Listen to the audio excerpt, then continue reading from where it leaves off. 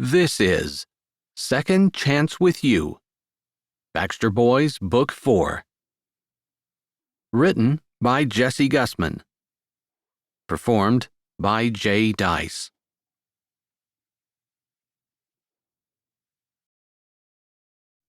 Chapter 1. Riley Coleman's phone buzzed. She kept her hands folded in her lap and didn't move. That terminal is sitting at the confluence of the Turnpike, I-80 and I-99, right in the middle of central Pennsylvania. We're perfectly positioned to be everywhere and go anywhere. Her dad's booming voice filled the corner office of Coleman Trucking and Repair Incorporated in Spruce Mountain, Maine. Her phone stopped buzzing. Riley didn't twitch. It should be our top-performing shop. It should be number one in the country. We have state-of-the-art computer systems and mechanics from the top schools anywhere. His face brightened like the red of her mother's old countertops. But it's not. It's the worst-performing diesel garage we own, the bottom in just about every measurable area. Their company had a trucking division and a repair division with a fleet of 200 trucks and 10 repair terminals scattered over the country. The location they were currently at was the original one. Her dad stood up, tall, as always, with a slightly larger waistline than when Riley had last seen him at Christmas time. It's not just because you're my daughter. It's because you've made this shop in Nowherestown, Maine, the best-performing shop in the country. The job in Pennsylvania is yours by rights. Riley rose as well. Only his old office desk, ponderous and glowering, stood between them. I can do the job. Her voice sounded capable and bold, a direct contrast to the timorous skittering of her heart. Bold as brass. That's what you've always been. Her dad smiled, a pleased, I'm proud of my daughter smile, the kind she lived for. She gave him a cool, confident smile in return, the smile she'd perfected over the years of demanding confrontations when her father insisted on and expected almost superhuman effort from her. But everything she'd worked for was almost within reach. Make the shop in Pennsylvania successful, get the corner office, see her dad's approval. I need you down in Brickley Springs in 3 weeks, tops. I'll be there, she said, her confident tone covering her chaotic thoughts. Less than 21 days to wrap things up at the shop in Maine, move out of her apartment, and find somewhere to live. No problem, Dad. He nodded, pacing behind his desk. His boots made a soft clomp on the tile floor. Outside the large windows, the late Maine spring was just turning the grass at the edge of the big truck parking area a happy shade of green, a direct contrast to the dark paneling and neutral colors of what used to be his office, until 10 years ago when he expanded his company and moved with his family to Pennsylvania. Riley had grown up in Maine and had only left for college. She'd worked in the company all her life, working her way through college at the shop in Pennsylvania before coming back to Maine 6 years ago. She'd become the manager 4 years ago. The same time Ben Baxter had been made shop foreman. Riley's control slipped, and she pulled both lips between her teeth before she forced the tension out of her body and smoothed the features on her face. She wasn't going to think about Ben Baxter. Except, if she wanted the shop in Pennsylvania to be successful, she didn't have a choice.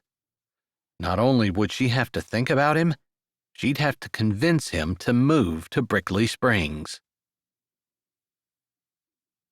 Ben Baxter set the last injector carefully on the plyboard and sawhorse makeshift table.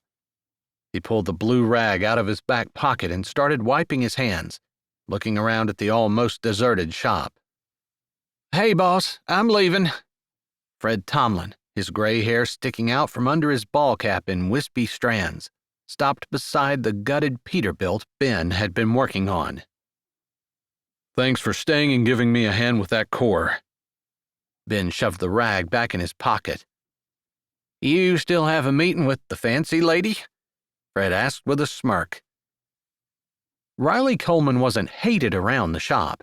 She was a fair manager and nice to look at, but with her business suits and perfectly shiny hair and nails, she would never be on their level, which made her an outsider. Ben never bothered defending her, not after what she'd done to him. "Yep." Ben wiped the last of his wrenches off and set it back neatly in the drawer with the rest of the set. "She should be here any minute." Fred paused in the act of raising his hat and rubbing his mostly bald head. "She's coming here?" he asked incredulously, hooking a finger in the pocket of his jeans. Most shops had a uniform policy. Ben had done away with it first thing when he'd become foreman. That wasn't the only change he made, but by the time the higher-ups realized what was going on, they couldn't argue with his improved output numbers. Riley couldn't argue. This wasn't their first meeting. "Said she was." Ben carefully wiped off his 3/4-inch socket. This was their first meeting, however, in the shop. Every other time he'd been called on the carpet, he'd had to stand like a bad little schoolboy hanging his head in front of the principal's office. Never again. His sisters had graduated from high school and had several years of additional training under their belts. He could finally afford to take the risk he'd always wanted to take. Fred's eyes swept over him, taking in the grease on his t-shirt, arms, and face. It mixed with the blood he'd wiped there when his forearm had clipped a jagged piece of metal after cutting off a stubborn bolt. "Ain't you gonna clean up at all?" "Nope." He gave Fred a grin. "Won't hurt the woman to see what a working man looks like." Fred returned his grin and shrugged before turning. "See you tomorrow." "Flip the lights out for bays 1 and 2 before you go." Fred didn't answer, just hit the switches on the way out the door. Maybe he should have cleaned up, at least washed his hands and arms. But with his sisters raised, he had a hard time caring about impressing the snotty daughter of the owner of one of the biggest trucking and repair companies in the country. Riley could come to him. He didn't give a flip, because he was quitting. Chapter 2. Riley's heels clicked on the pavement. She carried her purse, not because she needed it, but because it helped to keep her hands still if she were holding something. Over the years, she'd adopted many tricks for looking like a polished professional. Her natural personality was anything but. She'd just learned how to do what needed to be done. The shop wasn't far from the smaller building that housed the offices for the main branch of Coleman Trucking, and it took less than a minute to walk there. Still, she was grateful for her jacket. At least Pennsylvania didn't cling to winter like red on blood the way Maine did. It took hardy people to live up here. An older man carrying a lunch bucket pushed the man door open. "Oh," Riley stumbled back. "Excuse me." "No, excuse me, ma'am." The man tipped his ball cap and walked through, holding the door so Riley could enter.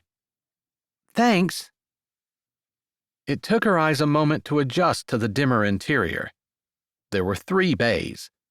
This shop was so good, it was where the company sent their rebuilds, if at all possible. It looked like there were 2 current ones. Finally, she saw movement over by the far truck. A white t-shirt stood out against the gloom. She took a deep breath, pulled from her years of dealing with her dad, and started over. Her future hinged on the outcome of this meeting. She wasn't exactly Ben Baxter's favorite person. Although she'd come a long way from that disastrous day years ago, he didn't know. She'd never gone back and tried to make it right. Once it was done, there was no point in dredging up past hurts. When she'd come back from college and started working at the shop, she'd looked for a way to try, but he never acted like he cared, and she didn't want to rock the boat. He was the best mechanic their company had. He was the reason the shop performed so well. Of course, Riley was good at her job, but she knew most of the credit belonged to Ben. If she had approached him and it hadn't gone well, he might have quit. They both pretended nothing ever happened. The little bit that they saw each other, they treated the other with professional respect. She didn't want him to quit. She didn't want their company to lose their most valuable employee, sure. But there was another reason, a bigger reason. She never said anything. It would have been too dangerous to her traitorous heart. After all the time that had gone by without explanation or apology, she couldn't expect him to believe the best of her now. The click of her heels echoed in the cavernous interior, firm and purposeful, just like she wanted. The white shirt moved. Ben's face came into focus. As always, something hot and sweet burst in her chest when she looked at him. Ruthlessly, she shoved it down. She'd ruined any chance of a relationship, brutally and on purpose. Now she had to live with her choice. "Hello, Ben." Without responding, he wiped his hands, shoved the rag in his pocket, and crossed his arms. She squeezed her purse and tried for a friendly smile. She really needed this man. "Thanks so much for meeting me." She wouldn't mention that she'd asked for him to come to her, and while he hadn't refused, he'd said that he'd be working late to pull a motor out. Did she want the truck fixed, or did she want him in her office? His chin might have lifted a fraction. So, no pleasantries. Of course not. She'd get right down to business. "What you've done in this shop over the last 4 years has been beyond amazing." He was an amazing foreman, but he wouldn't have been successful if she hadn't given him the reins to do what he needed to do, one of which was doing actual work himself. That was a huge red flag to HR, but Riley had made it work because Ben had been right. The guys under him worked better if he was working too. He filled the position of shop foreman and head mechanic.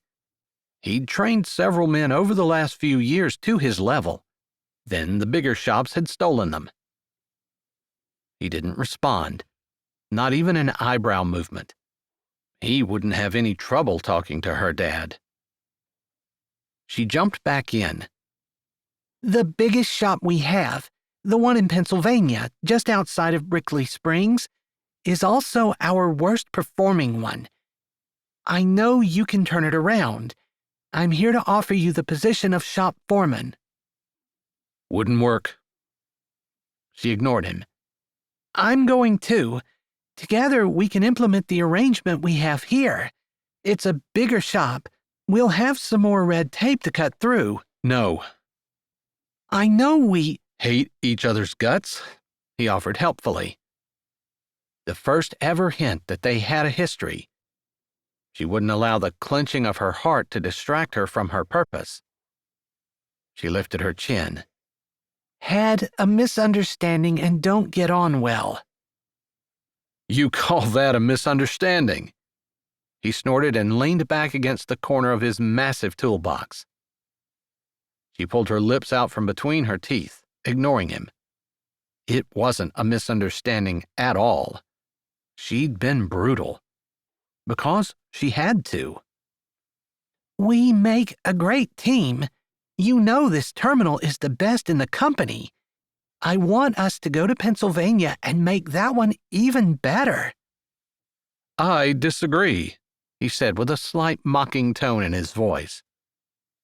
She ignored the tone, along with the implication that they didn't make a great team. "That's fine. We don't have to agree on everything."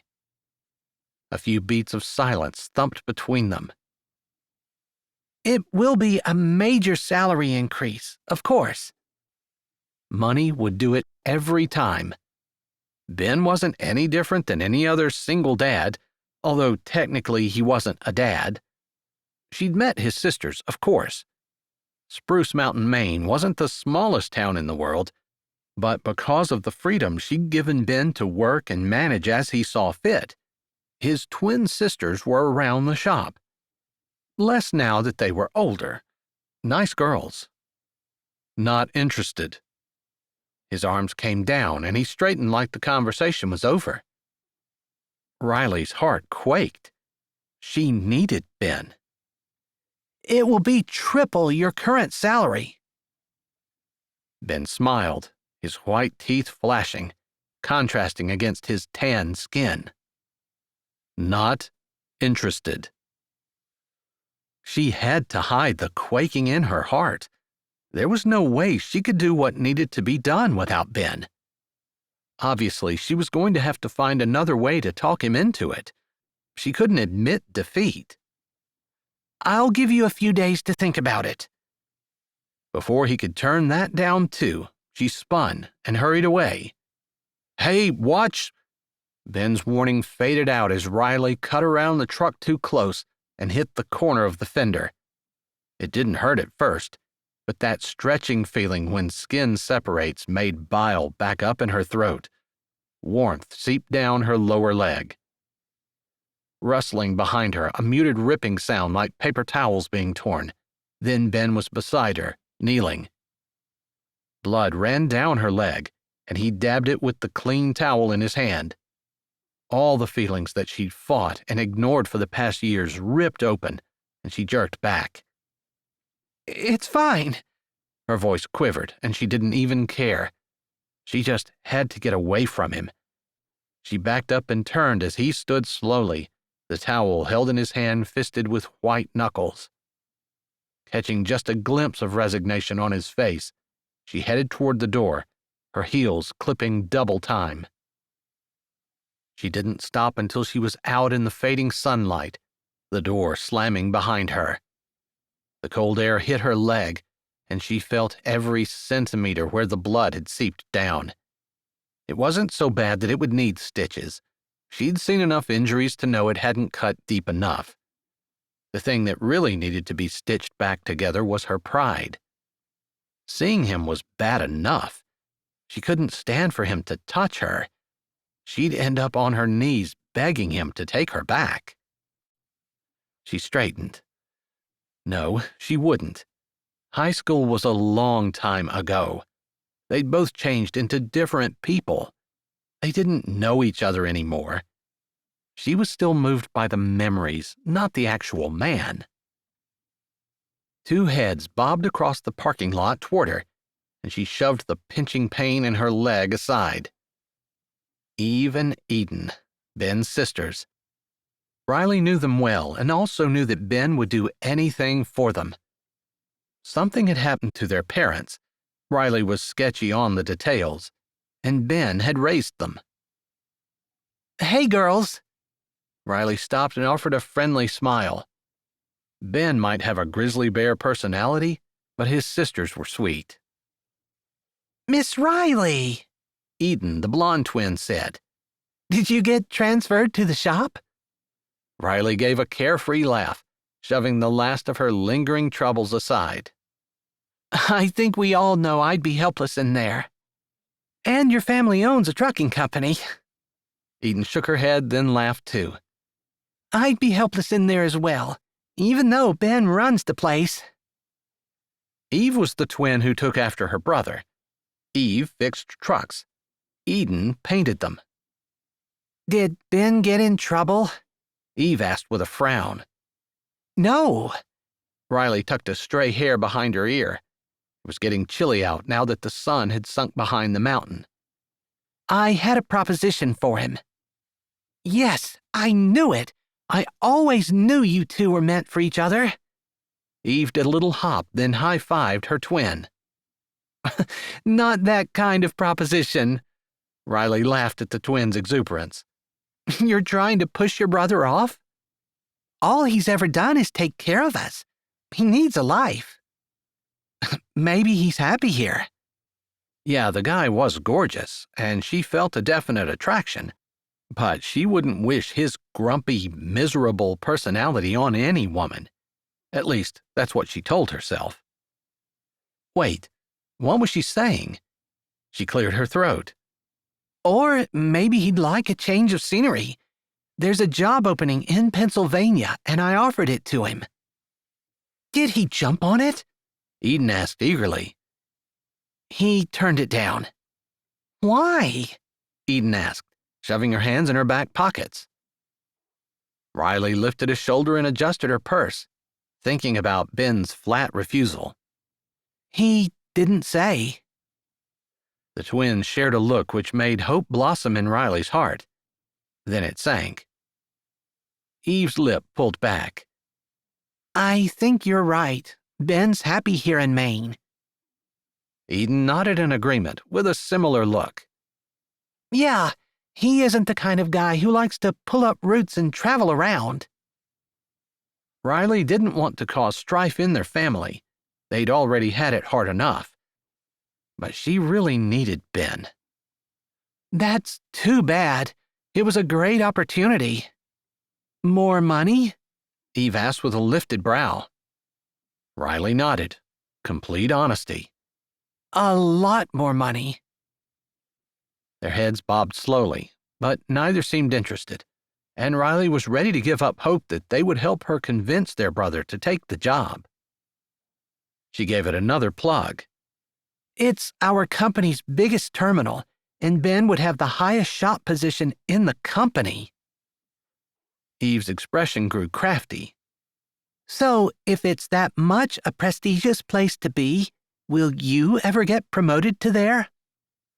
Riley grinned. I actually got promoted too. Eden's mouth opened with an O. You're moving to Pennsylvania? I'm supposed to within the month. The twins looked at each other again, an expression Riley couldn't read. Despite the cooling air, she didn't move to walk away.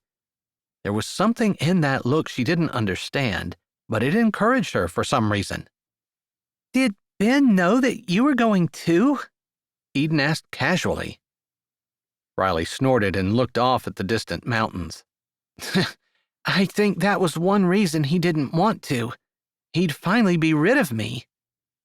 No, he doesn't feel that way. Riley's head snapped back around, and she studied the twins. Yeah, he said a lot of times how he wouldn't be successful in his job if you hadn't been or changed the rules to accommodate his changes. Thoughts flew through her head. She'd always had a good relationship with the twins. They'd eaten in her office a few times, and she'd even taken them out for lunch when they'd been around and Ben couldn't stop working. But she always assumed that Ben had presented her in the worst possible light and they were just being nice. It was possible, she supposed, that Ben had never told the twins what she'd done to him. After all these years, it was too late for her to change it or take it back, even if he had told. What's done was done. Well, I appreciate that, but I still think that he'll be happy to see the last of me. Chapter 3. Ben set a bowl of spaghetti on the table. The little house he'd moved into at 14 when he'd run away from his dad's home after finding out his real mother lived in Maine was small but cozy. He'd not changed anything after his mother had died from complications from lupus, and his sisters weren't interested in redecorating either, which meant the kitchen was comfortably outdated and gently worn. Not that he usually paid too much attention to the decor. He made sure everything worked. Faucets fixed, cabinet doors screwed tight, and the drawers slid easily on their runners. But if the wallpaper was a faded yellow or if the fixtures were corroded, hey, at least the water came out and the lights came on. That's all he cared about. Except Riley was leaving Maine. and she wanted him to go too. Aside from Riley, he had a strong pull in Pennsylvania. His Graham had been in poor health for years. She wanted him to come home. She wanted to meet the twins who didn't even know she existed. Major coincidence that the Coleman Trucking and Repair home terminal was in Brickley Springs, his father's hometown and where his Graham still lived. Actually, not so coincidental. Brickley Springs was ideally suited for commerce. Directly between the PA Turnpike and I-80, one could go anywhere, east, west, north, or south, and fast, from Brickley Springs. It was a smart place to put a terminal. It was a great place for a truck driver, like his dad, to live. He glanced around the kitchen again as Eve put Parmesan cheese on the table and Eden pulled the garlic bread out of the oven. He supposed this wasn't much of a home, not to someone who grew up in a mansion with millions. Riley had made it perfectly clear years ago that he wasn't good enough. That had been enough to keep him from pursuing her, but not enough to keep him from noticing her. His fingers tingled and he gripped the plastic cups tighter. He'd touched her today. Hadn't meant to. Hadn't touched her in years. Shouldn't have done it. "You're quiet tonight." Eve poured sweet tea into the cups he'd set down. "Oh, forgot." He snapped up like he'd just remembered something important. "I'm supposed to drill you about your day." "No." No, they said together.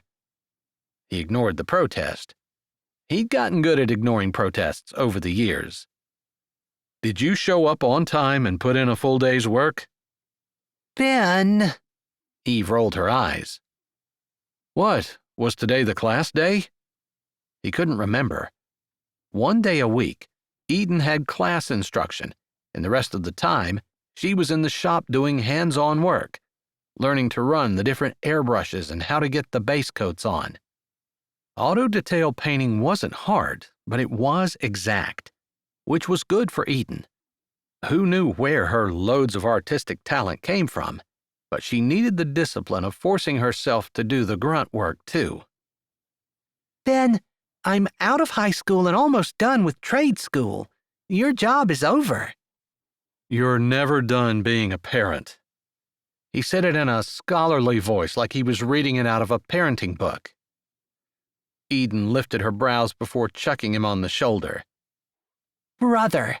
You're never done being a brother." "Well, I had a good day," Eve said, running interference with her twin like he didn't notice.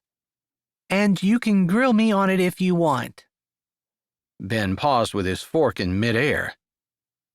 Did that what's-his-face keep his fingers to himself? "After I set his pants on fire with the hand torch." Ben matched her grin. Glad you listened to me, girl. She pushed her spaghetti around on her plate. "Midge said I could start on motors next month if I keep on doing as well as I've been doing on brakes and oil changes." You didn't tell him you already know how to gut it and rebuild? "No, I'm hoping he'll help me with the electrical parts. These new motors are all computerized, and you only worked with me on the old stuff." That's what the independent guys want.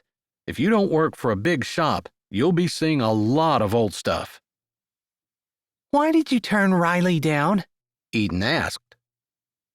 After raising his sisters for the last decade and a half, he should be used to these sudden topic changes. His head still spun, probably more from thinking about Riley than the abrupt change in subject. "She told us it was a huge promotion for you."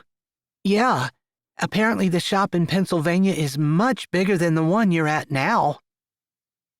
He hated it when they ganged up on him like this. As always, he tried not to let them know it bothered him. You guys know I've always said after you're out of school, I was going to open my own place. I'm planning on quitting. Plus, they didn't exactly know that they had family in Pennsylvania. If he moved to Brickley Springs, he'd have to tell them. They'd have to meet Graham. It wasn't like the town was so big they'd never hear about someone else with the same last name. His brothers' first names didn't exactly fade into the woodwork either.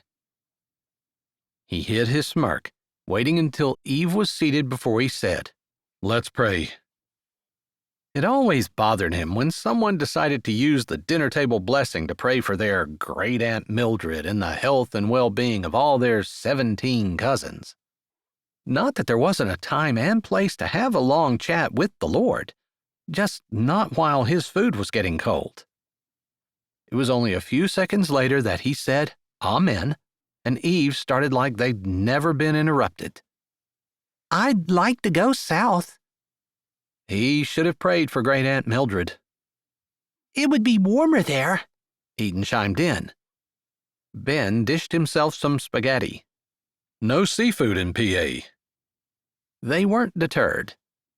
But warm more months of the year than August, Eden argued, giving him the cheese and taking some garlic bread for herself.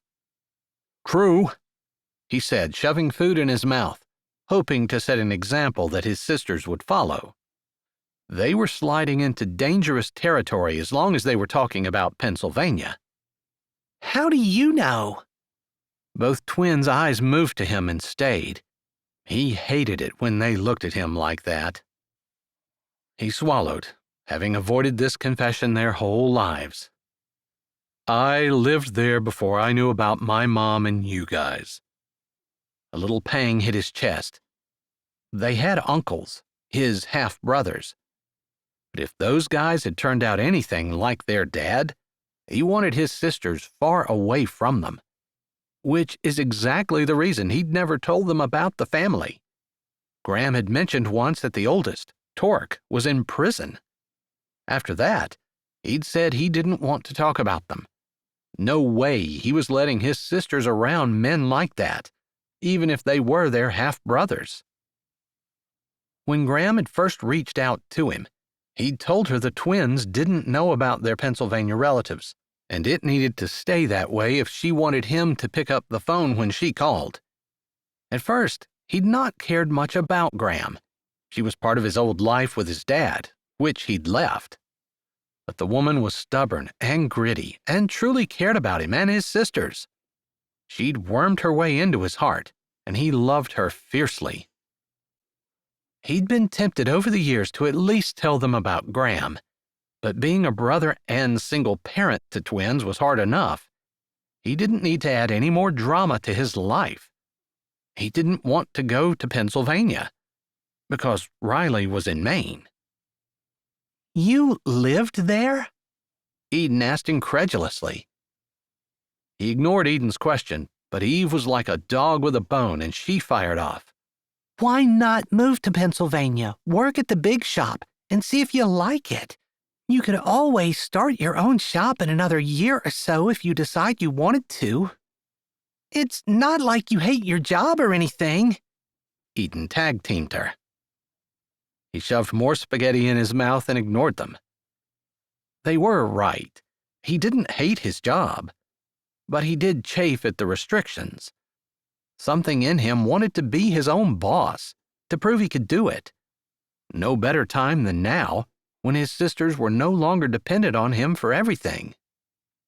Maybe you'd find a girl down there, Eve said with a sly grin. Yeah. Eden jabbed her fork in the air to press her point. Now that you can't use us as an excuse anymore. He swallowed, tilting his head. I never used you as an excuse. You sure did. We'd ask you why you didn't marry, and you'd say you couldn't find a girl who wanted a ready-made family. I was kidding. Although it had been true. Most girls pretended to like his sisters, but weren't really interested in raising kids that weren't their own. Heck, a lot of women didn't even want their own kids. Plus, there was only one woman who had ever challenged him to the depths of his soul. Too bad she'd scorched her way there. Their looks said they didn't believe him.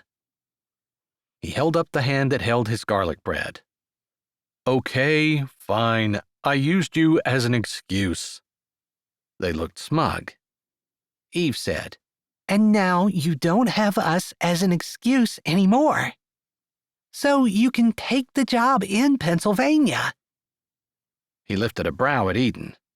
You're going to hurt someone with that fork. Surprise flashed across Eden's face, chased by a sheepish grin. She jabbed her utensil into her spaghetti. He relented. Okay, say I did take it. He eyed them over his spaghetti. And I moved to PA. Where are you two going to live? They looked at each other, and he felt a surge of triumph. Ha! They hadn't even thought of that. Then Eve shrugged. We'll come with you. Chapter 4. Ben walked into the Coleman shop at 5 a.m., flipping on the lights and turning up the heat. He started coffee in the cold pot. There was no night shift at this shop. There would be in Pennsylvania. He pushed that thought out of his head. Maybe a little of him was tempted to go, but if he were being honest with himself, the main temptation for him was because Riley was going. He didn't even really like her, even if he was attracted to her, but he'd kind of gotten used to having her around. That's what he told himself anyway. He wasn't going to follow her around like a lovesick puppy. She'd kicked him out of the way with her high-dollar shoes once. No one had ever accused him of being a slow learner. He stood on the frame rails of the gutted truck from last night and had just slipped the liner in piston number 10 when the door opened with a blast of cold air. Odd, since his guys weren't scheduled to come in until 7, and none of them ever showed up at 6, which was about the time it should be. He couldn't know for sure since he wasn't wearing a watch, and his phone lay over on the work table with the pieces of the big diesel engine that he'd torn down yesterday. The light click of heels echoed off the high ceiling of the garage, and Ben's body had the same odd reaction it always did when Riley came near. His heart thundered, while dread pooled in his stomach. His brain began issuing rapid-fire instructions to stay away, keep the walls up, don't let her in, while his mouth went dry and his whole body ached to draw closer. He tapped the liner. This job needed precision and concentration. Maybe she'd leave. Ben? Riley, he said without looking up. He needed to go get another liner, but he'd rather stand above her than get down and go fetch it, so he pretended to be busy. You can quit pretending you're busy. I might not know much, but I know the tapper you're holding isn't used anywhere near that bolt you're playing with. Busted. He straightened. You need something, 'cause some of us around here actually work, while some of us just sit in our office keeping Daddy happy. That was low, and he felt bad as soon as the words were out of his mouth. Normally people considered him nice. Riley brought out the bitterness he still harbored. If his barbs hit their mark, her face didn't flinch. Carefully bland. I just figured I'd ask if you changed your mind. He put his hand on the windshield and looked down at her. You know, I actually did think about that last night. You can't do what needs to be done without me. To her credit, she looked him in the eye. Thankfully, she couldn't see his brain going around like the fins of a turbo. I can't. Her chin jutted out. You're right. The shop needs to be turned around. I know I can handle the office side of things, and I can get things set up so you can work your magic outside. He narrowed his eyes. She was patronizing him. She threw a hand up. I'm serious. I know you don't like me. This time she did look away. She caught her lips between her teeth. He'd almost kissed those lips. A long time ago. Squaring her shoulders, she turned back to face him. I'm sorry. Her face seemed sincere. Something else flitted across it. Something that looked like regret. He had to have read it wrong. I know what I did was rude. He waved his hand, dismissing her words. He wasn't going to admit, not for anything, that the way she dumped him still hurt. He wasn't carrying a torch for her, and he didn't really even like her, other than the dumb attraction he felt every time she was in the room. Forget it. It's history. If you're still thinking about it, you need to let it go. If his heart had eyes, they'd be rolling right now, but he kept his face clear. I wanted you to know. Forget it. Maybe his words came out a little more forcefully than they needed to. Her mouth hung open before she snapped it shut. Her face lost the vulnerable look, and his stomach tightened because he was the one who'd erased that soft sweetness that sat so beautifully on her. Her eyes narrowed. Fine. When you're ready to let me explain, I'm ready to tell you. He shook his head. Then, because he needed another liner, he stepped on the steer tire and jumped down. She stepped back. Is that all you wanted? He asked dismissively. He'd never get anything accomplished if he had to fight the desire to look at her constantly. She waited so long to answer he thought she wasn't going to. You're right. I need you. Will you reconsider? Nope. She pressed her lips together and turned. He didn't watch her walk away. Chapter 5. Riley stepped into her office and shut the door, leaning against it. She had her own office here at least. It wasn't a corner office, and this was their smallest terminal. But it was better than being in an open room with flimsy partitions separating her from her coworkers, which is where she could end up if she didn't manage to do the impossible thing her dad was demanding of her. She blew out a breath. That visit was a fail. Without Ben, she couldn't do what her dad wanted her to. There was no way. Even if Ben would help her make the changes necessary without actually taking the job, she might have a chance. But he didn't want to have anything to do with her. Maybe if she could have explained why she'd done what she did, but she let it go for so long. He probably wouldn't believe her anyway. And a few sentences of explanation wouldn't erase years of resentment. She'd never done anything more, but she hadn't needed to. A tap on her door startled her. She straightened her shoulders. She'd just have to do it by herself, or find someone else like Ben. Like there was anyone else in the world like Ben. Brushing her hands down her skirt, she turned and opened the door. Hey, Audrey, come on in. Her personal secretary stepped through the doorway gingerly. He said no. Riley nodded. Audrey's face fell. Even though no one else was in that early, she finished walking in and closed the door behind her. She tilted her head. Maybe you're not giving yourself enough credit. Maybe you can do this without Ben. Riley forced her lips to turn up. Thanks for the support. I've learned a lot over the past few years, but Ben is the reason the shop is successful. Maybe his way of doing things won't work in Pennsylvania. I mean, they're a different breed down there. She shrugged. It takes a certain kind of hardiness to live in Maine. They smiled, survivors of Maine's unforgiving and unending winters. It's not for everyone, Riley agreed. She pushed her hair back. I appreciate you trying, but we both know without Ben, I'm never going to be able to do what my dad expects. Audrey fingered the folders in her hand. Then maybe it's time you stopped trying. Riley stared at her. Stop trying to please her dad? But she worked for his company. She planned to run it someday. I can't. I might as well quit today and find a new job. He's not just my dad, he's my boss. It doesn't matter what he is. You can't do impossible things for him.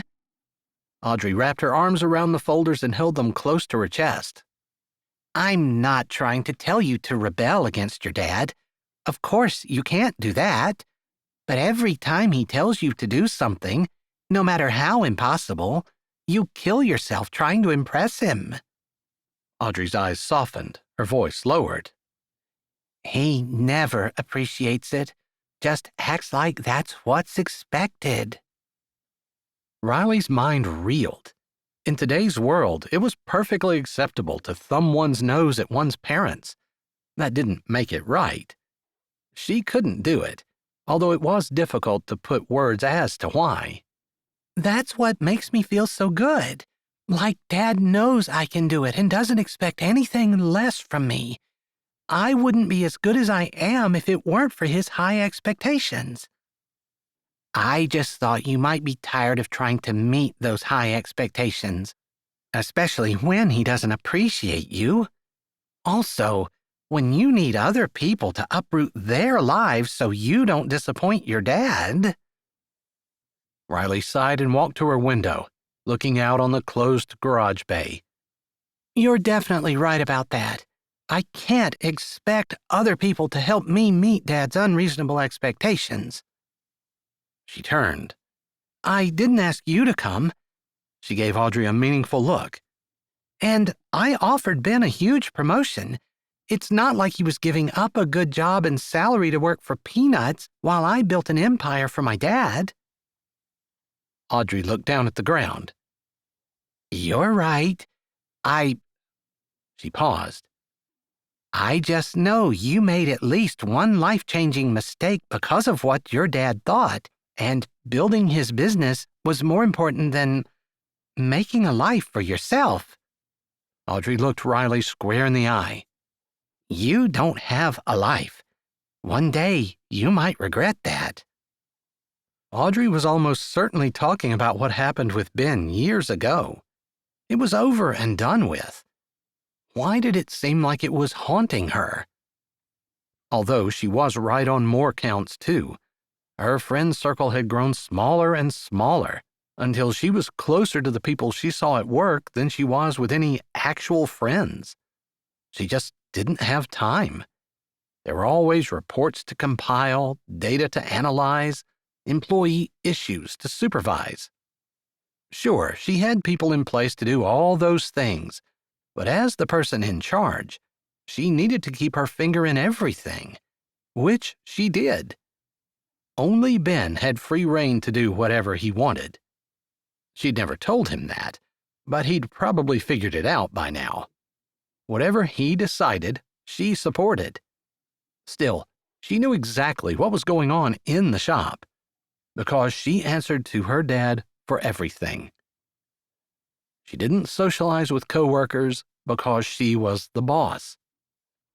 Audrey was the closest thing she had to a friend anymore. She let out a breath and brushed off the front of her skirt. If that bothers you so much, you should be happy that I asked Ben to move to Pennsylvania with me. No surprise flickered across Audrey's face. So, office gossip had made the rounds. Audrey's finger flicked the edge of the folder she held. Rumor has it that Ben wants to start his own company. Maybe you'd be better off letting someone else take your place and helping him start a business. You said yourself you two make a great team. A little shot of excitement pinched in her chest. Ben and she could build a successful business. She was sure of it. She pursed her lips. Problem is, Ben didn't ask me. She allowed a small, meaningful pause. I did ask him. He said no. Maybe Ben needs the past resolved, Audrey said softly. I tried. He wouldn't listen. Maybe you should make him. She loved Audrey, and she'd miss her. Miss having someone so close to her who wasn't afraid to speak her mind and didn't hold it against Riley that sometimes she was an idiot. but it did get tiring having one's conscience in one's face all the time. I think it's best if we just let that go. I'm leaving, he's not. And right now, my biggest problem is that I need someone as good as Ben to be my shop manager. Audrey held out the folders. I went through several employment portals last night, nationwide. I printed off pertinent info, one folder for each prospect. Riley took the folders. The ball in her chest eased slightly. Thanks so much. Audrey didn't let go of the folders right away. She waited for Riley to look at her. But you're not going to find someone like Ben, and I'm not just talking about an employee. Riley's heart had to agree with that. She squeezed the folders tighter than necessary.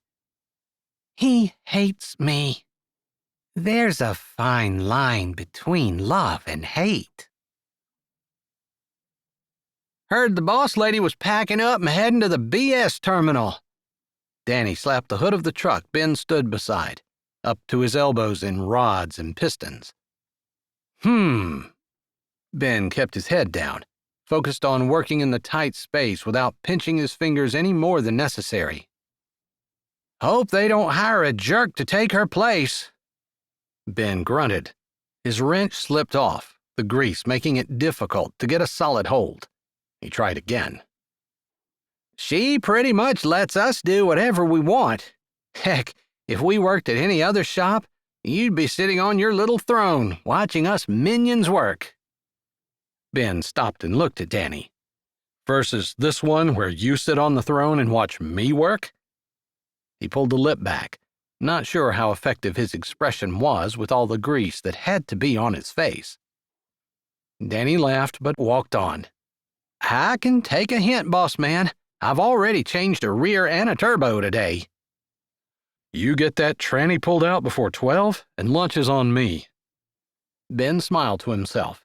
Danny could do it, but he'd not be able to stop and talk the rest of the morning. It'll be done, he called from the other side of the shop. You better get your big pocketbook out. Ben laughed, knowing Danny would probably just want hot dogs from the corner gas station. He'd want to go get them, too, because he thought the cashier was cute. The other two guys in the shop joined in, teasing that Ben used $100 bills as toilet paper. After a couple more shouted challenges and insults, things settled down and the guys were putting a push on to see who'd get the most done before lunch. Ben set a bolt on the steer tire and reached in to get the other one off. Things were running really well here. He'd done the best job he could do. He'd figured, now that the twins were grown, it was time to move on. But he'd been dragging his feet. Change was hard, but he wasn't afraid of it. He knew why he hadn't moved. She was 100 yards away in the office across the parking lot. Stupid heart of his fell one time and wouldn't give up. He hadn't been able to get it to beat for anyone else, hard as he tried. Maybe if he stayed here and Riley moved to Pennsylvania, he'd finally be able to get her out of his mind. Or maybe if he moved to Pennsylvania, they'd finally be able to get past the issue that had lain between them like Antarctica, uncrossable, except for the strongest and most determined person. It's what he wanted, but he didn't think he could swallow his pride enough to follow the woman who'd humiliated him across 6 states like a lovesick dog. Chapter 6. Later that week, Ben sat out on the cold porch swing by himself. He leaned against the armrest, one boot propped on the swing, one solid on the floor, pushing slowly. It was still cold, but not the frigid cold of a Maine winter. 40 degrees was relative. The twins had gone out with their friends. He never went to bed until they were home. Yeah, they might be over 18 and all that, but there was no way he'd be able to sleep until he knew they were safe. His phone buzzed at his side, and he jumped like he always did, His first thought it was the police, or the morgue. One glance at the number had his forehead wrinkling. He didn't recognize the area code, although it looked familiar. 2 more seconds, then his stomach cramped. He remembered now. It was a Pennsylvania area code, just like Graham's. Not her number. He swiped the button before reaching behind him and hooking his hand on the swing again. With his other hand, he put the phone to his ear. "Hello?" Is this Ben Baxter? The female voice was cultured, like a rich blue blood. Not sure why such a woman would be calling him, he answered shortly. "Yeah." This is Cassidy Baxter. Baxter, his last name. The woman paused. Ben's mind raced. His dad had no brothers, but this could be his sister-in-law? He waited. I'm married to Torque. Torque was the oldest of his 3 half-brothers. His dad had given the younger 3 boys weird truck names. Occasionally, Ben had wondered how he'd escaped that curse, but what he'd found that caused him to run had given him all the answers he needed. He'd always assumed his brothers would turn out just like their dad, and Ben couldn't save everyone, so he'd focused on his sisters, his full-blooded sisters. But this woman, Cassidy, had an educated edge to her voice. I'm your sister-in-law. He rolled his eyes. Maybe she did think he was stupid since he wasn't saying anything. "I figured. Torque, Tough, and Turbo." His half-brothers. They were always in the back of his mind, especially since he'd been talking to his Graham. She'd never mentioned them other than the one time she'd said Torque was in prison, and he'd threatened to hang up if she ever mentioned them again. She'd never made him feel bad for not visiting or having any contact. That hadn't stopped him from telling the biggest lie of his life to her several years ago. That's right. Tough and Turbo are both married too. She cleared her throat. Anyway, I'm sure you realize I used the internet to find you. I've had your contact information for a while. Her voice softened. I know Torque would love to talk to you, but that's not why I'm calling. Okay. His little brother would love to talk to him. His little brother, who had been in prison, who was married to this articulate, cultured woman. It made him curious. I'm at the hospital. They think Graham had a heart attack last night. Ben's heart rammed to a stop. Guilt that he had never taken his sisters to meet her, never even told them about her, tightened his throat. His boot thudded off the swing onto the porch. The chain cut into his fingers. Cassidy continued. She asked for you. She paused. She wants to see you, and your wife and sisters. Graham. He'd neglected her in favor of his mother and sisters. And now she lay dying in a hospital. He couldn't swallow the lump in his throat. Guilt. She wanted to see his sisters. He could do that. His wife? Lying was never the solution. He could remember his mother saying that on her deathbed as clearly as though she sat on the swing in the dark with him this second. It had been when he'd said he was going to get a job, and he was going to lie on the application and say he was 18 instead of 16. He hadn't felt he had any other choice, since his dad was gone and his mother was dying. If he hadn't lied, he wouldn't have been able to keep his sisters. The lie to his Graham? Not as necessary. She'd asked if he'd ever gotten married, and he said yes. Stupid, stupid man. Such a dumb, unnecessary lie. He just didn't want her to think he was like his dad, moving from woman to woman to woman. A wife and children in one state, a wife and children in another state, at the same time. There were laws against that. God's laws. Man's laws. He wanted to be different. Lying had been a stupid solution. Cassidy was silent on the other end. Tell her the truth. But he didn't want to admit to lying, and he didn't want to admit to losing a wife he never had. He'd been worried about his brothers turning out like their dad. Maybe they were worried about the same thing with him. He was the oldest, too. He couldn't lose face. It would be hard enough to go back and face the family he'd run from. He couldn't do it from a position of weakness. Finally, Cassidy spoke again.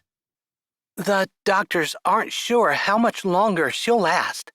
She's stable, and they're conducting tests, but it is touchy.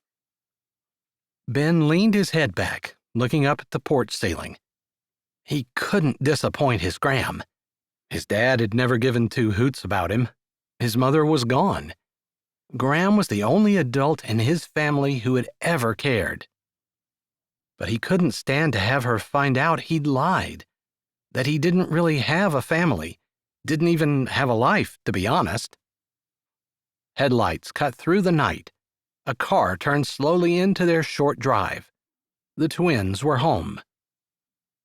Ben felt like the world was closing in on him. He had to tell Eve and Eden they had a grandmother who was alive and wanted to see them. He had to admit to his Graham he wasn't married and never had been. And after he'd so bluntly turned down Riley's offer of a promotion, he needed to ask for extended time off. Normally, he hoarded his vacation like a pack rat, but he'd used it all up for the year this past summer when the twins and he had taken the trip of a lifetime. They'd gone across the country and seen the Grand Canyon, Yellowstone, the Pacific Ocean, and a ton of other sights they'd all only dreamed about. It had been the best time ever, but he had 0 vacation time left. Double crap. You know what? I don't even know why I called. This was a total waste of time. Cassidy's cultured voice throbbed with irritation. I'm sorry I bothered you, she said, not sounding the slightest bit sorry, but sounding a lot jacked off. Wait, he said. She quit talking, but the silence, even over the phone, pulsed with judgment and anger.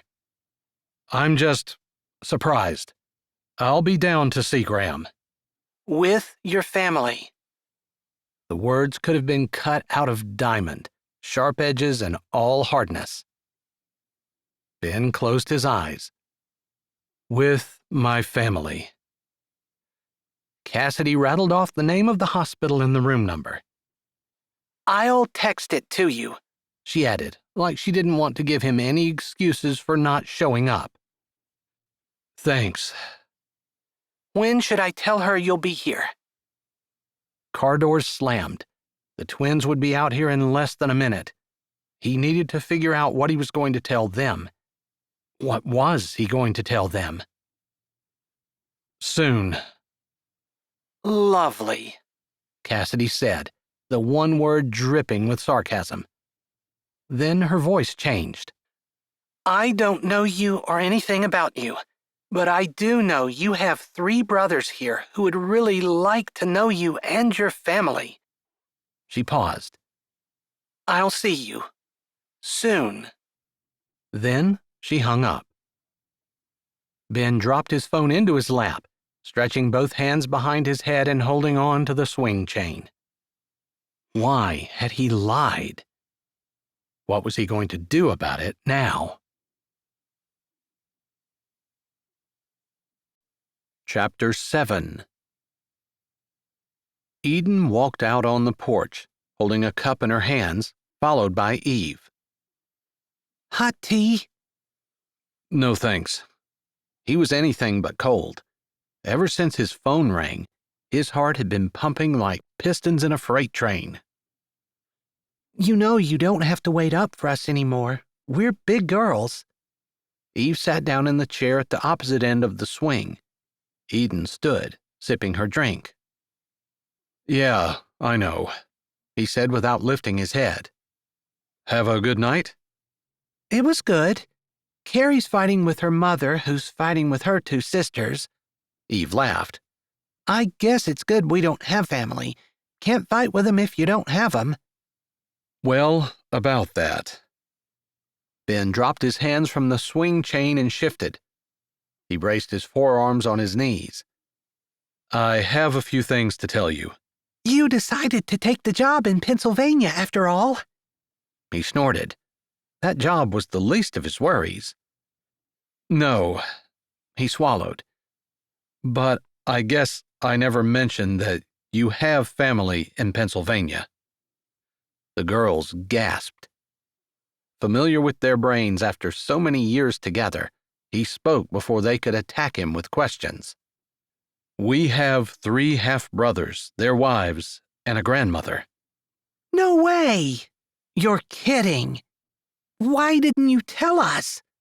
I guess I never mentioned, Eve parroted in a voice dripping with sarcasm and anger. He ignored their outbursts. Sometimes that was the only way he could deal with them. Your grandmother is in the hospital. They think she had a heart attack, and she's stable. They're doing some testing. They were quiet for a bit, adjusting. Maybe back when they were teens, they might have stomped off, maybe even given him the silent treatment for a while. But thankfully, they'd matured. He hadn't been the best parent in the world, had made tons of mistakes. This was probably one of the biggest. When a kid has a grandparent, you don't keep it from them, Eve said in a tone that indicated this was one of the many areas he'd messed up in as a parent. He pulled on the swing chain, flexing his biceps and working some of the frustration out. Eve and Eden had turned out okay. Great, really, in spite of his faults and failures. I'm sorry, he said softly. An apology really isn't sufficient when we're talking about grandparents. Eden crossed her arms over her chest. I can't change it. I did what I thought needed to be done in order to protect you. How is keeping our grandmother away from us protecting us? Eve used one hand to do air quotes around protecting. Our dad, he hated to speak ill of the dead. Wait.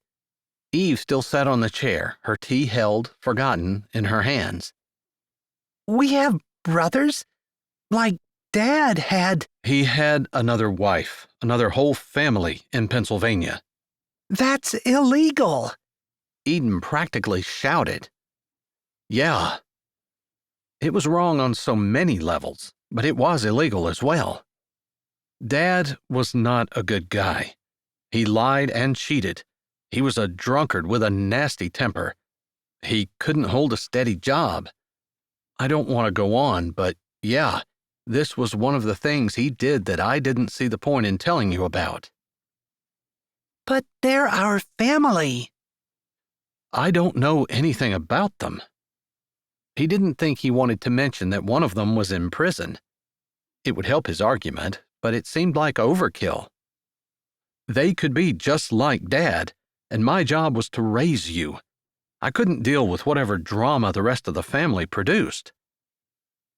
The girls were quiet. Ben closed his eyes and leaned his head back against the chain. I'm sorry. Maybe I should have told you, but I did the best I could. A few seconds ticked by that felt like an eternity. Finally, Eve said, It's okay, Ben. If you hadn't been here for us, I don't know what would have happened. Yeah. Eden's voice was small. I'm sorry I was upset. I guess I was thinking how much I wanted to have a grandmother like my friends had, and cousins and family, but I guess I really don't know what they're like. And they're so far away, we wouldn't have seen them much anyway, Ben pointed out. Eve popped up. Liquid splashed on the floor. We've got to go see her. Does she know about us? Eden asked softly. Ben swallowed, hating to admit the truth but already having to deal with the after effects of one lie, which was one too many. I've talked to her off and on, maybe once a month for the last few years. She really wants to see you, and I've just made excuses. I can't believe you didn't tell us this. Eden crossed her arms over her chest. Her voice was shot through with irritation. I can't believe we haven't gone to see her. Eve walked over and stood beside her twin. When they did that, it always felt like it was 2 against 1. Always before, he'd stood firm because he knew he was right. This time, he'd been wrong, and he knew it. And now, the worst part. His chest tightened, and his neck crawled.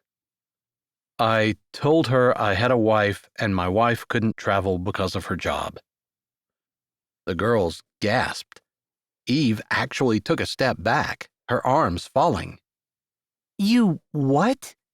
You heard me. I did. I just can't believe it.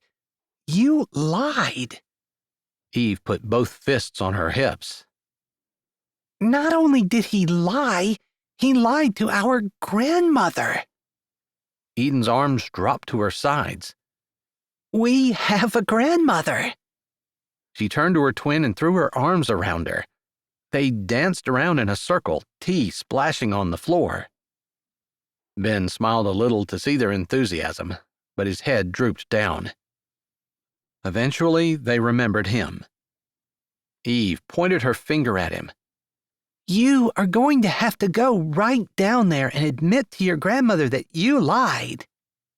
Her tone perfectly imitated his the time she'd been in 7th grade and he'd found out she cheated on a test. He'd marched her right into her algebra teacher's classroom and forced her to admit that she'd lied and cheated. It had worked, since she'd never done it again. Unfortunately, he was afraid he was about to get a taste of his own medicine. No, he's not. Eden turned and faced him. Grandmother is in... She paused. What do we call her? Grandmother? Graham, he said without looking up. Eden narrowed her eyes like she was going to give it to him again, but just nodded and continued. Graham is in the hospital. If we get there before she dies, we don't want her last thought of Ben to be that he lied to her all these years. Eve tapped a finger on her chin. I can see your point. He hasn't seen his brothers for years either. It really wouldn't look good to have him show up and be thought a liar first thing. She glared at Ben. It's not like he normally lies. I can't remember him ever lying to us, not even about Santa Claus. Ben gave a little laugh at that. It was true. He'd never lied to the girls, about anything. He was happy about that now. They'd cover for him when he showed up at the hospital without a wife. He could just say she was at home and couldn't get off work. The twins would understand. He'd have to practice because lying wasn't natural to him, but he could do it. So we have to find him a wife. And fast. Whoa! Ben's head jerked up. Wait, no. We don't just find wives in a few hours. I've lived 34 years and haven't found anyone I want to be shackled to for the rest of my life.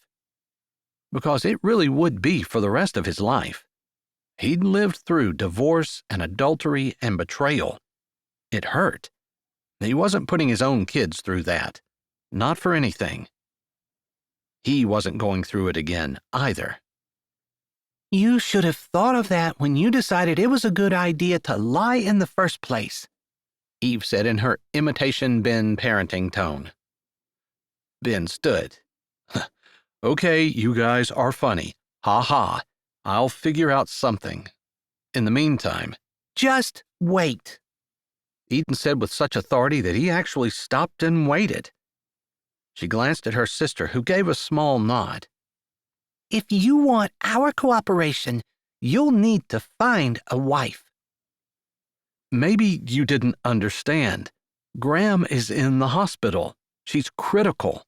I don't have time to go wife shopping, even if there were a place where such a thing were for sale." Ben, Eden laid a hand on his arm. you're smart. She paused. For a man. He rolled his eyes. Why was it always boys against girls? You can figure this out. His mind went completely blank. Figure this out? What in the world? He blinked at them, feeling like he'd stepped into a different degree of reality.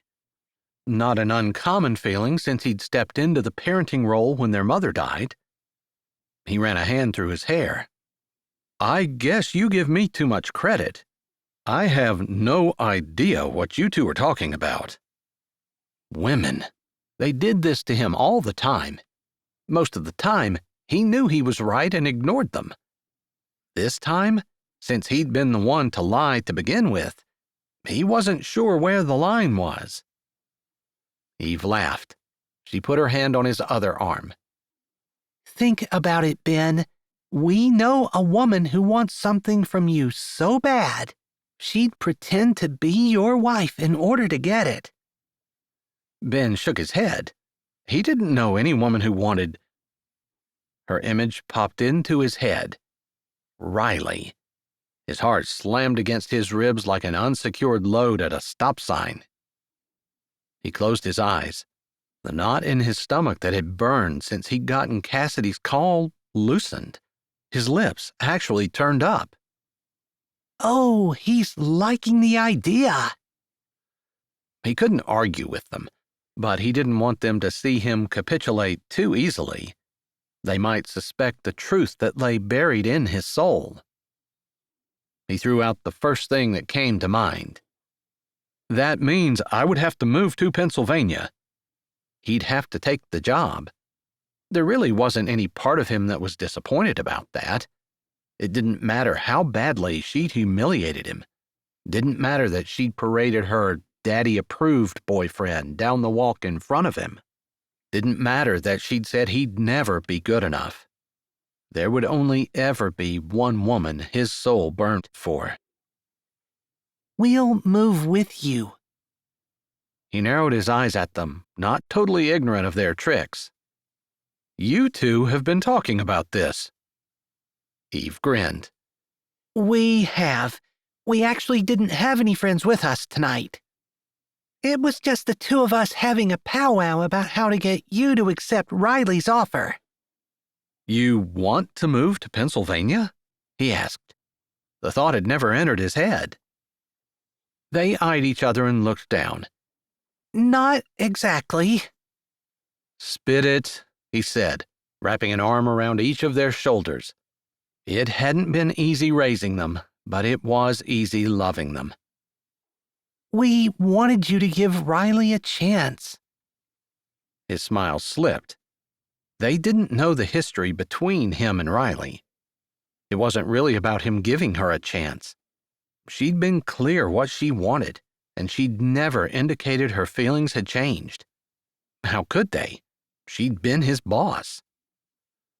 Wicked thoughts flew through his mind. A chance. Right. He hid his evil grin.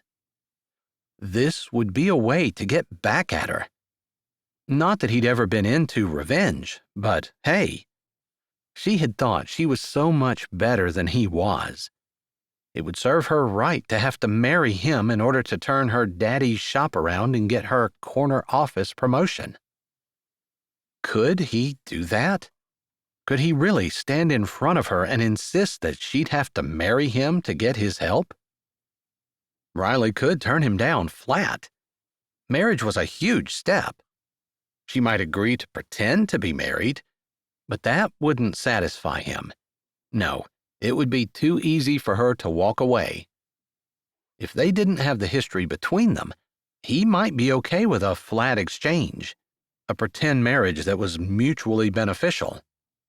But he had an axe to grind, and if he were going to help her, she needed to double pay to cover what she'd done. Yeah, a real marriage. one that could be annulled when he moved away from Pennsylvania to start his own business, or no deal. That way, she'd be tied to him, humbled.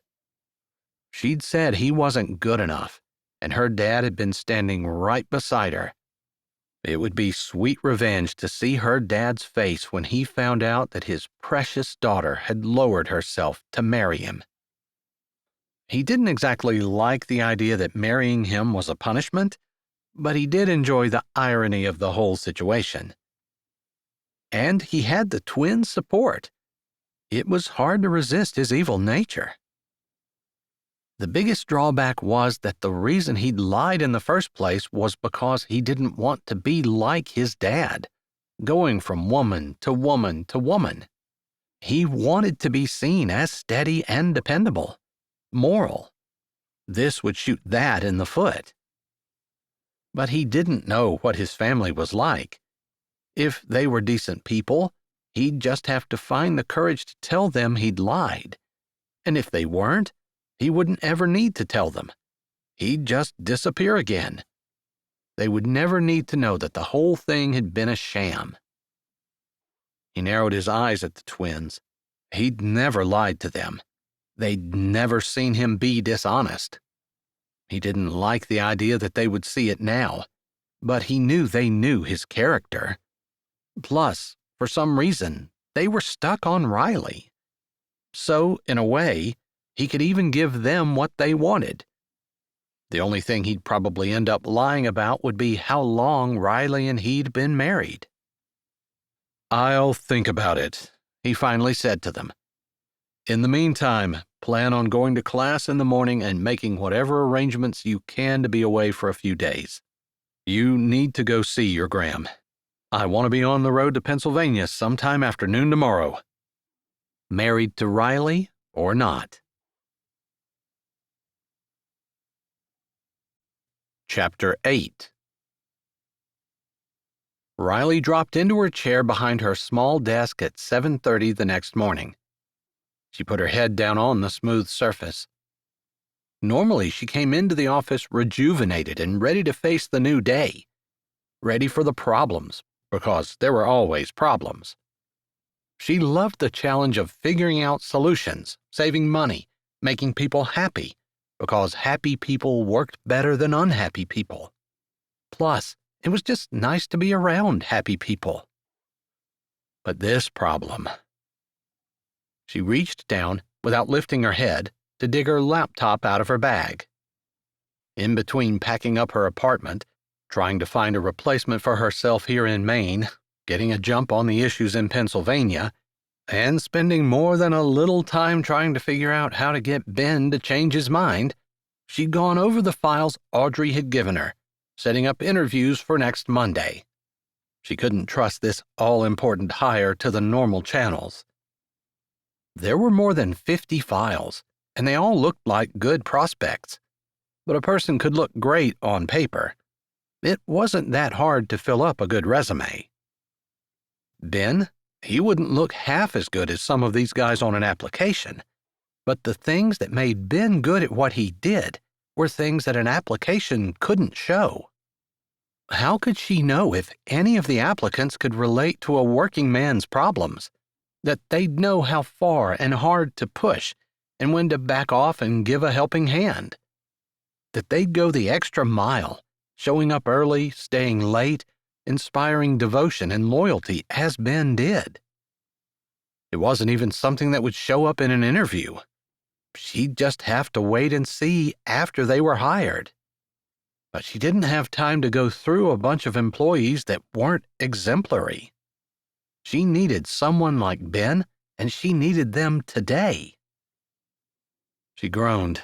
Maybe Audrey was right and she tried too hard to please her dad. She'd stop right after she got this promotion, if she got this promotion. A rap on her door startled her, and she jerked up, her hand automatically going to smooth her hair down. She cleared her throat and schooled her features. She had no idea who'd be coming to her office this early in the morning. It definitely wasn't Audrey, who knocked with a gentle tap-tap. She opened her laptop, thinking to give the impression that she'd been working. "Come in," she called. Her heart jumped into her throat when Ben walked in the door, his ball cap in his hand. He'd never come to her office without being summoned. Ever. She tamped down a rise of excitement. Maybe he'd decided to take her offer. It had to be the money. Triple his current salary was a lot of money to a man like Ben. It hadn't been very often that she'd seen him without his hat on in the past few years. Some guys' hats hid a bald head. Ben's hair was full and just long enough to show a tendency to wave. His features were dark, those brown eyes unreadable. The short stubble gave him a slightly dangerous look, which should not do anything for her but caused her heart to knock against her ribs. His face gave nothing away. "You can sit down," she said, surprised that her voice sounded almost normal. He stepped toward her desk. "No thanks, I'll stand." She inclined her head. "Okay." He studied her, and she met his gaze, refusing to back down or be the first to speak. He'd sought her out. He could talk when he was ready. Maybe he was worried about her replacement, that they wouldn't give him the freedom that he'd had under her. Whatever. She wasn't going to make small talk just to put him at ease. The seconds ticked by, and the underlying current she always felt when Ben was anywhere near her intensified. She struggled not to squirm in her chair. "I'll go to Pennsylvania." Her eyes widened. She stood, her hands on her desk, leaning forward. "Really?" she squeaked. She had been expecting it, but it still shocked her somehow. He didn't look like a man who was giving in. "Yeah, it shouldn't take more than 6 months to get that shop headed in the right direction." He jerked his head slightly, and for the first time, she noticed his knuckles were white as he gripped his hat. "But I have one condition." "What's that?" she asked. He could tell her he wanted her to pack 6 moose and a rhinoceros and take them down with her, and she'd do it. "While I'm there, you'll be my wife." Chapter 9. Riley blinked. Her body stiffened like a hunk of meat in the freezer. Ben looked completely serious. He wasn't smiling, and there didn't seem to be a punchline. She dated. Not a ton, since her heart and life were her work, and she hadn't found a man who convinced her there was anything better. Except Ben. When they'd been together, she'd felt like she would have given up everything to be with him. But in the end, she'd given him up instead. But married? She narrowed her eyes and tilted her head, picking up her pencil so her fingers had something to do. He seemed actually quite serious.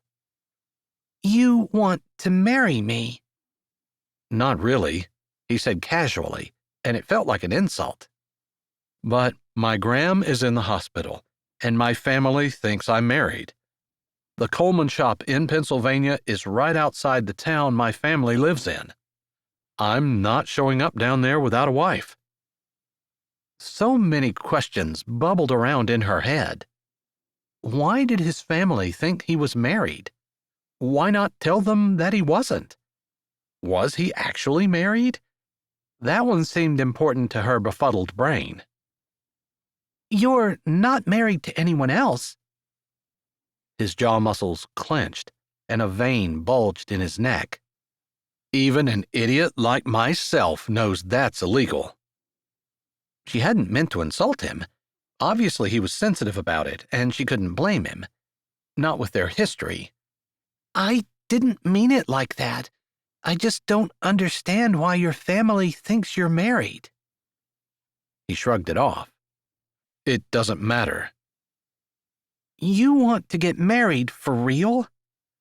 "I'm not going to tell them you're my wife when you really aren't." his jaw set in a stubborn line, like he expected her to challenge him. Silence descended. She took a breath. We could pretend. His eyes settled on her once again. Married for real. That's my offer. Take it or leave it. There was a beat of silence, but before she could say anything, he added, If you leave it, that's fine. Consider this my 2-week notice. The pencil point snapped. She pried her fingers off and set the pencil down deliberately. Ben was quitting? Racking her brain for coherent thought, she said, You can't just plan a wedding on the spur of the moment. I'd need at least 6 months. He shook his head. Won't work. I'm going to Pennsylvania this afternoon. We can go to the courthouse and get hitched first, or I'll go to PA alone. If I do, I'll see my family, then I'm headed to Montana to start my own business. But your 2-week notice.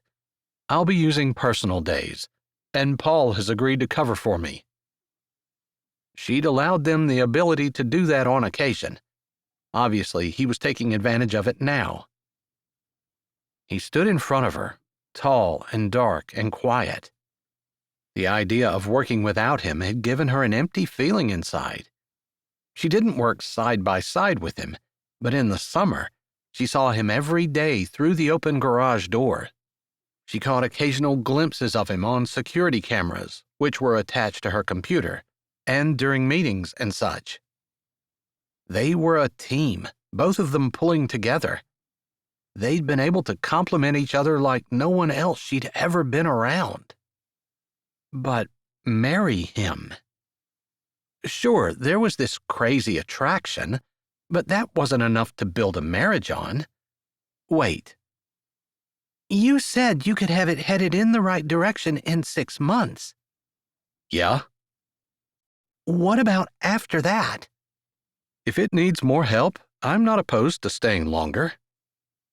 So you'll only stay for 6 months or until it's performing at the top? Yeah. Then what? That's when I'll leave to start my own business. So you're leaving either way? Yep. What about me? Our marriage? A shadow flickered over his face, gone before she could examine it. It's not going to be a real marriage. We'll get it annulled. I'm just not lying to my family while I'm there. Not any more than I have to. He paused, and the word again seemed to whisper in the air around him.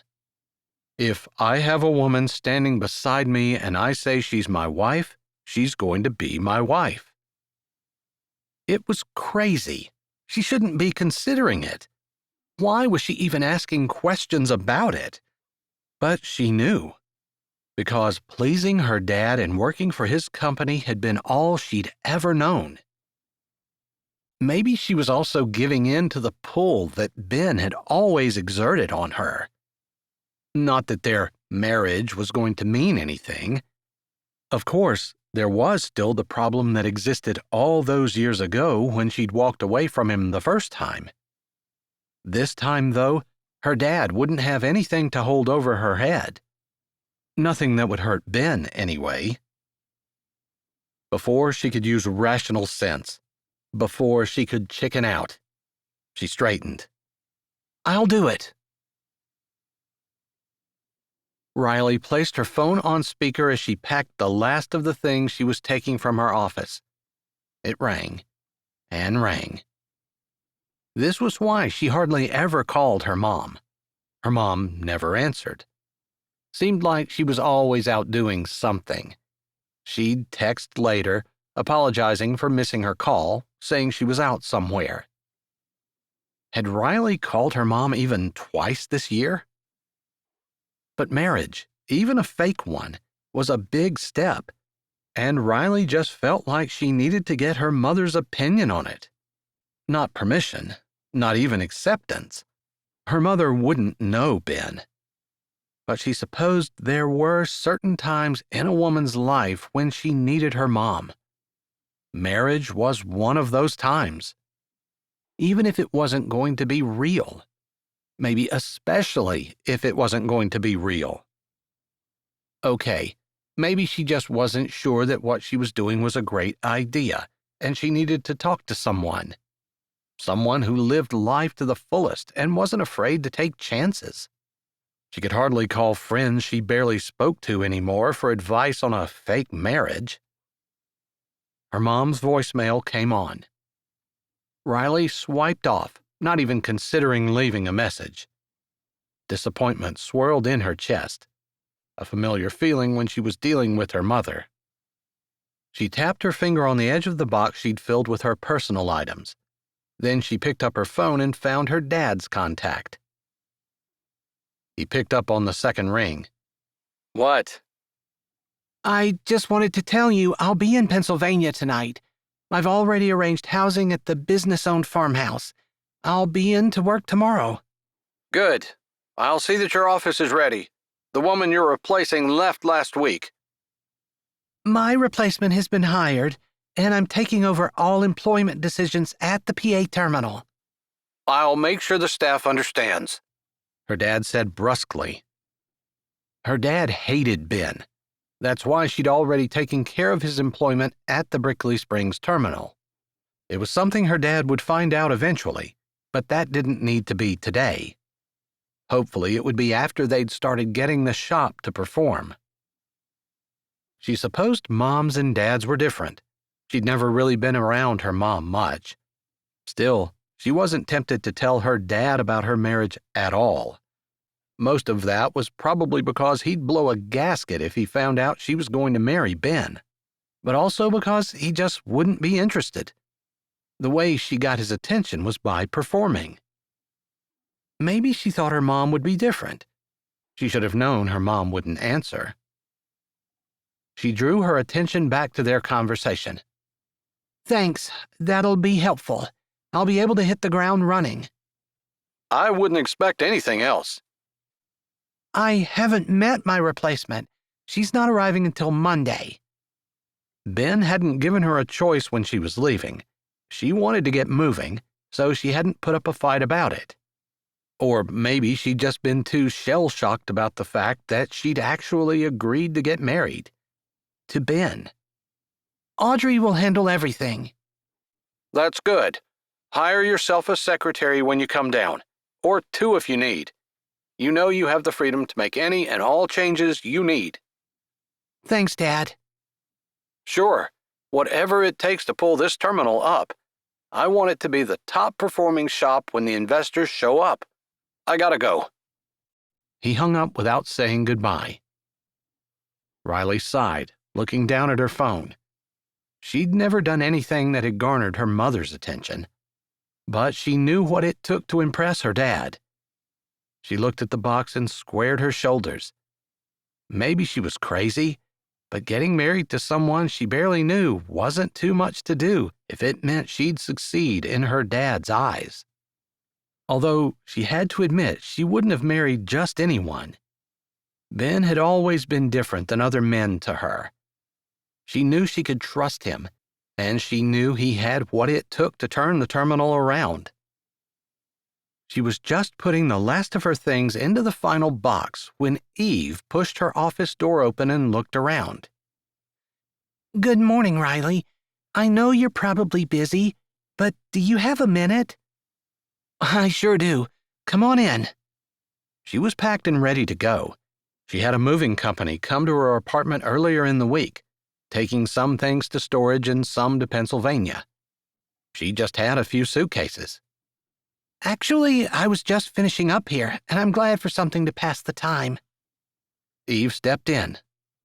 Come on in and sit down. Riley indicated two comfortable chairs in the corner of her office that angled toward each other. These are pretty comfortable. I'm going to miss them. Eve smiled. Ben's already been in to see you? Yes. Riley gave her a direct look.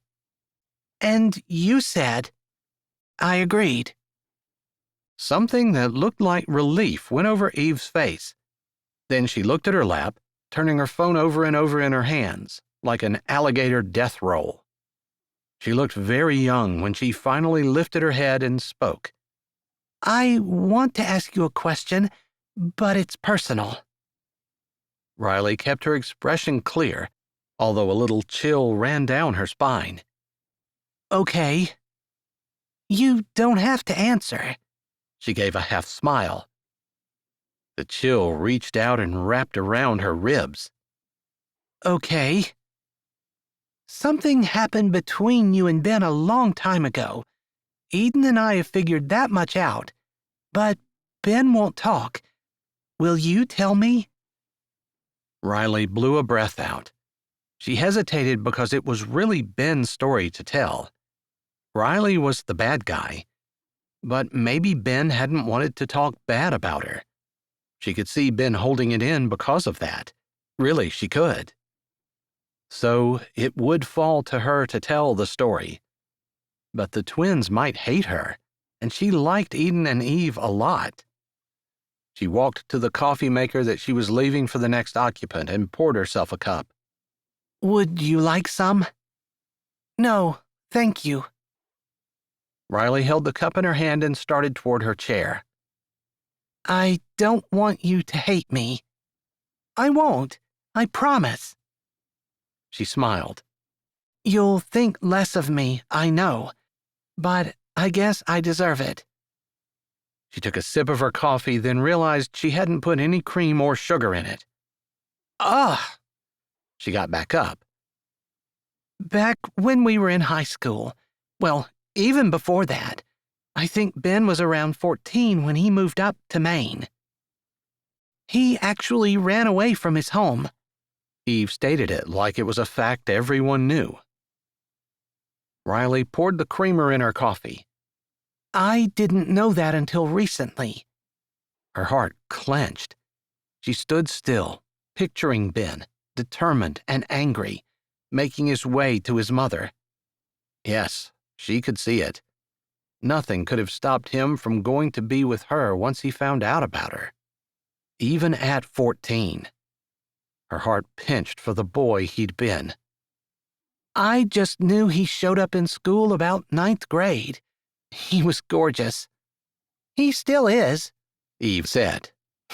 True, Riley giggled. I guess I'm getting married to him. I can admit that, right? Eve laughed. I won't tell him you said so. He knows it. Actually, I don't think he does. Riley couldn't imagine he didn't. Anyway, we had class together, and when he learned that my dad owned a trucking company, he asked me if I could get him permission to hang around the garage. She shrugged. So I did.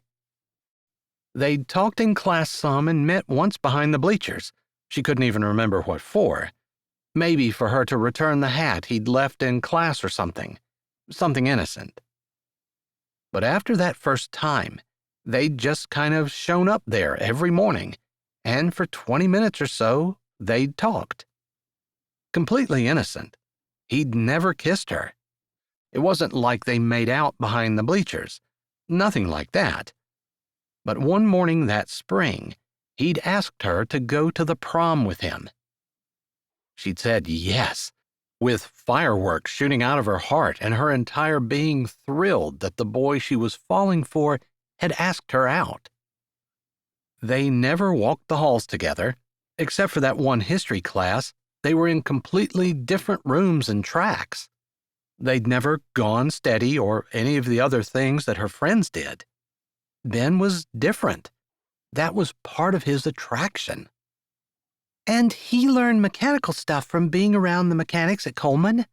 Eve asked, interrupting her thoughts. Yes, he did. It was the best thing he could have done.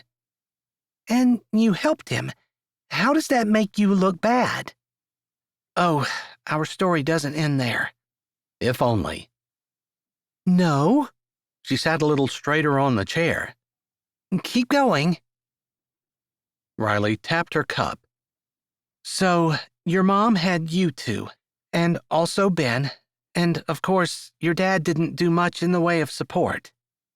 I know Ben said Mom didn't want to rock the boat and endanger Eden and me, so she didn't insist on child support. Riley nodded. I think that's the way lots of women feel.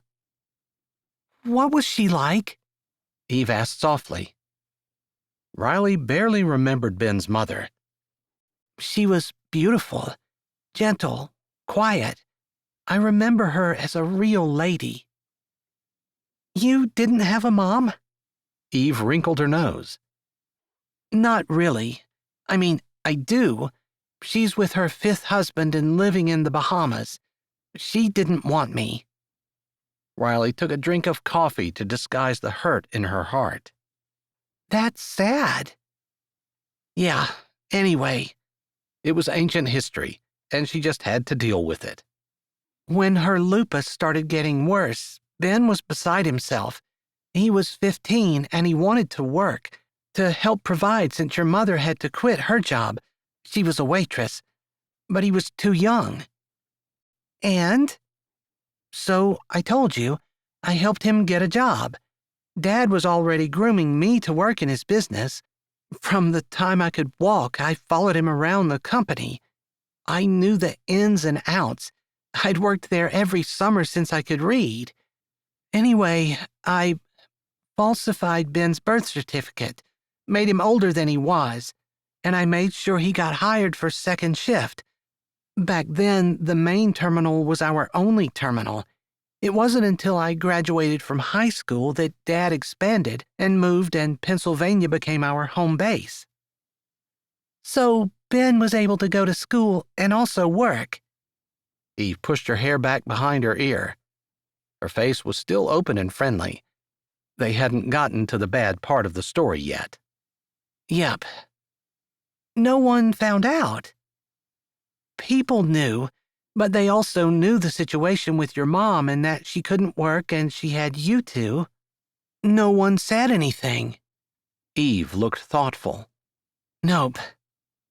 She shrugged. I still don't see how you're the bad guy. Riley swallowed. It's coming. Trust me. Okay. Like I said, people knew, but Ben was good at what he did. It wasn't long until he had to turn down a promotion to day shift even. But your mom got worse. She died. Eve said it matter-of-factly with a lifted shoulder. Riley supposed it was just a fact of life to her. She'd been very young when it happened. Eventually. But Ben and I... How did she explain what they were? Friends, yeah, kind of. We didn't really date, but we liked each other.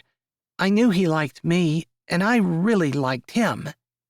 She smiled. She had really, really liked him. But Ben had a lot of responsibility on his shoulders, and he was working all the time.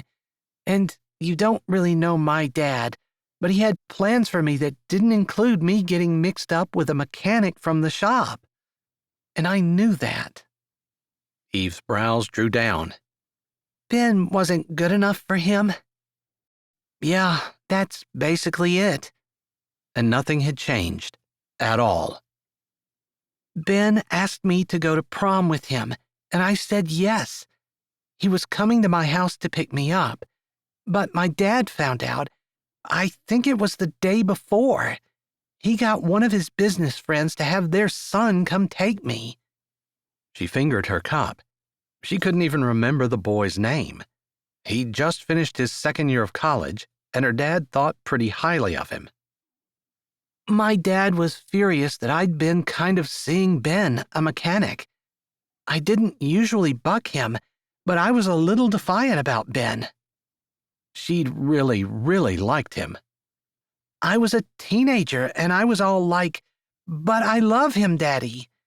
But Dad said if I ever spoke to him again, Dad would make sure he got fired and never work for Coleman Trucking again. Furthermore, he said he would make sure that he never worked as a mechanic again.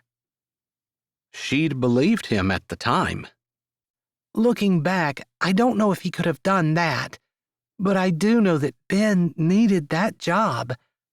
His mother was dying and he had twin sisters to raise, and his dad was a deadbeat. I was scared that Ben would lose you two, and I knew he'd be devastated over that." Eve nodded. She knew what was at stake for Ben. "Dad made sure I understood that the break needed to be permanent. I wasn't to string him along or have him come to me asking if I'd changed my mind or anything. Dad promised me that he would keep his job. He promised that he'd even get a pay raise, but I could never have contact with him again. First time he caught Ben trying to talk to me, even if I didn't answer him, he was terminated." Eve's eyes got big and her knuckles whitened as she held her phone. "Wow, that's harsh. I know he was probably trying to protect me and trying to do what was best for me." Actually, she really wasn't sure, but she hoped it was true. "Maybe." Riley shrugged. It didn't make any difference at this point in time. "Dad insisted I go to the dance with that other boy. He insisted that I walk out the door on his arm, with all of my friends and their dates behind me. Man, there must have been 20 of us." Her voice trailed off. She could still see Ben standing there, unable to afford to rent a tux, but looking better than anyone she'd ever seen in clean jeans and a nice white collared shirt, a bouquet of grocery store flowers in his hand. It had been the hardest thing she'd ever done in her life to stop with her hand holding on to the arm of another boy and tell Ben all the things her dad had told her to. But when they'd met in the mornings, he'd talked with pride, affection, and deep love about his twin sisters and the promises he'd made to his mother to take care of them. She couldn't be the reason he'd lost it all. It was one of the hardest things she'd ever done.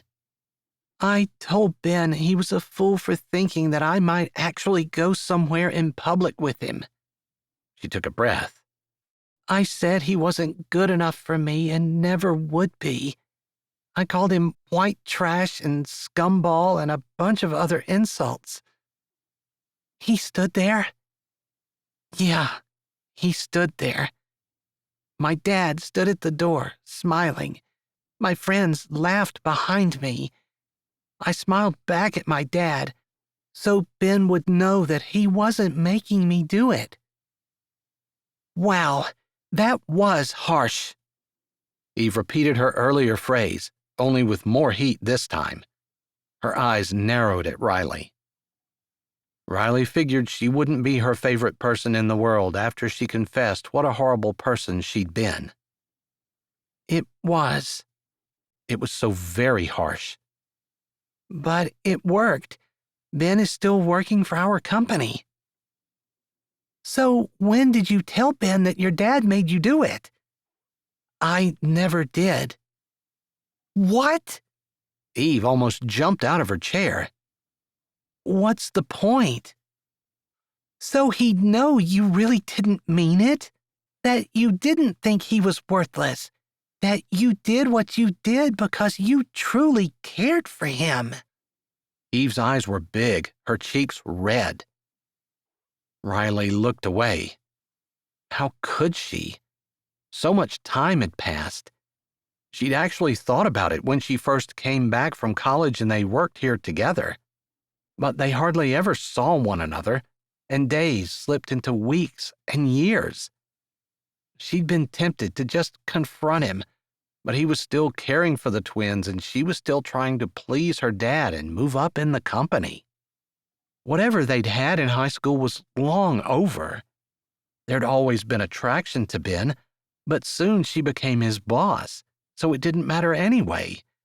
Did it? She couldn't change it. As though Eve realized where her thoughts were headed, she said, "It's not what you did. It's that you never told him any different. Once he was no longer in danger of losing his job, that's just it.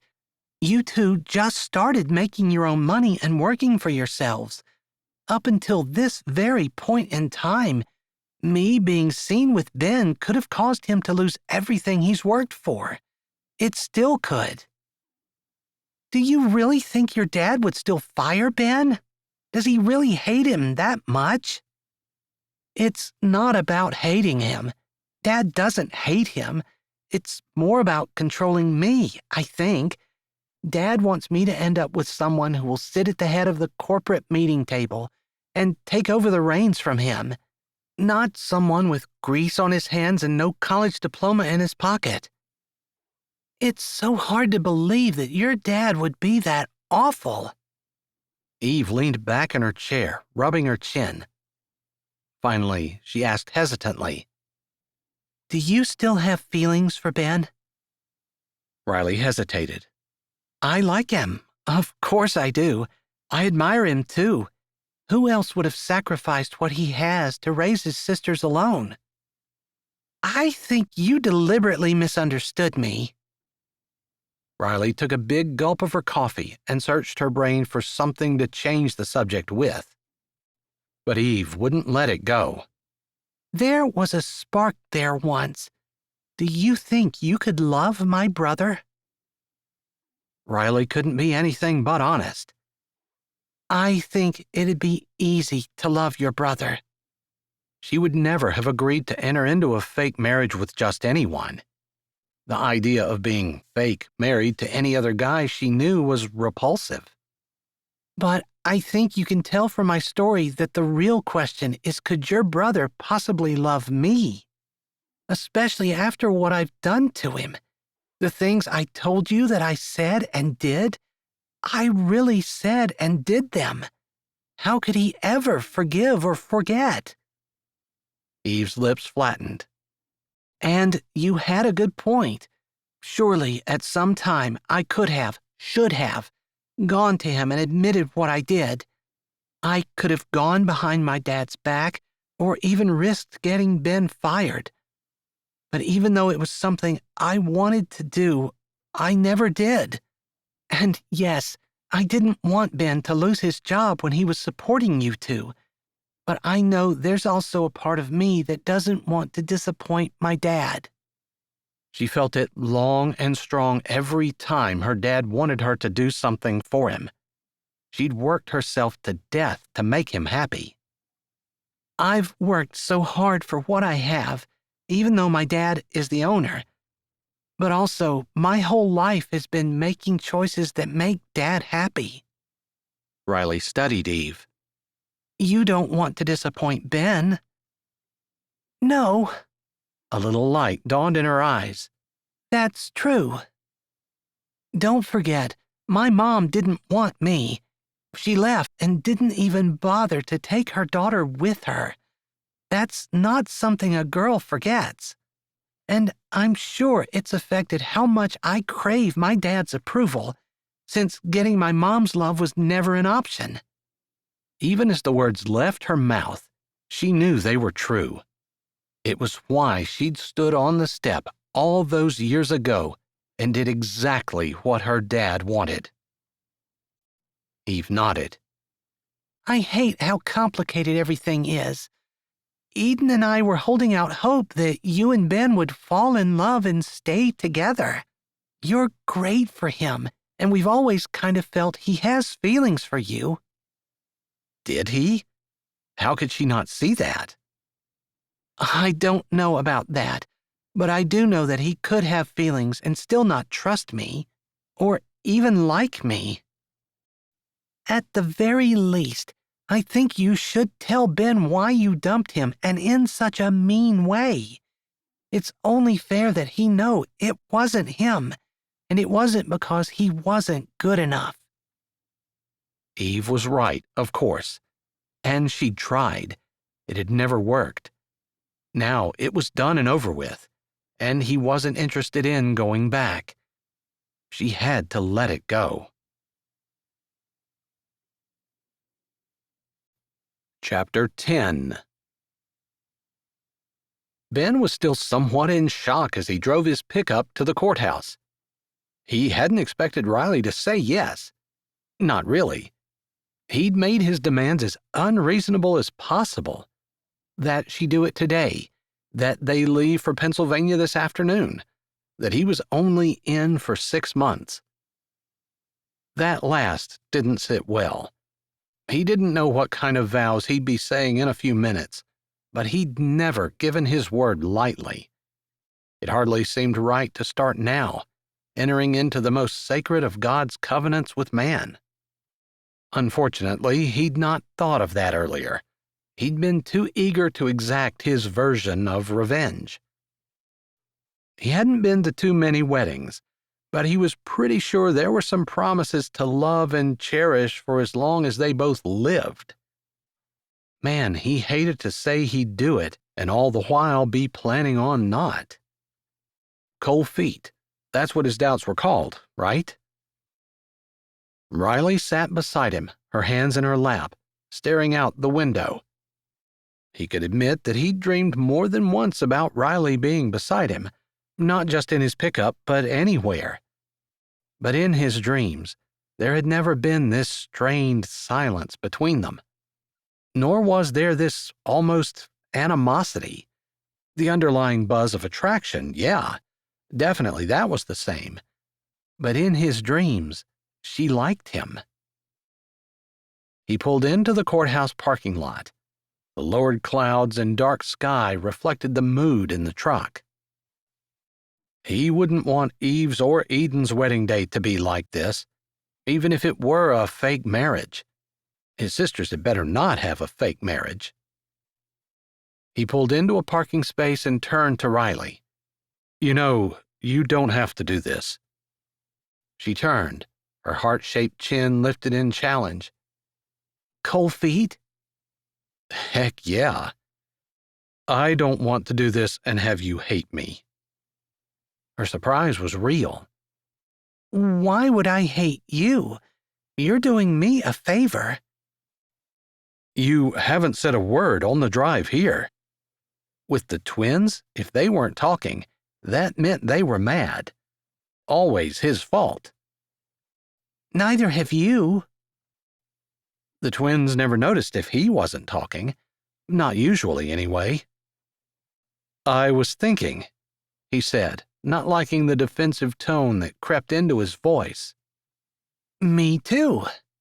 She lifted a brow in challenge. "Happy thoughts about how we're going to turn the world upside down in Pennsylvania." "Confident much?" "I've got you." He caught his breath. His heart stumbled.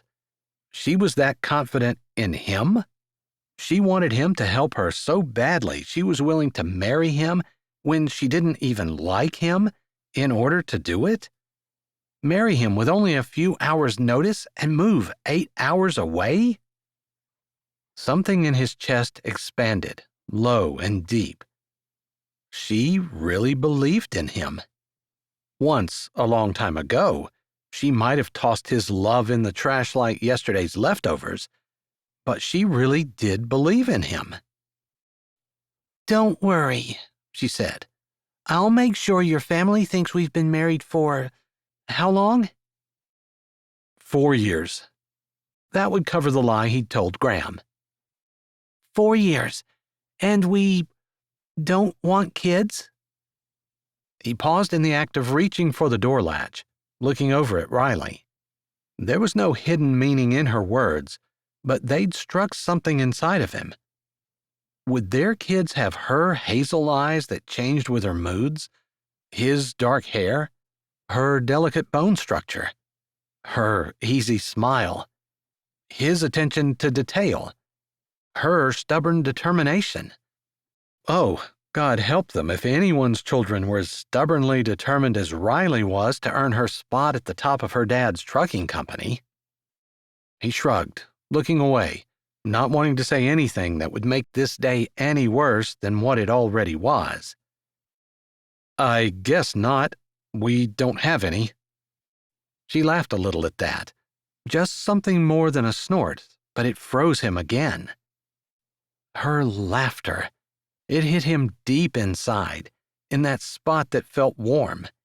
It pulsed there, spreading quiet joy throughout his whole body. His fingertips tingled. He wanted to hear it again, wanted to see her smile. For goodness sake, it was her wedding day. It wasn't real. He turned and yanked the door latch. Let's get this over with. Riley walked to the steps of the courthouse, very conscious of the large man beside her. He seemed fine, just another day for him. On the other hand, her internal organs had staged a revolt, and her heart was snapping the whip behind them. On the top step, Ben touched her arm.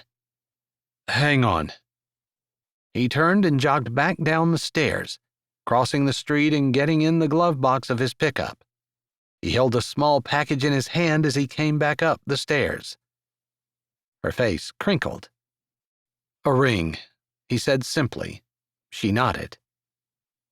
She'd been in the courthouse once or twice before for jury duty, so the metal detectors and the serious-faced, uniformed guard at the entrance were not a surprise. Today, though, she didn't enjoy the ornate molding and the huge, high ceilings. Didn't admire the intricate carved woodwork of a century past when a man actually made his living making beautiful things out of native lumber for the sole purpose of making the inside of a living area look resplendent and classy. Normally, she loved admiring the handiwork of generations ago, even if it had nothing at all to do with her and the job she did. But today, as she walked down the expansive hall, every little noise echoing against the walls, she wondered how many other couples had taken this same walk. The courthouse seemed to be the place to go if your marriage wasn't exactly a love match. Ben and she were not the first to walk these halls, 6 inches of space between them, not talking, not even planning on taking their vows seriously or keeping them. Her hand accidentally brushed his, and he jerked it away. She pretended not to notice, even as her heart contracted. What was she getting into? She was marrying a man who, if he didn't hate her, at least loathed her, and for good reason. She felt like she was walking through a cloud as they showed their ID to the bored-looking lady at the desk and signed the proper papers. The woman didn't even look up as she said, "Sit down over there. I'll call you when the judge can take 5 minutes." 5 minutes. An annoyance for the judge. A life change for her. Blindly, she followed Ben to the hard wooden chairs along the wall. These were probably hand-carved too, and on any other day, she would have admired the workmanship. Ben sat with legs apart and leaned his forearms on his knees.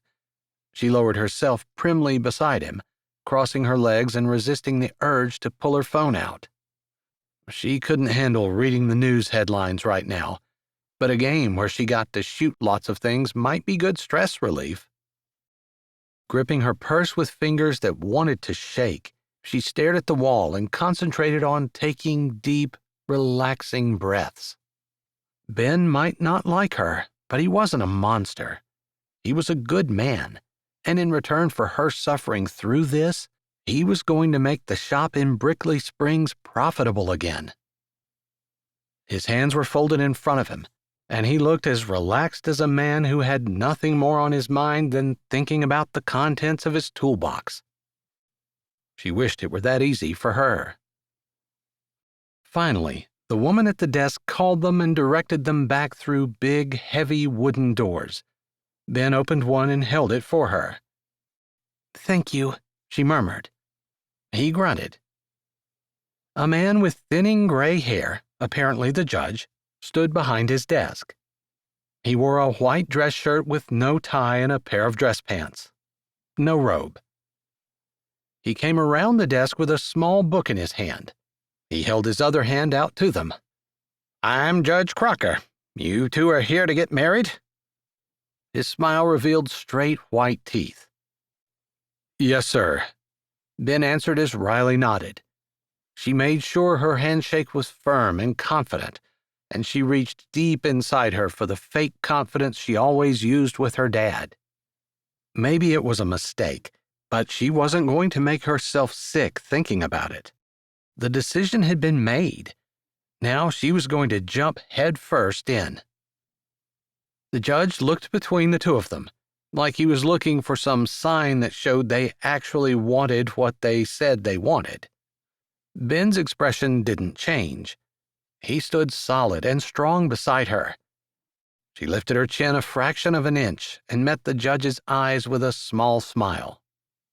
"Okay, well, we'll get started then. Face each other and clasp right hands." It took Riley 3 seconds to figure out which hand was her right. She clasped Ben's waiting hand. A small shock went through her. His hand was rough and hard, big, strong. Their eyes met for a fraction of a second as invisible currents of something hot and prickly shot between them. For the first time since he'd made his offer, Ben's face showed something besides complete control. It was just a widening of his eyes, a twitch of his lips, but she was sure whatever shock she felt, he'd felt it too. It wasn't her imagination either, that the hold of his hand lightened and cool air seeped between their hands. He seemed to be holding it with 2 fingers, like he'd hold a pail of garbage that he didn't really want to touch. She tried not to be offended. The judge's words flowed past her, and she responded at the proper time, not really paying attention until he asked for a ring. Ben reached into his front pocket and pulled out a small package of O-rings. Riley's eyes widened slightly as he broke the little bag and pulled out one of the rubber rings. The judge, who had probably thought he'd seen it all, stood with his mouth slightly open, watching Ben's hands as he slid the black band onto her left hand. Judge Crocker shook his head slightly and continued with the vows. Riley supposed it was a good thing she hadn't been able to get a hold of her mother. If her mother asked her anything at all, she'd want to know about the size of her ring. She fingered the odd-feeling rubber band as the judge pronounced them man and wife. Rather than telling Ben to kiss his bride, he turned to his desk and pointed to the paper on it. "Sign this." It stated they were married, until death do them part. She supposed it should have said, until the Coleman trucking terminal is running in the black at the top of the company again, but there wasn't enough room. It didn't really have a good ring to it anyway. She signed and watched as Ben picked up the pen in his capable fingers and drew his bold signature over the correct line. And that was it. They walked out, married, and she tried not to be upset because it seemed like just another day at the office to everyone else in the courthouse. Just because it was special to her, she pushed that thought away. It was a fake marriage. It shouldn't be special. They walked out to the pickup. Ben opened her door without saying anything, then closed it behind her and got in on his side. They'd already loaded the stuff from her apartment, and they were ready to take off for Brickley Springs. "You hungry?" Ben's voice broke into her thoughts, deep and clear, confident. It was a voice that soothed her and gave her courage. "Not really." She hadn't had an appetite since he'd made his suggestion this morning. At one time, she'd dreamed of marrying him. Never like this. "I'm going to stop for fast food then." He turned toward her. "I'll take you somewhere nice, though, if you want." He looked back out the windshield at the town streets. "I know it's not real, but it was your first marriage, and it's not every day that a girl gets married. Plus," his fingers did a slow tap on the steering wheel, "we need to get used to the idea that we have to look real." He slowed for a red light. "Anyway, I'll take you out if you want." It was on the tip of her tongue to say that she made more money than he did, and if anyone were taking anyone out, it would be her paying for his meal, but she shut her mouth hard. Ben looked confident and almost invincible, but he had a lot of pride, and a man's pride was easily bruised. She'd taken that pride and smashed it once. She wasn't making that mistake again. Not if she could help it. Thanks for the offer. She appreciated the consideration. I'm really not hungry. His lips flattened, and he pulled toward the nearest drive-thru. She looked out the window, unsure what she'd done that had made him look so irritated with her. He ordered and ate while he drove. The time and distance slipped by. She allowed herself a little bit of time to adjust, time to be sorry that her wedding day hadn't even come close to what she'd dreamed of. But after an hour or so, she'd done enough wallowing. They needed to face the future, and they needed a plan. I helped raise the twins, right? For the last 4 years, I guess you did. She half expected him to not answer, so she was surprised when he shifted in his seat, glancing over, his dark sunglasses and beard stubble making him look rugged and handsome. Her heart swished in her chest. For now, he was hers. The thought made her smile. She liked the idea that this rugged, capable man belonged to her.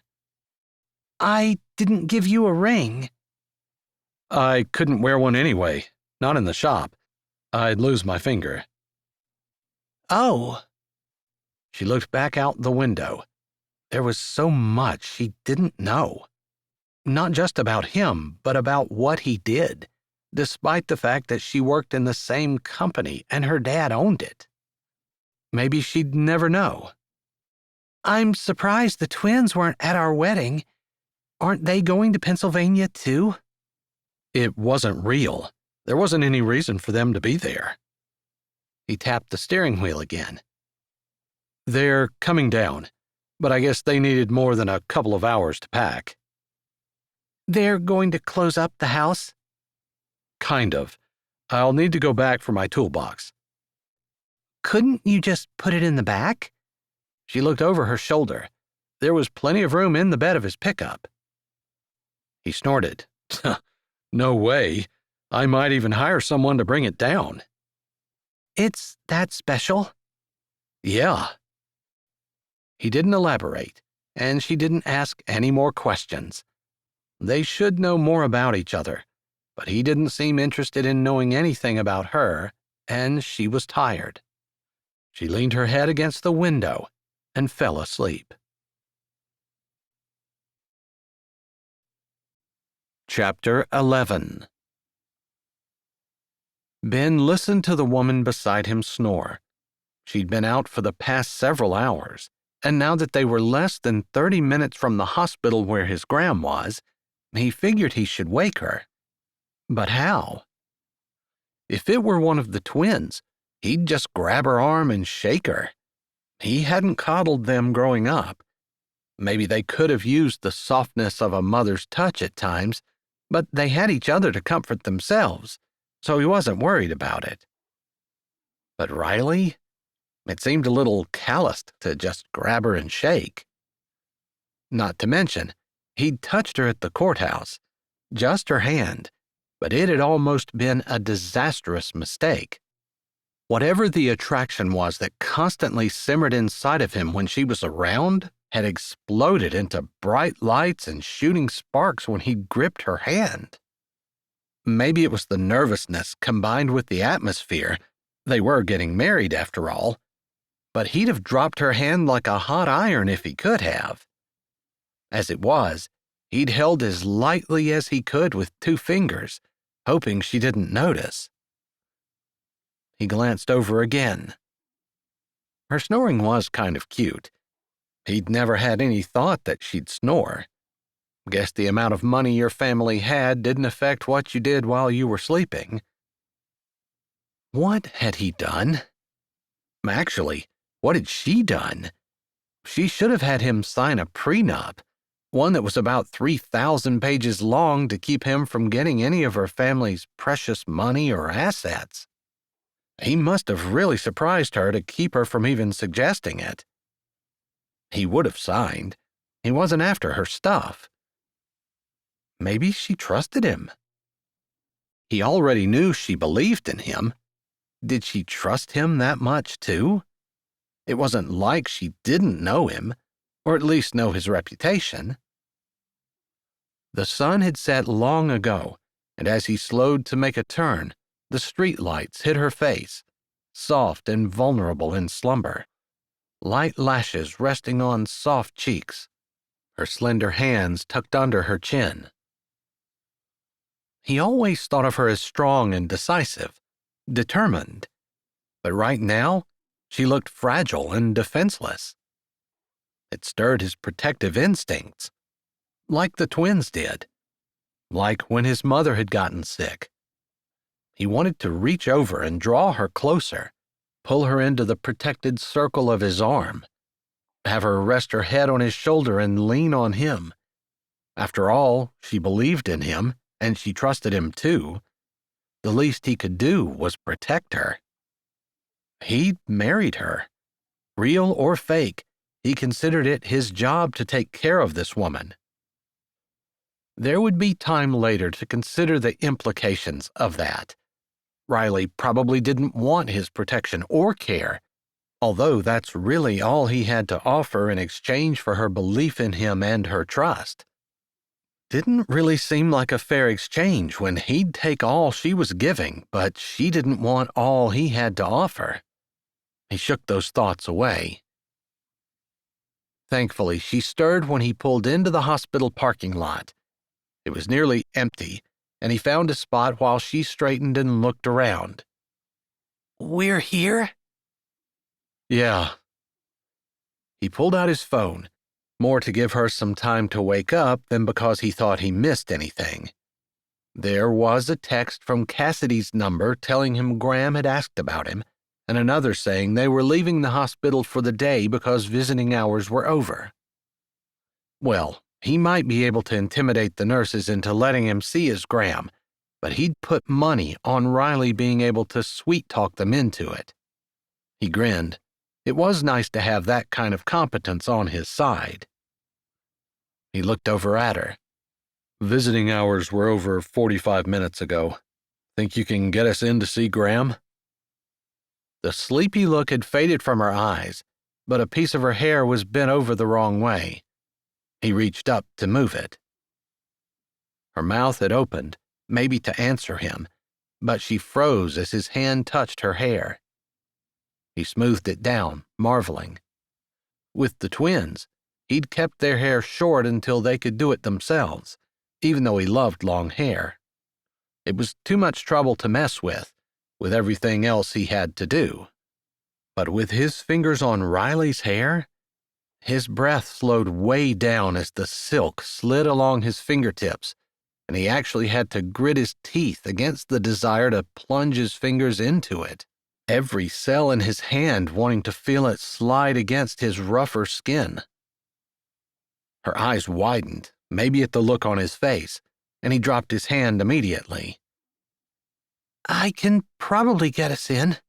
Her voice sounded weak, like a motor with no turbo. Do you know where we're going? Yeah, I've got the room number. His heart rate had gone back to almost normal, although his voice held a rough note that wasn't usually there. You ready? She jerked her chin up and reached for the door handle. He should be opening the door for her. Why not? Wait. He got out and walked around. One side of her lips turned up as he opened her door and offered his hand. There's no one watching. You don't have to do this. I've never been any good at pretending to be something some of the time, just to impress someone who's watching. You're my wife. I want to open your door. He couldn't read her expression. Her gaze was on their hands, hers white and soft, his dark and rough. The contrast was obvious and striking. It made him want to protect her even more, until he realized what she was probably thinking. She'd said he wasn't good enough. Their hands told the whole story. A person couldn't look at his hands and not know with certainty that he did manual labor for a living. Hers, they looked like a pampered millionaire's hands, too good for the likes of him, especially when one took in the ring on her finger. It looked crude and ugly next to the porcelain white smoothness of her perfect skin. He helped her out and closed her door, slamming it a little harder than necessary. He'd been right. It didn't take Riley 15 seconds to convince the nurses to allow them to go back to his Graham's room, and suddenly he was walking in to see the grandmother he hadn't seen in 20 years, almost to the day. Very conscious of the woman beside him, of the unresolved animosity between them, and especially of the fact that they were supposed to be happily married, he walked down the hall, close but not touching. He intended to do everything humanly possible to help her get her company's terminal running in the black, cash in at the top of the company, make her dad proud, and get the corner office that he knew she coveted. He would insist that she play the part of his wife with equal dedication, which meant he was going to take her hand. Would she allow it? It would be better to find out here in the hall, out of sight of his grandmother and family members. Married couples didn't necessarily need to hold hands, a little voice in his head said quite clearly. He knew it was right. He didn't want to take her hand because of his Graham. He wanted to take her hand because walking beside her this close and not touching her was torture. But she looked down on him. She didn't think he was good enough. She couldn't have been more clear when she'd said that to him in high school. His heart hardened and his jaw set. Then her hand touched his. His breath caught. He wavered for a millisecond before he took her hand, threading their fingers together. He'd never kissed her, but he'd held her hand when they met behind the bleachers before school, every morning of their senior year from Christmas until the night of the prom. He pushed the thought away, unwilling to remember. The sparks were still there, muted. Her hand felt like it was made for his, perfectly fitting as skin slid against skin. His arm tingled and his heart warmed. Riley must have felt his unease because she squeezed his hand. He squeezed back, wanting to pull her closer, not wanting to let go. The thought scared him a little. The marriage was for convenience and revenge. Why was he enjoying holding her hand and squeezing it? He almost pulled his hand away but stopped himself. He didn't need to remove his hand. He simply had to stop enjoying holding hers. Easier said than done. He squared his shoulders and stepped in as Riley thanked the nurse. An old woman, so much older than the picture in his mind, lay on the hospital bed, hooked up to lines and monitors. White hair billowed in a thin cloud around her head. Same stubborn chin, wrinkles where her smile lines were. No fear and no uncertainty in her frail body. Maybe she hadn't changed that much. A thin curtain separated her from her roommate, whose TV flashed in the dim lighting. At least it wasn't blaring loud. His Graham's eyes were open. They narrowed. Recognition flashed. "Jimmy?" she said. He cringed. She thought he was his dad. Grateful for Riley, at least he could prove that he hadn't deserted his wife like his dad. He stepped closer. "It's Ben." "Benjamin?" His Graham's blue eyes lit up. "Is that you?" Something buzzed against his side.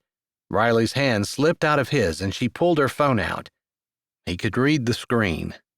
Dad. She looked up at him. "I need to get this." He tilted his chin.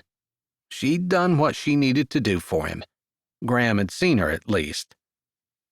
Riley turned and stepped out into the hallway. For a brief moment, Ben wondered if that's the way it would be if they were married for real. Daddy first.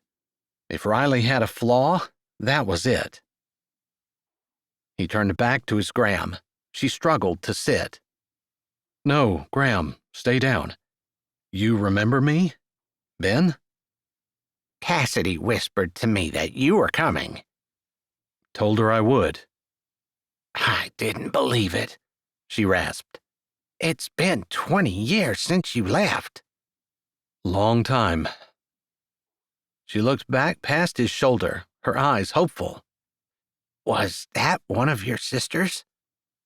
No. Her shoulders stooped. He took a breath. He didn't have to lie. Not about this, at least. That was my wife, Riley. It felt good to be able to tell the truth, and he made a mental note to thank Riley. He didn't think he'd done that. Of course, he was going to work his heart out for her, just so she could put a smile on her old man's face. That should be thanks enough. Riley, I don't think you ever told me her name. Probably not. He looked over his shoulder. Riley stood out in the hall, the phone to her ear. She wasn't talking. He smiled to himself. Probably she didn't do too much talking when she was on the phone with her dad. She was pretty. Yeah. He supposed she was pretty. It wasn't something he'd ever really thought about. Her drive and commitment, her fearless tendency to jump in and figure things out as she went along, unafraid to admit she was wrong and change course. Those were all things he'd admired in her since the first time he'd met her. Where are your sisters? Graham's bony, wrinkled hand fingered the scratchy hospital sheets. He stepped closer until he was beside her and reached down, picking up her hand and holding it. They're coming tomorrow. Both of them? Yes. She squeezed his hand. I never got to apologize for the way you found out about your mother and sisters. The machine above her clicked and rattled. The numbers flashed. Graham's eyes closed tiredly. Compassion stirred in Ben's chest. I realize now it wasn't your fault. His dad had been a real piece of work. He'd had 2 wives and had taken Ben from his mother and moved him in with his other wife so all his boys could be together. Ben had been too young to remember much, just had some nagging, ragged memories. His brother's mother had been a nice woman, duped just like his own mother. 14-year-olds aren't the most rational age group on the planet. He tilted his head. I'm sorry I ran away. I guess I could have talked to you, but you knew the truth all that time and never said anything. His Graham nodded sadly. Your real mother was too afraid to say anything to anyone. Her hand shook in his. He used his other hand to stroke the top of it. Your dad threatened to kidnap or hurt you if she called the police. She knew she was right, but she also knew he'd do what he said. He promised you'd be safe and cared for if she let you go. Her ice blue eyes met his. You were. I kept in touch with her. She wasn't a strong woman, and she didn't have any money or resources. I kept my mouth shut to keep the peace, too, although in hindsight, maybe I shouldn't have. He nodded. The memories he had of his dad weren't good ones. But the man was this woman's son, and he wasn't going to badmouth him. I shouldn't have opened that letter, but when I realized I had sisters, and that Dad hauled logs out of Maine so he could visit his other wife, my real mother, I couldn't stay any longer. His real mother had found out about his dad's second family and written a letter telling him she knew. Ben had gotten the mail on his way in the door from school, and although he'd known it was wrong, he couldn't resist opening the letter addressed to his dad with a return address of Pat Baxter. He might not have figured it out if she hadn't mentioned her son, Ben, and begged his dad to bring him home. 10 years after his dad had taken him, his mother still loved him, remembered him, and wanted him back. "How did you get to Maine?" his gram asked, her voice soft and scratchy. "Hitchhiked." Her lips pressed together, and her face scrunched up like his answer hurt. It probably did. He'd die if his sisters decided to hitchhike from here to Maine. "Thank God you made it." "Yeah." He didn't want to talk about it, really. At the time, he'd been so angry at everyone. His mother for not fighting for him, his gram for knowing the truth and not telling him, his brothers because they got to live with their real mother, even if she was dying of cancer. But most of all, his dad, which he figured he'd turned into a good thing, with his determination to not be like him, not even a little. Graham studied him, and he looked away, not really wanting her to see all the ugliness that he'd carried for a long time. A lot of anger. His eyes landed on Riley at the foot of the bed. He hadn't realized she'd come back in. Her eyes held sorrow, but he thought he might have seen some admiration there, too. Although what she'd found to admire in that mess, he really didn't know. She walked around and stood at his side. Awkwardness seemed to sit in the space between Riley and him, and it sure felt like his gram could see it. Those eyes might be old, but they were sharp. It took him about 5 seconds of fighting with himself to not touch her before he decided he could put his arm around Riley. So he did. She leaned into him a little, and he lowered his head, breathing deep of her feminine scent. He couldn't place the scent, but it reminded him of ambition and determination and butterflies and steel wrapped in silk.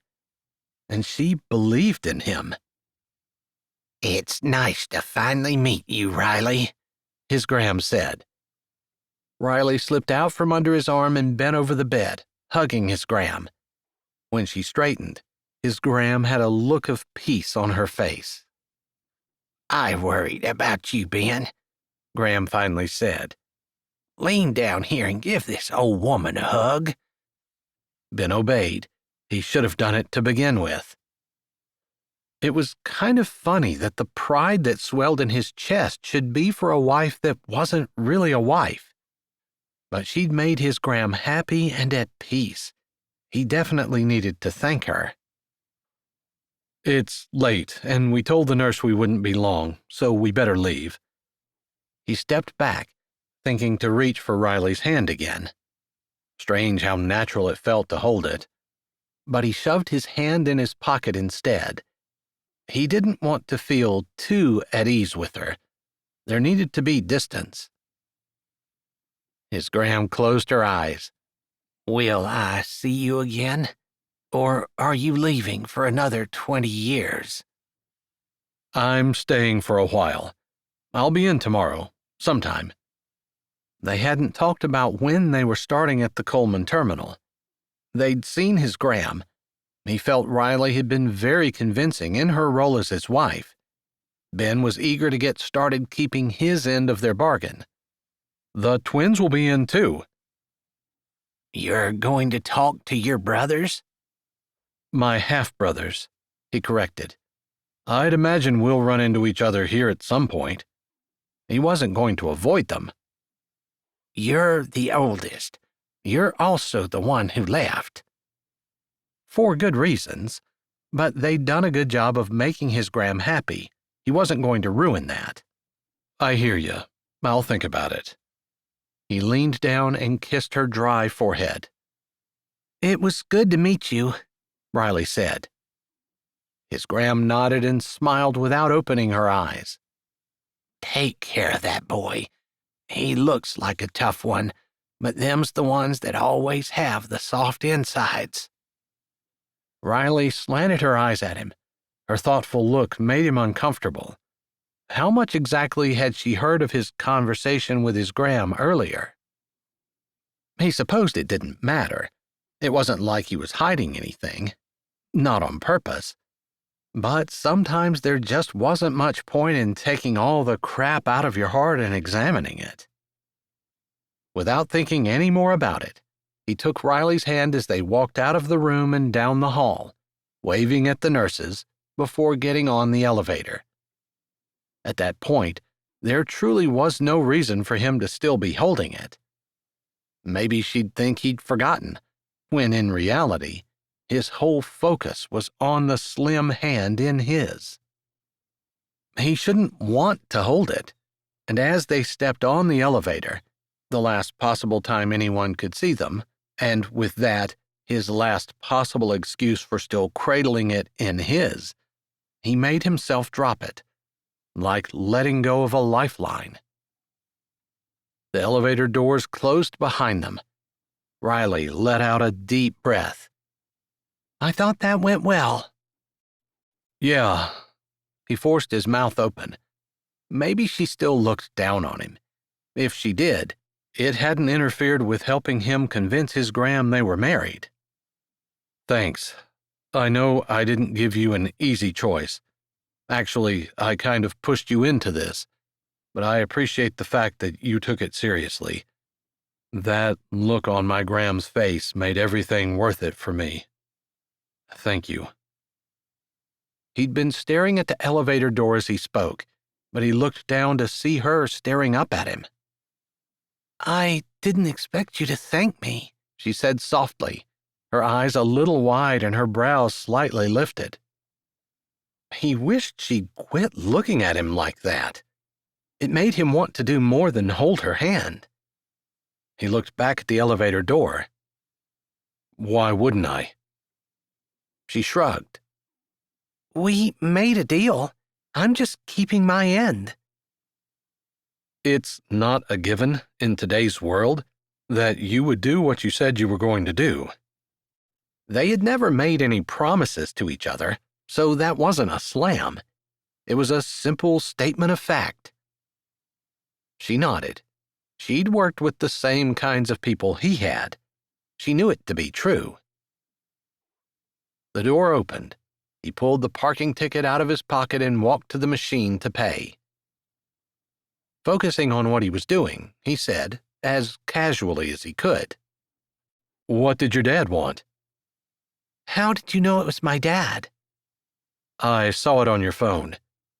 Even if he hadn't, he would have guessed by the look on her face, the one that was half fearful, half determined. He got the feeling she'd do anything to make her dad happy or proud. A clawing and tightening ripped up his throat. Jealous? Of her dad? He almost snorted. She straightened. "He was just confirming that he'd had our house here cleaned and staffed and ready for us, to arrive." His hand stilled. The machine chirped at him to do the next step, but he just stared at the screen before slowly turning to her. "House?" "Well, yeah. We have a house here. Several, actually, that we keep for when business associates visit or for family when they come in.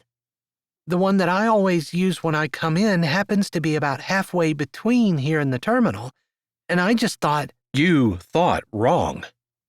His words were much harsher than he'd meant them to be, but the anger that moved like lava through his chest wouldn't let him say them any differently. She blinked, her eyebrows slowly raised. They stared at each other for several heartbeats, him angry, her defiant. She stuck her chin out. "Where were you going to have us stay?" He hadn't gotten that far, to be honest. Hadn't even thought about it. "A hotel? Until I found a rental place. I can provide for myself and my wife." She rolled her eyes. "Stop being a caveman." His brows shot up, even though he had figured out on the way down that she would never appreciate the things he could offer her in exchange for what she'd already given him. If providing for my wife makes me a caveman, I'll own it. He turned back to the machine, punching in the buttons and swiping his card, letting her know he was done discussing it. Fine. You can stay wherever you want to. If you won't drop me off at my house, I'll get a cab. She moved to walk away. His pride would never allow him to stop her. It wouldn't even let him watch. "I'll drop you off," he said to the machine. Fine. That one word hit his back like a bullet. Chapter 12. Riley walked with purposeful stride to Ben's pickup. The man was infuriating. They could stay in a house that was furnished, set up like a real married couple. Or they could be in a cramped hotel for a few days or so, however long it took him to find them a rental, which, in her mind, did not bode well for comfort and furnishings. It was a no-brainer. It's a good thing she hadn't bet that Ben had a brain. That wasn't nice. Seeing how gentle he was with his Graham, how he cared for her, how he took Riley's hand in his and made her feel safe and protected and cared for. She could get used to walking by that man's side. Then he had to go and be a Neanderthal. She stopped at the passenger door and blew a breath out, waiting for the door to unlock, staring at her reflection in the window. She looked annoyed, jacked off. And why? Because the man wanted to take care of her. Some of the anger stiffening her spine drained out. Isn't that what she was enjoying there in the hospital? Him holding her hand and that feeling of protection? Why would she get angry when he was just doing what she admired, taking care of her, albeit not in the way she wanted? The lights flashed and the locks clicked.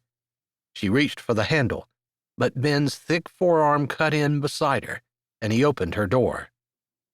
"Thank you," she mumbled. She wasn't going to give in. Sure, she just realized she could see his side of things. He wanted to take care of her himself, but that didn't make him right. She wanted a furnished house and a comfortable bed. He got in on his side and started the truck. She just explained in as short a way as possible where her house was when his phone rang. He answered on the hands-free. "Twins?" he said, and Riley's mouth tugged up. Yep, it's both of us. Eve's voice was a little more of an alto, and she spoke first. How'd your wedding go? "Got hitched?" Eve snorted. I guess it's a bit of a relief that you didn't all of a sudden turn into a hopeless romantic, but still, poor Riley. Is she there? "I'm in the pickup." He looked over and met her eyes. "She's beside me."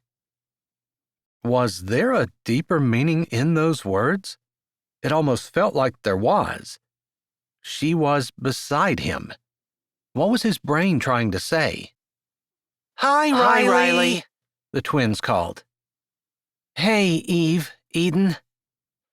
Has our big brother been treating you okay? He's been great, which was true.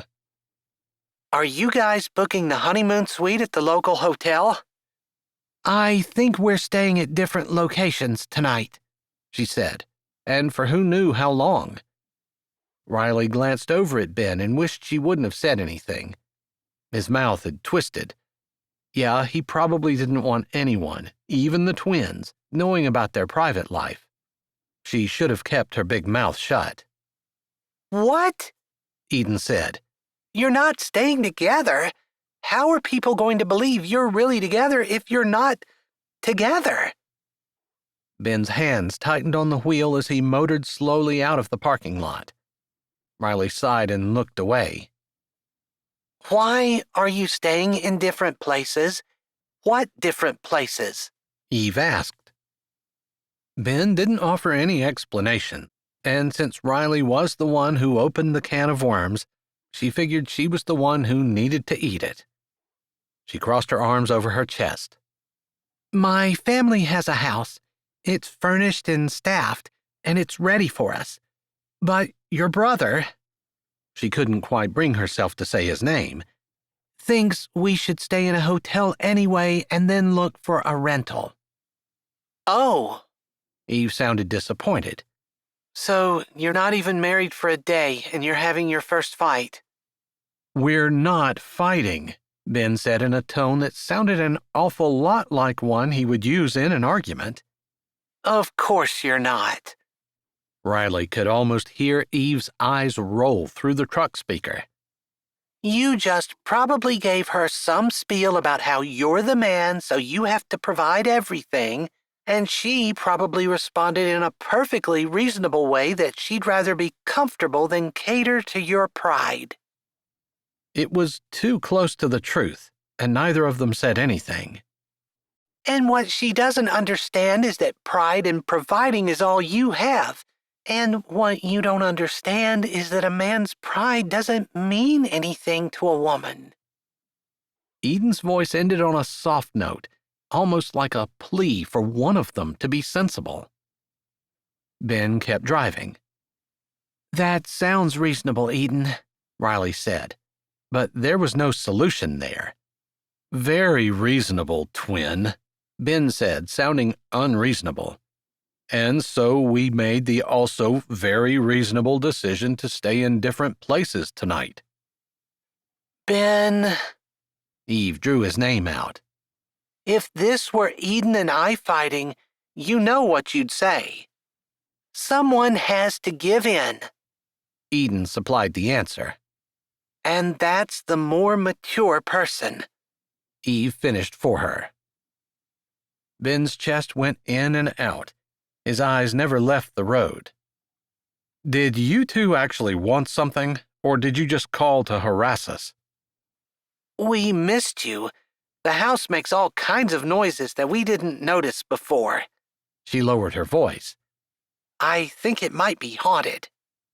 Ben shook his head and opened his mouth, but Eve started talking before he could. We know, though, if there were any danger at all, you wouldn't have left.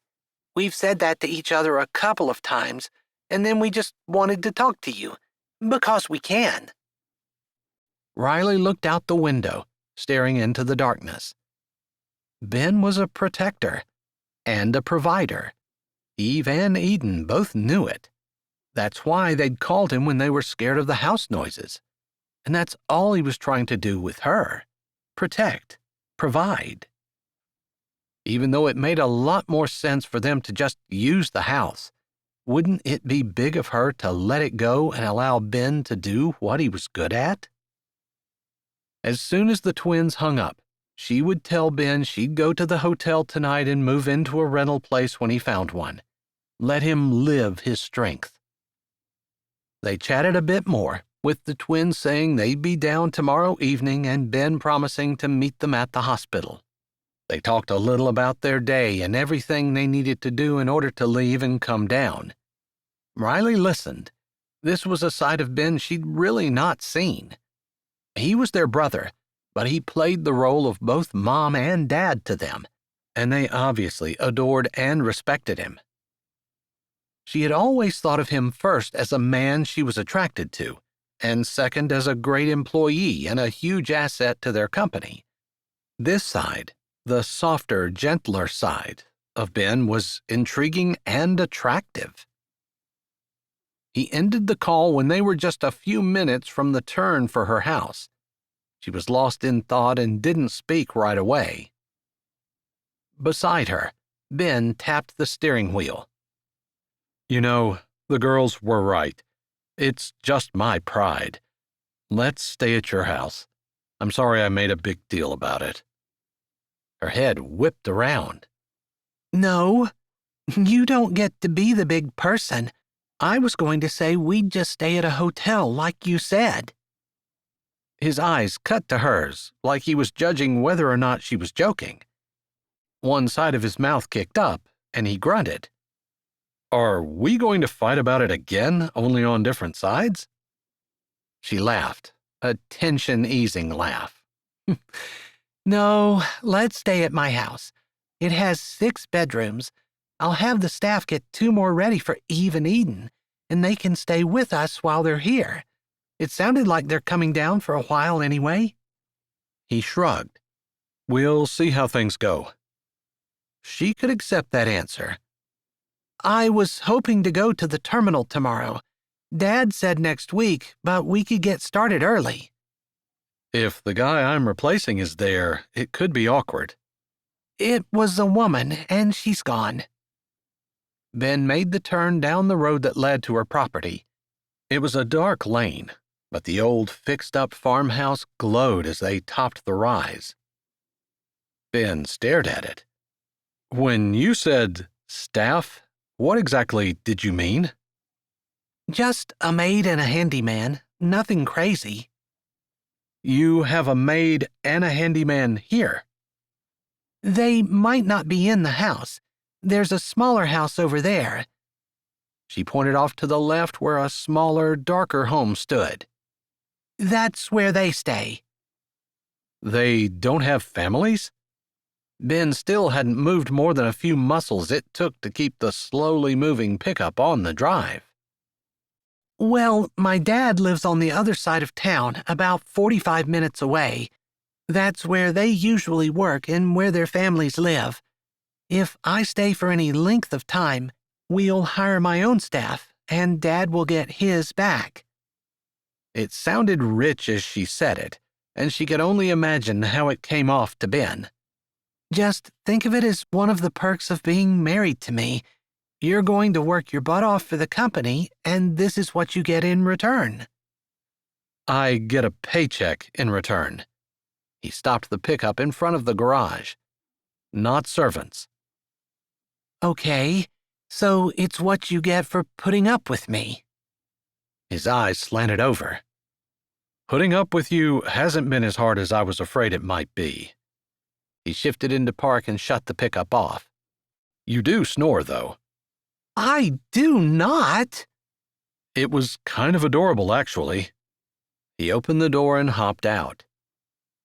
She snored? She supposed that wasn't such a huge surprise, but no one had ever called her adorable before. Ben opened Riley's door. She looked surprised again, and he hid a smile. He liked surprising her.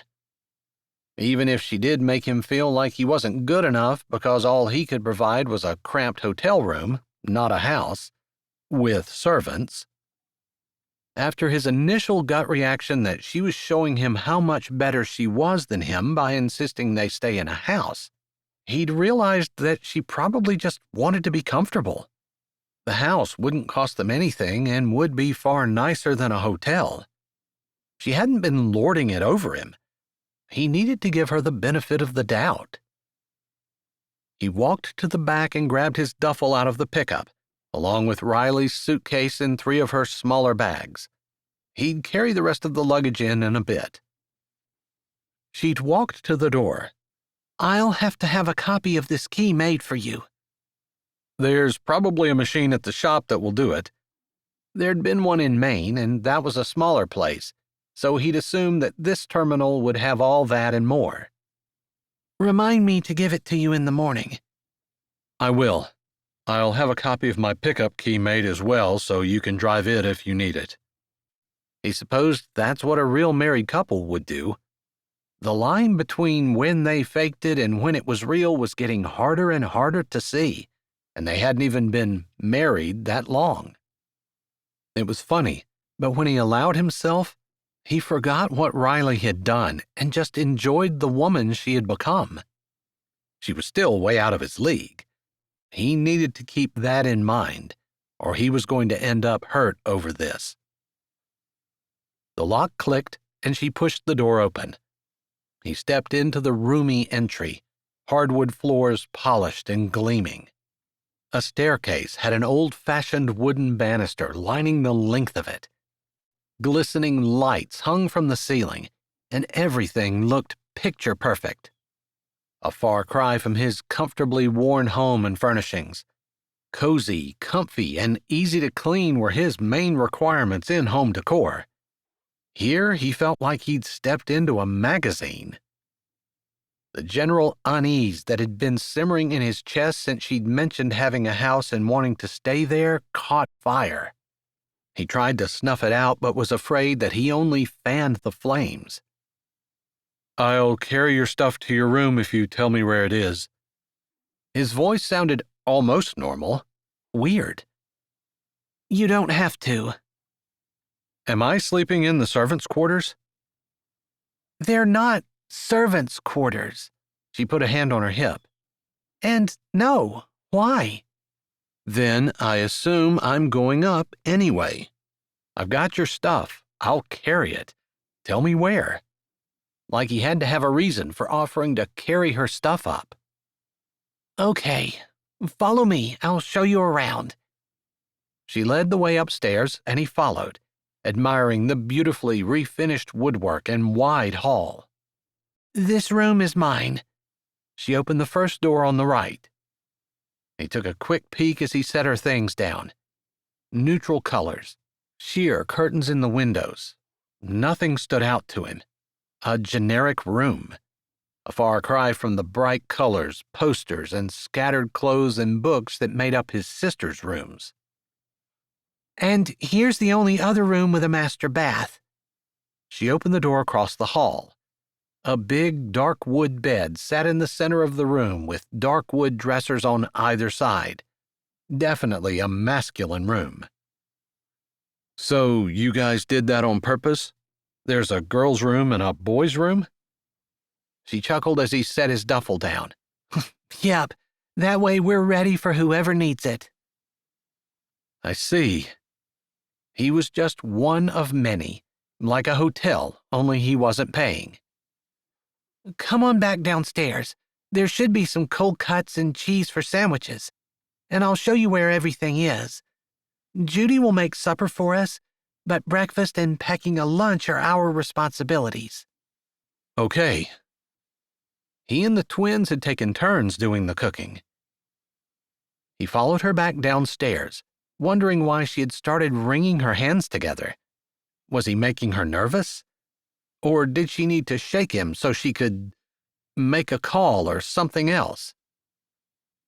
They walked into the big farm kitchen. There are always drinks in this fridge. She pointed to a big stainless steel appliance. You're welcome to use the stove.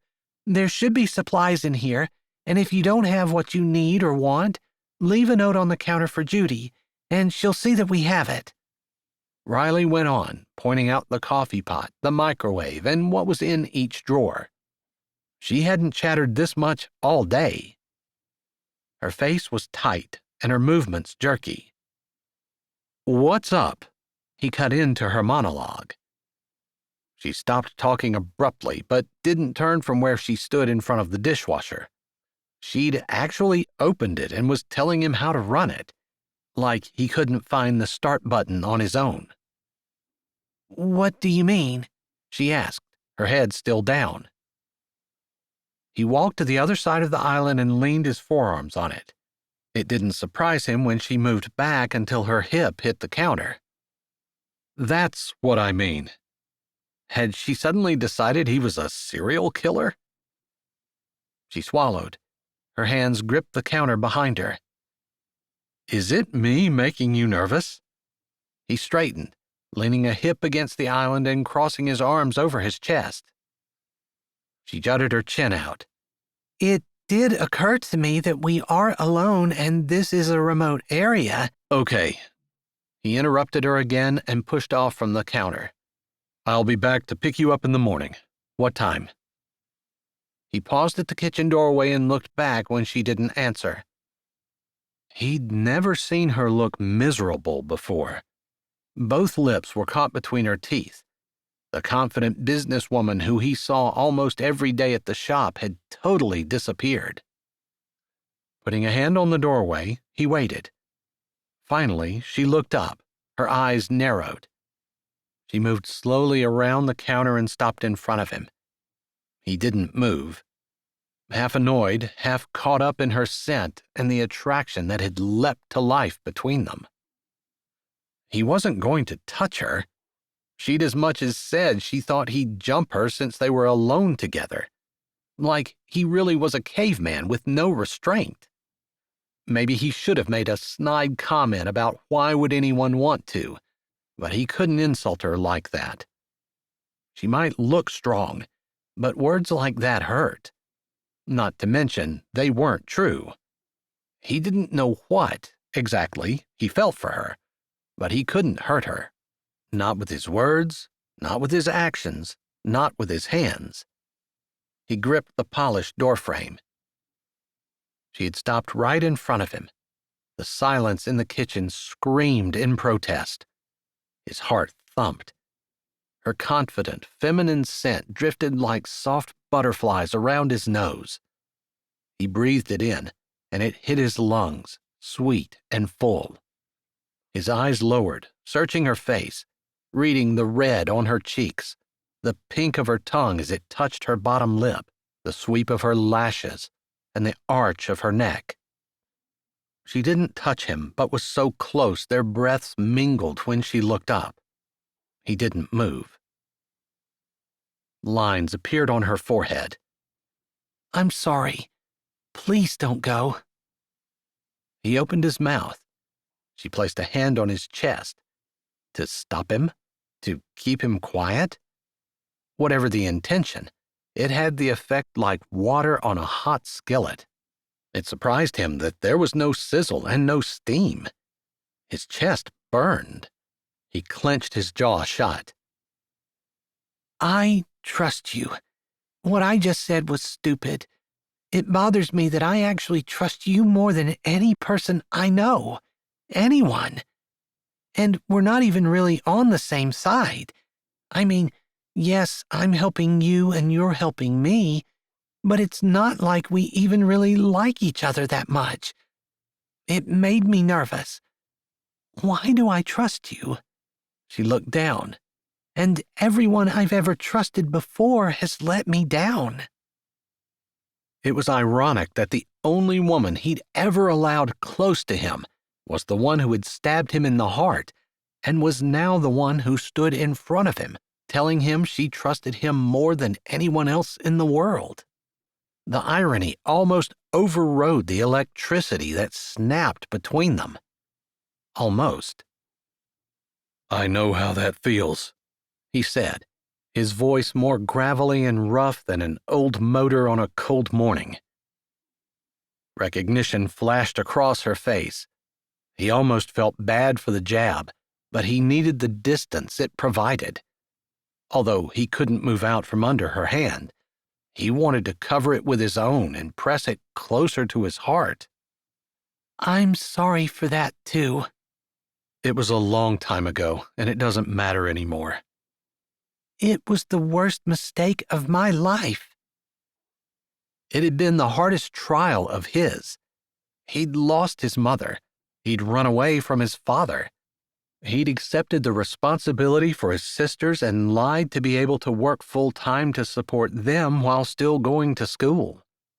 He'd done it all and gone through everything, but nothing had hurt like the betrayal of the woman in front of him. He wasn't about to tell her that. Instead, he lifted her hand, wrapping his own around it, feeling the rubber O-ring that had taken the place of a real ring. Whatever he'd been going to say or do flew from his mind when he touched her finger. "I think we need to buy you a ring before we do anything else tomorrow." "I have a ring from my grandmother that I brought with me. I didn't think about it before the wedding, but when I was packing, I found it." Several beats of loaded silence fell between them. "I would have put it on, but I didn't want you to think." She trailed off, yet again. "Think what?" he prompted. "Think First of all, that the ring you gave me wasn't good enough.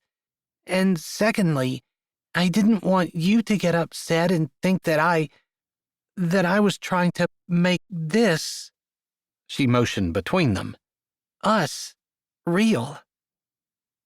"Wear your grandmother's ring. I appreciate the consideration for my feelings. The line between fake and real seems to blur and shift. It's hard to decipher where it's actually at sometimes." As he spoke, their hands seemed to move with minds of their own, and they shifted. Their fingers threaded together. Heat traveled up his arm to his elbow. He was playing with fire, no doubt. If he were one of his sisters, he'd tell her to get a hotel room and spend the night reinforcing her heart with concrete. Instead, here he stood, staring into Riley's eyes and allowing her to take another chunk out of the barrier protecting his scarred and broken heart. He dropped his hand from the doorframe and at the same time pulled his fingers away from hers. "It's been a long day. That's a heck of a drive, and I didn't snore this afternoon anyway." "I can't believe you're accusing me of snoring." "I knew I should have videotaped it." Her mouth opened and closed. "You better not have." He grinned, then headed toward the stairs. "I didn't." "Are you hungry?" There had hardly ever been a time in his life where he couldn't eat. But he needed distance. He needed to remind himself that he didn't like Riley and that she'd choose her dad and his company over him again if she had the chance. Obviously, she was still his greatest weakness. Today had shown him that, if nothing else. He needed to refocus and regroup. "I'm tired more than anything else." He put a hand on the banister and started up the stairs. "It's a beautiful house. Thank you for letting me stay. I'll see you in the morning." "Good night." Was there a wishful tone in her voice? Or maybe it was his imagination. He wasn't sure. He couldn't let it matter. Chapter 13. Dawn was breaking when Riley went out for her run. She'd measured the distance and had run the same path many times over the years when she'd stayed at the old farmhouse. Somehow today it seemed different. She could blame it on the ring she wore, or the fact that today was the first day of her new position and trying to get this terminal not only in the black but to the top of the company. But it wasn't any of that. It was the look in Ben's eyes last night as he'd held her hand, and she'd admitted that what she'd done to him had been her biggest mistake. When she'd rejected him, brutally and publicly, she knew it hurt him. It had killed her, and she wasn't even on the receiving end. Last night, from the look in his eyes before he'd shifted and it had disappeared, she'd realized that the pain was still there. As she jogged back up the lane, the object of her thoughts stood outside in a t-shirt, leaning against the side of his pickup, his arms crossed over his chest and his muscles bulging, talking to Jason, the caretaker. Something Ben said made Jason throw his head back and laugh. They were probably about the same age. Jason was a little less husky, slightly taller. Ben looked more rugged, especially dressed for work in his black t-shirt and dark jeans and work boots. Jason wore the uniform of the caretakers, a green polo and dark khaki pants. They laughed again. This time, Ben's gaze sharpened as he saw her jogging up the drive. His whole body seemed to stiffen, and his eyes lasered on her. Self-consciousness wasn't something she was normally plagued with, but she suddenly had the urge to check to see if her long-sleeve tee and tights were on correctly. Her hair bounced around in a ponytail, and she wore no makeup. Sweat dripped from her temple, and her face was probably beet red from the exertion and cold. Tempted to jog right by, she stopped, panting with her hands on her knees. She wasn't trying to look good for him. She shouldn't care what he thought, even if she hadn't been able to get him off her mind. "Hey, Riley," Jason said pleasantly. He'd been a dependable worker for several years now. His family owned a lawn care service, and he worked on that on the side. A good, conscientious worker. "Jason," she said. She almost had her breathing under control. "how have you been?" "Just fine. I was telling Ben that Judy thought she saw a mouse yesterday in the hall, and I thought she was going to climb out that little window at the top of the stairs." Riley shivered. "A mouse?" "Turned out it was a dust ball that a draft had skittered along the floor. She squealed like the entire 2nd Brigade was after her." "I think I might have too." "You'd probably look just as funny as she did trying to climb the wall to get away from it." "I don't think I'd climb the wall. Just run down the steps maybe, then get a blowtorch or something and burn the house down to get rid of it." Riley wiped the sweat off her forehead and shook her legs out. "Wow." Ben's lips curved up. "Do you think you'll wake me up first?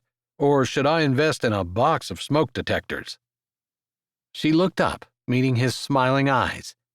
A warmth that had nothing to do with her run settled in her chest. "I'll wake you up unless the mouse runs into your room. That happens, you're on your own." He lifted a brow. "Thanks." Shaking the feeling of comfortable familiarity that had wrapped around her heart, she started for the house. "I started coffee. Wasn't sure whether you drank it or not." "You mean you guys are married and you don't know whether she drinks coffee in the morning?" Jason asked incredulously. Riley jerked to a stop. Ben froze. Then Jason got a smirky grin on his face. "I guess you guys have been too busy in the morning doing other things to worry about drinking coffee. Guess I have a lot to look forward to." He smacked Ben with a resounding thwack and headed back across the yard. "I can tell when I'm not wanted. I'll tell Judy to hang out over here with me for a while." His laugh carried back across the grass. Riley met Ben's stare. "Sorry," he said softly. She shook her head. "Not your fault. Us not knowing each other could make things awkward at times." He stepped up beside her, and they walked into the house together. "You know, I never asked what your dad said when you told him we were married." Riley paused, her foot on the top porch step. "I didn't tell him." "What?" Ben's voice was sharp. Riley tried to dismiss it, although it wasn't something that could be brushed off, and she knew it. "I didn't tell him." She shrugged. If Ben's eyes could shoot poison-laced arrows, she'd be dead. He finally moved to open the door for her. "When, exactly, were you going to tell him?" "I guess I'll do it today." "You guess? So, like, you were going to keep this from him?" "No." That wasn't a bad idea, actually. "Unless you think we can." The door slammed shut much harder than necessary. Riley knew she was being unreasonable, but telling her dad that she'd gotten married the way she had wouldn't have been easy in any circumstances. Telling him she had married a mechanic, that she'd married Ben. "You're afraid." Ben stated the obvious in a tone of voice that left no confusion as to how he felt. But she didn't really understand why he was so upset. After all, it wasn't like they were going to stay married. If she could keep it from her dad for 6 months, she and Ben would go their separate ways, and her dad would be none the wiser. It wasn't like her dad cared about anything but his business anyway. The thought of Ben leaving ruined her good mood. She went to the counter and poured a coffee, setting it on the table. Then she went to the sink and filled a glass of water. She took a couple big gulps of the water. Ben crossed his arms and leaned against the counter. "Yeah, It's not going to go over well. She looked him in the eye. Dad doesn't always pay that much attention to me, and even though he'll be at the same complex, my office is in a different building. I might only see him once or twice a week, and even then, we'll only discuss business. I can see him not even noticing that we're married for the 6 months that we agreed on. It was all business all the time for him. He'd come to her high school graduation, but mainly because he'd been the speaker. He'd missed her college graduation. She honestly wasn't sure he knew he missed it. You're saying you don't want to tell him? Ben hadn't moved. She nodded. I definitely don't want to tell him. I'm saying I think we could get away with not. And if he notices, she shrugged, I can cross that bridge then. So, we'll play the married thing down while we're at work, and we'll play it up when we're with my family? There was a hard edge to his voice that had never been there before. She ignored it. That would be great, but... She held up a finger. I know that our agreement was we'd get married, I'd be your wife, you'd come to Pennsylvania and help me here at Coleman. If it comes down to a choice, I will never pretend to not be married. I'd just like to see if I can get away without telling Dad. He rolled that around in his head. Convoluted logic, she knew. But it could work. She could tell he didn't like the idea by the twist of his lips and the way he turned his head away. A muscle in his jaw popped in and out. Riley watched, fascinated. He was angry. It wasn't his anger that fascinated her, though. It was the fact that she wasn't afraid of it. Not like she was of her dad's anger. Her dad wouldn't hurt her, but when he was angry, it was hard to tell what exactly he'd do. Ben's controlled anger was actually soothing, a refreshing change. I never even thought I should have gotten his permission. He ran a hand through his short hair. Crap, it never even crossed my mind. Riley just stared at him. That's what he was worried about? That's really old-fashioned. He looked up from under his brows. I'd expect it of anyone who wanted one of my sisters. She appreciated his consideration. This wasn't exactly a regular marriage. I know, but he doesn't know. Trust me, he's not going to care about that. It's not even a matter of him caring. It's a matter of my principles and how easily I ignored them to get what I wanted. He threw his arms down in frustration and paced over to the window, bracing his hands on either side of the sink. I guess that's what I get for lying in the first place. I'm afraid our lying isn't done. Yeah, it's just started. At 6 that evening, Ben put the last of his tools away and let the second shift supervisor know he was leaving. He texted Riley back that he'd meet her where she suggested, in front of the security shack, and then texted Eve and Eden that he'd be at the hospital at 7:30 to meet them. Riley was waiting when he pulled up, and she hopped in before he could put the truck in park and open her door. The tension that lined her face and the droop of her shoulders suggested her day hadn't gone any better than his. He refrained from asking, figuring she'd talk when she was ready. He liked a little time to decompress, not that he'd ever had it with the twins around. It was nice to ride in silence. There was always a radio on in the shop. The type of music depended on the tastes of the shift foreman. Sometimes the shop foreman pulled rank. It was all loud and clanging, and in Maine, he'd taken to wearing earplugs when he worked. Riley sat beside him with her head leaned back on the seat, her eyes closed. He was tempted to tease her about starting to snore, but she looked so dejected he decided not to bother.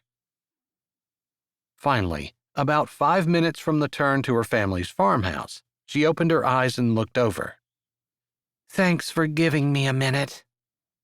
That bad? Worse. She picked her head up. It looked like she was getting her second wind. You? He shrugged. Nothing I can't handle. I can handle it too. I'm just dreading it.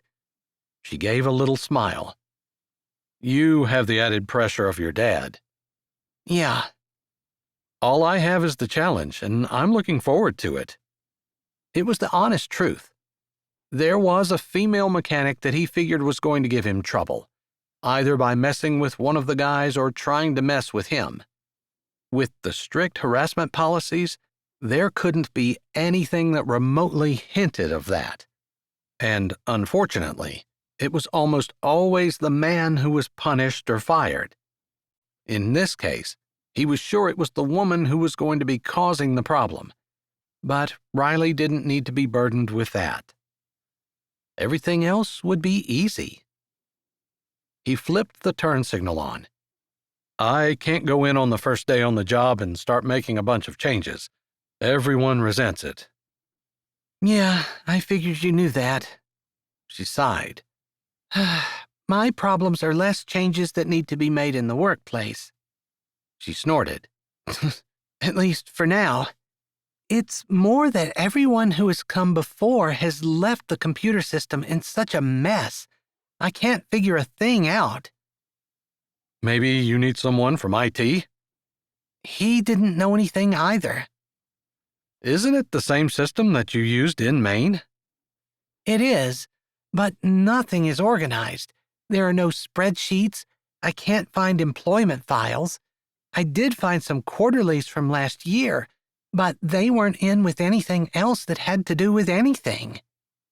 She let out a breath. Let's just say if we do this, it's going to be a miracle, at least on my end. He slowed as they came to the house. Don't worry about my end. It's good. She tilted her head over. Thanks so much. Even if you're lying through your teeth right now, your confidence is making me feel better. Without thinking about it, he reached over and cupped her cheek. I'm not lying. There's nothing in that shop that I can't handle. They've got every machine I would ever need, even if he didn't know how to run several of them. And I met a few good, solid guys today. One good guy who knows what he's doing is worth 5 who screw off all day. I know that I've got someone who has my back. He was talking about her. So when I start to make those necessary but painful decisions, I'll be good. I've got guys on the floor who will work. I've got a woman upstairs in the office who will back me, and I know the system. I just have to adjust for 3 shifts instead of 1. Her cheek was soft under his hand. He ran his thumb over her skin. Her eyes filled. He searched her face. What? He asked softly. She took a shaky breath. Then her hand came up to press against his. Thanks, she breathed out, low and sincere. They stared into each other's eyes as the seconds ticked by. He didn't know how long they sat there, but he felt the pull, strong and hard. Riley was everything he'd ever thought and so much more. But he couldn't fall for his fake wife. Riley cleared her throat, breaking the spell that had fallen around them. Come on.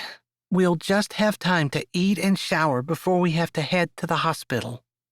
We've got the other side of the family's problems to deal with.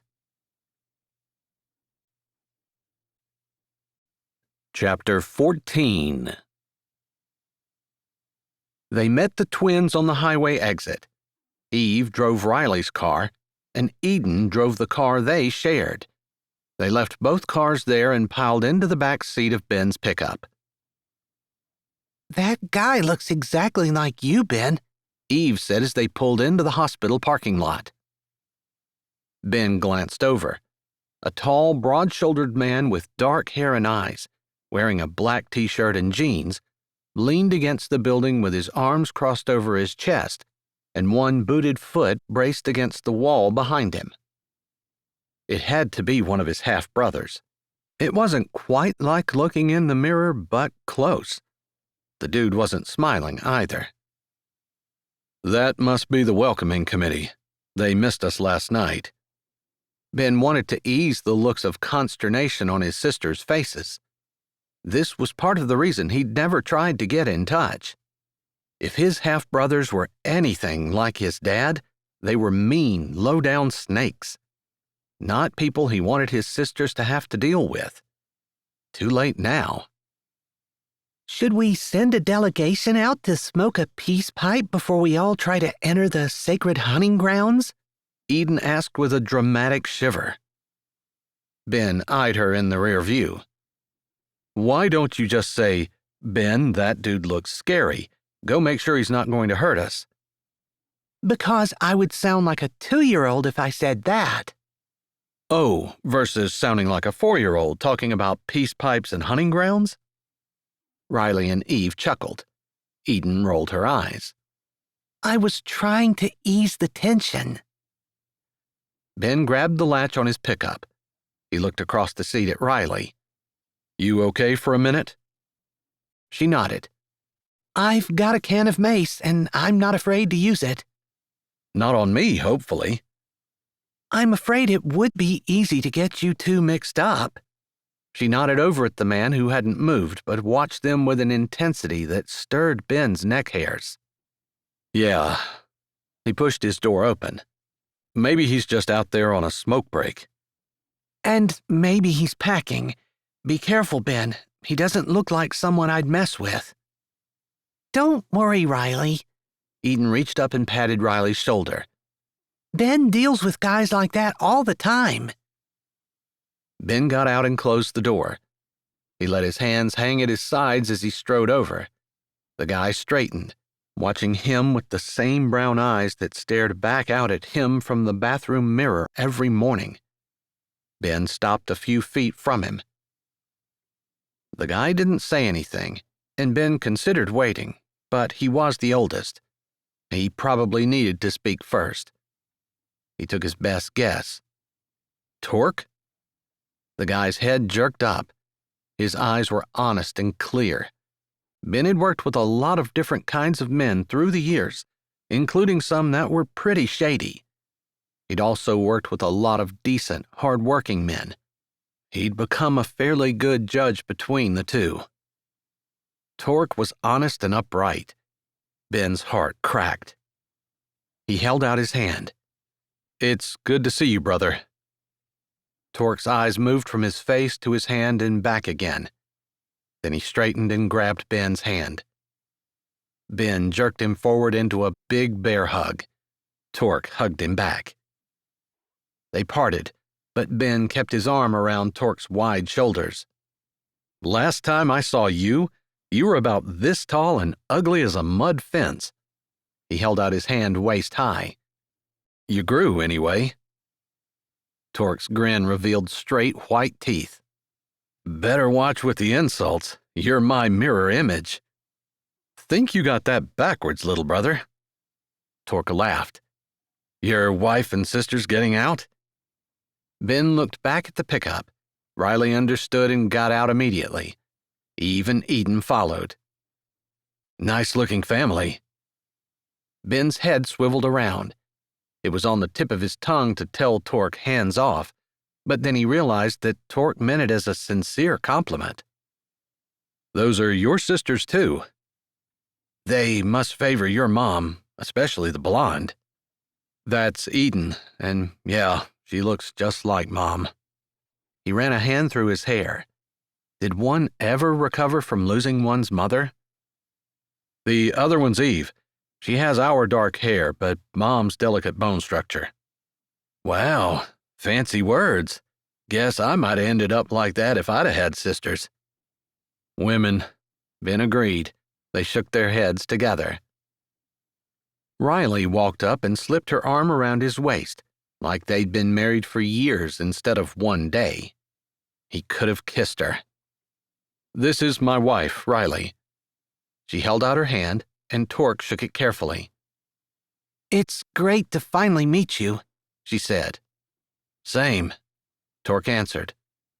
Eve and Eden, this is your brother, Tork. They both shook his hand, eyeing him up and down. No one really seemed to know what to say. Ben was too busy trying to keep his focus anywhere but on the slim arm that encircled his waist. Finally, Tork broke the awkward silence. Come on, Graham's doing better today. After an hour and a half in the hospital room where they'd met Tuff and Turbo and their wives, Kelly and Harris, Riley was exhausted. Harris, the one redhead in the room, had the only chair, since someone had said she was pregnant. The way Turbo babied his wife gave Riley the idea that they viewed their pregnancy as a small miracle. Apparently, there were other kids, belonging to the other couples, but they'd not brought them to the hospital. The adults were enough. Several of them at a time waited in the waiting room anyway. Ben seemed to have a good time getting to know his brothers.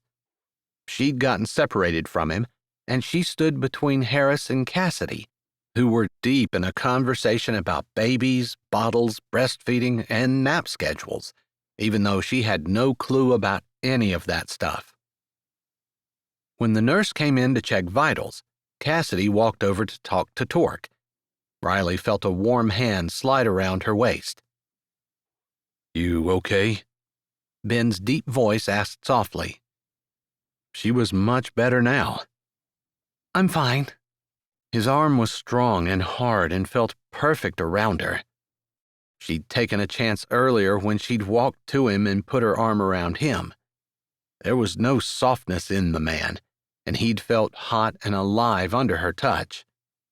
Her arm had sparked, and she wanted to move into his heat. Even now, all she could think about was his arm around her. It blocked the rational thoughts from her brain. You look exhausted, he said, like his arm wasn't driving her crazy. She tried to do the impossible and ignore it. I'm sorry. I'll try to smile more. I wasn't complaining. I was stating a fact. His eyes skimmed over her face again. Never mind. I'm taking you home. But you've just met your brothers after 20 years apart, and your Graham... He put a finger on her lips and bent his head. I'm glad about my brothers, and I love my Graham, but it's my job to take care of you. Let me do my job. Was he saying that for the benefit of any of his family who might be listening? Riley glanced covertly around. None of them were paying attention. She lifted her face. Ben's was right there. His eyes, concerned, filled her vision. The stubble on his chin called to her. A slight tug on her waist, and she moved a step closer. The rest of the world faded away, and everything was just Ben and her. His breath and hers. His heartbeat and hers. Until it all became one. I think Ben and Riley need to go home. Turbo, not quite as tall as the other brothers, but with wider shoulders and the same dark hair and eyes, came over with the same grin he'd worn all evening. Your woman looks exhausted. Although her father owned a trucking company, Riley had spent more time with the office employees than the guys outside. Ben's family was a little rougher than the businessmen and millionaires she was used to socializing with. Even though the whole "your woman" felt very caveman-like, she was sure, by the open, friendly look on Turbo's face, he didn't mean anything by it. Ben's family might be rougher, but they were also more real. Still, Riley tried to pull back. She wanted to look like Ben's wife, not his woman, but Ben's arm stayed around her like a steel band. She allowed her body to melt into his side. They faced Turbo together. I think Turbo has a great idea. We've had a big week. You girls ready to go? The twins came over and kissed their Graham goodbye. We'll be back tomorrow, Eve promised. Ben let go of Riley and hugged each of his brothers. Riley couldn't help but smile at the look of happiness on Graham's face. If it were possible for joy to heal, Graham would be better in no time. Finally, they were walking out of the hospital. The twins stopped to use the restroom, while Riley and Ben validated their parking ticket. "Thanks," Ben said as they waited for the twins at the exit door. He held her hand. She didn't even think about trying to pull it away. She wanted him to hold it. In fact, if he'd put his arm around her, it would be even better. As though he could read her mind, he pulled her back toward him until she leaned back against him. He tucked her head under his chin and wrapped both of his arms around her waist, never letting go of her hand. In the back of her head, warning bells were going off, but he felt so solid and strong behind her. After the crazy day she'd had, she didn't want to face reality. She relaxed back into him. His chin rested on her head. His warmth seeped through her. "We made it through day one, I guess," she said. His arm squeezed, then released a little. "I thought I'd have to remind myself that I was supposed to pretend to be your husband. I'm finding it's harder to remember that I'm really not." Riley's heart stopped. His words sent shivers out her fingers and down through her toes. "Never know when someone in my family might come out behind us." Her heart froze. He'd just been holding her because of his family? Disappointment bit hard, and it stung. Before she could answer, the twins came out. "You two ready?" Eve asked with a look askance at their cozy position. "We are." Ben dropped his arms. He didn't grab her hand again as they all walked together to the pickup. Friday morning, Ben was up and out on the front porch before dawn. If one could get up when one never really slept. It had been amazing to be reunited with his brothers. Part of him hated the fact that he'd let fear keep him from reaching out long before this. He'd missed 20 years with 3 men he was proud to call family. Who'd have looked at his dad and thought that a man like that could have sons like Torque, Tough, and Turbo? Graham deserved a lot of that credit, he knew, since he had only been concerned about protecting his sisters. He'd done what he thought was best at the time. He'd been so focused on surviving, on paying the bills and raising his sisters after his mother died, that he hoped he could really be excused for not being able to have more than that in his life. So, sure, part of the reason he couldn't sleep was the fact that his old life had intersected with his new, and his whole family, at least all his siblings, was together at last. But that really wasn't what kept him up all night. Riley. She had felt so good in his arms, like she belonged there, like the past never happened, like she'd never paraded past him with another boy on her arm and hadn't said he was a poor boy who wouldn't amount to anything and she wasn't interested. Was she leading him on now? Was she just playing her part when her hand slid into his and her body melted against him? Were the looks she gave him under her lashes, the ones that said she admired him and was grateful, were those fake too? God knew he had enough trouble keeping his acting and his real emotions separate. Heck, there wasn't any acting on his part. Everything he'd felt for her back when he was young and dumb as dirt was all right there in his heart now. And he was stuck with her for another 6 months. There was no way he was walking away from her without ripping a part of himself out. It was going to hurt, no doubt. He wasn't sure, though, that he had what it took to put more distance between them. Everything in his heart and soul longed to be closer. He'd better enjoy this time with his family, because he was going to have to move to Antarctica to get away from the attraction he felt toward his wife and the web of lies he'd spun for himself. How could he protect his heart when the whole reason for their deal was so his family would believe they were married? For real. He stretched a hand up the banister pole and leaned against it. Sure, There were problems to solve in the shop, but they were nothing compared to the problem of his runaway feelings for Riley. The door cracked open behind him. He didn't need to turn to know it was Riley. The twins didn't make the hair on the back of his neck stand at attention. They didn't smell that good either. "Hey, wife," he said without turning around.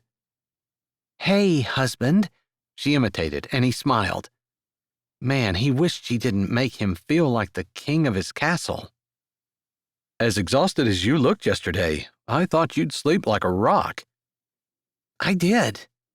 She drifted over and sat down on the top step at his feet, wrapping her arms around her legs. "But I dreamed that my dad found out about us, and then all I saw was blood, and I knew it was yours." She shivered. "I didn't even try to go back to sleep." What would she do if he did what he wanted, which was to walk over, sit down on the step behind her, a leg on either side of her, and cradle her between his knees? Would she lean back into him? His heart thundered. Could he wrap his arms around her and watch the sunrise with his wife in his arms? Arms that ached to hold her. He put his lips on her hair and breathed deeply of her scent, allowing it to fill his lungs and his body, taking a part of her with him as he faced his day. He closed his eyes against the desire that rose like manifold heat in his chest. He shook the thoughts, but the painful longing in his body to be closer to her didn't ease. He forced himself to speak. "Your dad might be ruthless in business, but he's not going to hurt me." "He did once before." Oh, she was wrong about that. It hadn't been her dad. It had been her. Ben didn't argue. She needed comfort, so that's what he gave. "He's not going to hurt you either." "I know." She pressed back, rocking while holding her legs close to her chest. "You know how dreams can be." Did he ever? But she wasn't talking about the dreams he'd had of her. So he answered with something other than what he was feeling. "Yeah, Eden used to have night terrors. She'd wake up screaming. I didn't know what the frig to do. That's scary. For her and me." "For Eve, too, probably." "No, Eve could sleep through a bomb blast." "You know, you'd make the best dad." He didn't say anything. After Riley was finished shredding his heart, he'd kept his focus on raising his sisters. He had his mom's death to deal with, too, for him and his sisters. "You never got married." "I did 2 days ago." She harumphed. "You know what I mean." "Neither did you." "I know, but it's hard to have any kind of life working the way I do. Dad is pretty demanding. Not that he stands over my shoulder, but he wants results. Not to mention, after I got old enough, he's had me take Mom's place at a lot of charities and events." "Yeah, I guess it was the same for me. The twins took up a lot of time, and I wasn't bringing a woman home who wasn't going to love them like I did." "That was big of you. Surely you wished for help." "Every day." He willed his mouth to stay shut. He wasn't going to say that no woman compared to her, that he couldn't get the pieces of his broken heart back together, that if he couldn't have her, he didn't want anyone, that after the pain he endured with her, he would never trust anyone again anyway. The sky in front of them turned gray, then pink, then orange. He had 6 months of this. 6 months to enjoy the presence of the only woman he'd ever loved.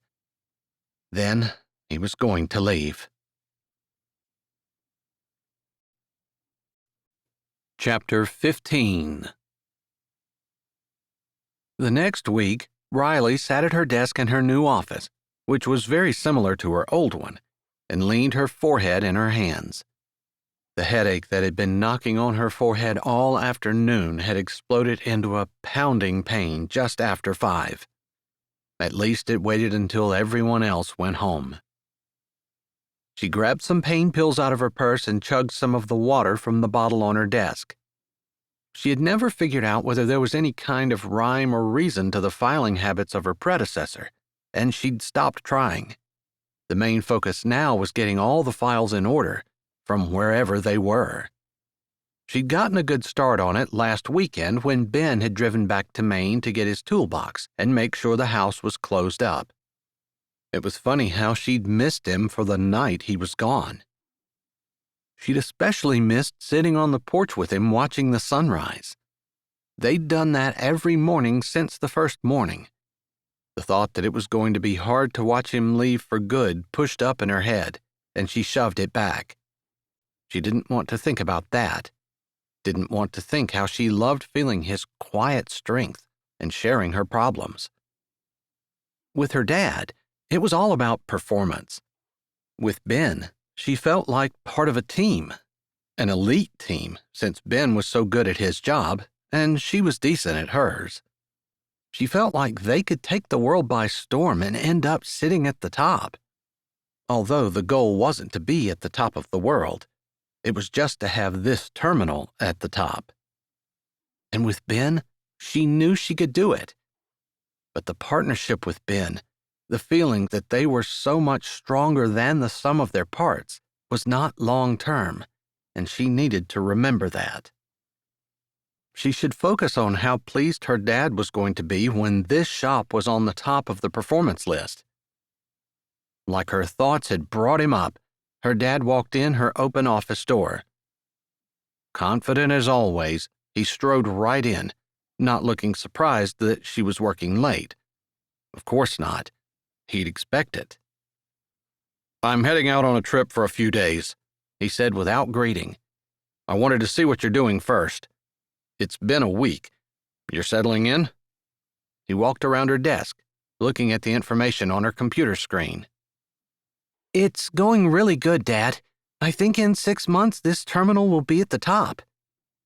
Her dad crossed his arms over his chest and nodded silently, reading over her shoulder. She slid over a little to give him better access. She'd been organizing the maintenance logs. He reached down and clicked through a few places. After a few minutes of silence, he pointed to truck 7564. "The top end of this truck was redone 3 times in 6 months. The last time was 2 weeks ago. That should throw a red flag up to people in the shop. Have you been in touch with anyone about that?" Well, it happened before we came, and I'm just now getting to these records. "How often have you been down in the shop since you got here?" She strong-armed her smile to stay in place. I'm there every day. When Ben dropped her off. "Let's head down there for a few minutes now." Phrased as a suggestion, it really wasn't. She closed a few windows and shut the computer off, dread making her head feel like the inside of a church bell on Sunday morning. How would she tell her dad she'd brought Ben along with her from Maine? They walked out of her office together and headed to the shop. It wasn't a long walk, although the silence stretched between them like miles of empty desert, and the uncomfortableness of having nothing to talk to him about made each step seem like years passed. Finally, they reached the big garage bays where 4 of the 8 doors were open, and she started chattering, listing off the things that had been fixed and the plans Ben had laid out for her. Although she knew Ben wouldn't be on break, she really hoped he'd stepped out for something. The open doors let in the cool evening air.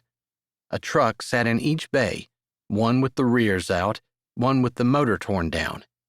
Ben was redoing the motor, and he told her at lunch when she called him that he'd be working on getting everything apart until after 9. As she looked, he came around the side of the hood with a piston in his hand. His face broke into a grin as he saw her, then his eyes snapped to her dad. His smile froze. She kept talking in her most business-like tone, hoping that Ben wouldn't force any issues or make a scene. Her dad might not even recognize him, but at the very least, She wouldn't have to admit today that she'd married him. That might go over a lot better once they'd gotten the shop performing to its potential. But her dad stopped. His eyes narrowed on Ben as Ben set the piston on the makeshift work table with the rest of the motor parts. Riley altered direction, pointed away from Ben. The shop layout is not conducive to performance. My team has some ideas that will improve production. Her dad stopped as Ben disappeared around the side of the truck. That's the boy from Maine, isn't it? That's Ben Baxter, Riley said in the same tone she'd been using. Her stomach flipped and flopped like a fish on land, but she kept her face placid. And yes, he was a part of my team in Maine, and he agreed to come down here and help with this project. He's the one that had a thing for you back in high school. Riley tilted her head and scrunched her face like she was trying to remember. Really, Dad? High school? I'm focused on what I did yesterday and what I'm going to do tomorrow. I'm not thinking about silly high school crushes. Her dad turned a calculating eye on her. That's a big move to go from Maine to here. I'd watch him if I were you. Riley laughed. It sounded fake to her ears, but her dad wouldn't notice. Ben, he loves what he does, and he's good at it. Not what I'm talking about, girl. He'll manipulate you into giving him what he wants. His eyes narrowed. You're worth a lot. To a boy like that can barely make a mortgage on a run-down bungalow on the shady side of town, you're a cash cow. Even when she hadn't known Ben all that well, she wouldn't have thought for 1 second that he'd take something from her he hadn't earned. Her dad's words were intended to have the opposite effect, but she was more sure than ever that Ben didn't care about her money. She knew better than to argue with her dad. He's going back to Maine when we're done here. She turned and started off in a different direction. Instead of following, her dad walked closer to the truck Ben was working on. Riley stopped and watched with the fascinated horror one might have as they watched a car accident about to happen. How many miles were on this motor, boy? Riley cringed. Her stomach bucked and jumped. Ben's head appeared beside the turbo. Almost 1 million. When were the rods and mains done? Her dad barked another question. At 600,000, Ben answered easily. Is this a 550? It's a 6NZ. How many of these have you done? At least 100. Riley almost smiled. There, that should ease her dad's mind. But he wasn't finished. He leaned forward, and his voice lowered. Stay away from my daughter. She's your boss, and you can remember your place, or I'll remind you of it with a nice, pretty pink slip. Ben's eyes slipped to hers. She swallowed and looked away. Ben's gaze never moved from her face as he answered. Yes, sir. Of all the places in her life that she'd ever been, there was only one time and place that had been worse. Still, her mouth wouldn't open. Her brain kept saying, just 6 months. In 6 months, this will all be past. Somehow that didn't help, because even though she knew Ben was leaving, he deserved so much more than the treatment she'd just given him. Her dad moved away, and she followed. He stopped to talk to the other mechanic who was still working. He didn't know the answer to her dad's questions and had to stop working to go look them up. While her dad stood looking over his shoulder as the mechanic pulled the info up on the computer, Riley headed toward the parts room. It had been an unorganized mess when they'd come down last week, and she'd never remembered to ask Ben if he'd taken care of it. The door was unlocked, and she stepped in and flipped the light on to find neatly stacked shelves and parts clearly marked with numbers and codes. A complete difference from just 1 week ago. Someone had spent a lot of time fixing this. She made a note to thank Ben. She'd bring her dad in here just as soon as he was done grilling the other mechanic on the history of the rears in that truck. So you didn't tell him? Ben's voice came from the doorway. She jerked her head around, her heart cramping painfully. He held onto the doorframe with one hand, his biceps bulging, his face an unreadable mask. No. Riley crossed her arms over her chest, but didn't say any more because she had no excuses other than the one she'd already given him. If you don't want to tell him, I can do it. He doesn't need to know. We can do this without him finding out. His hand dropped from the doorframe, and he rubbed the back of his neck. I know this is a fake marriage and everything, but am I really such a lowlife that you're too ashamed to admit to your dad that I'm nothing more than an employee that followed you down from Maine like some stupid puppy on a leash? She held her hands out, hating the shadow of pain that flickered across his face, hating that she was hurting the proud, strong man who stood with her every morning as the sun came up. I'm sorry. I don't want him to know. It'll just be easier. Easier doesn't equal better. She put her hands on her hips. We're married right now because it was easier for you to fake a relationship than admit to your family you lied. He looked away, a vein popping in his forehead, his fist clenched. Yeah, he finally said. You're right. I guess, though, when you're around my family, I don't treat you like some piece of trash stranger I barely know, lest anyone dare find out that we sit side by side on the porch of the house we share and watch the sunrise every morning. The silence roared between them. Her mouth opened, and words that she didn't want to say came out. Fine. I shouldn't be out there with you anyway. It won't happen again. Her heart cracked, but her voice was strong. You need to... Her dad's head appeared behind Ben's shoulder. Her eyes flickered to her dad, then back to Ben. Thank you for reminding me to show this improved layout to my dad. You can go back to work now. Ben didn't need to look at her dad to know he was there, and he gave a curt nod. Yes, ma'am, he said before turning and walking out. Riley got the feeling her heart went with him. Ben walked into his brother Tuff's shop early Saturday morning.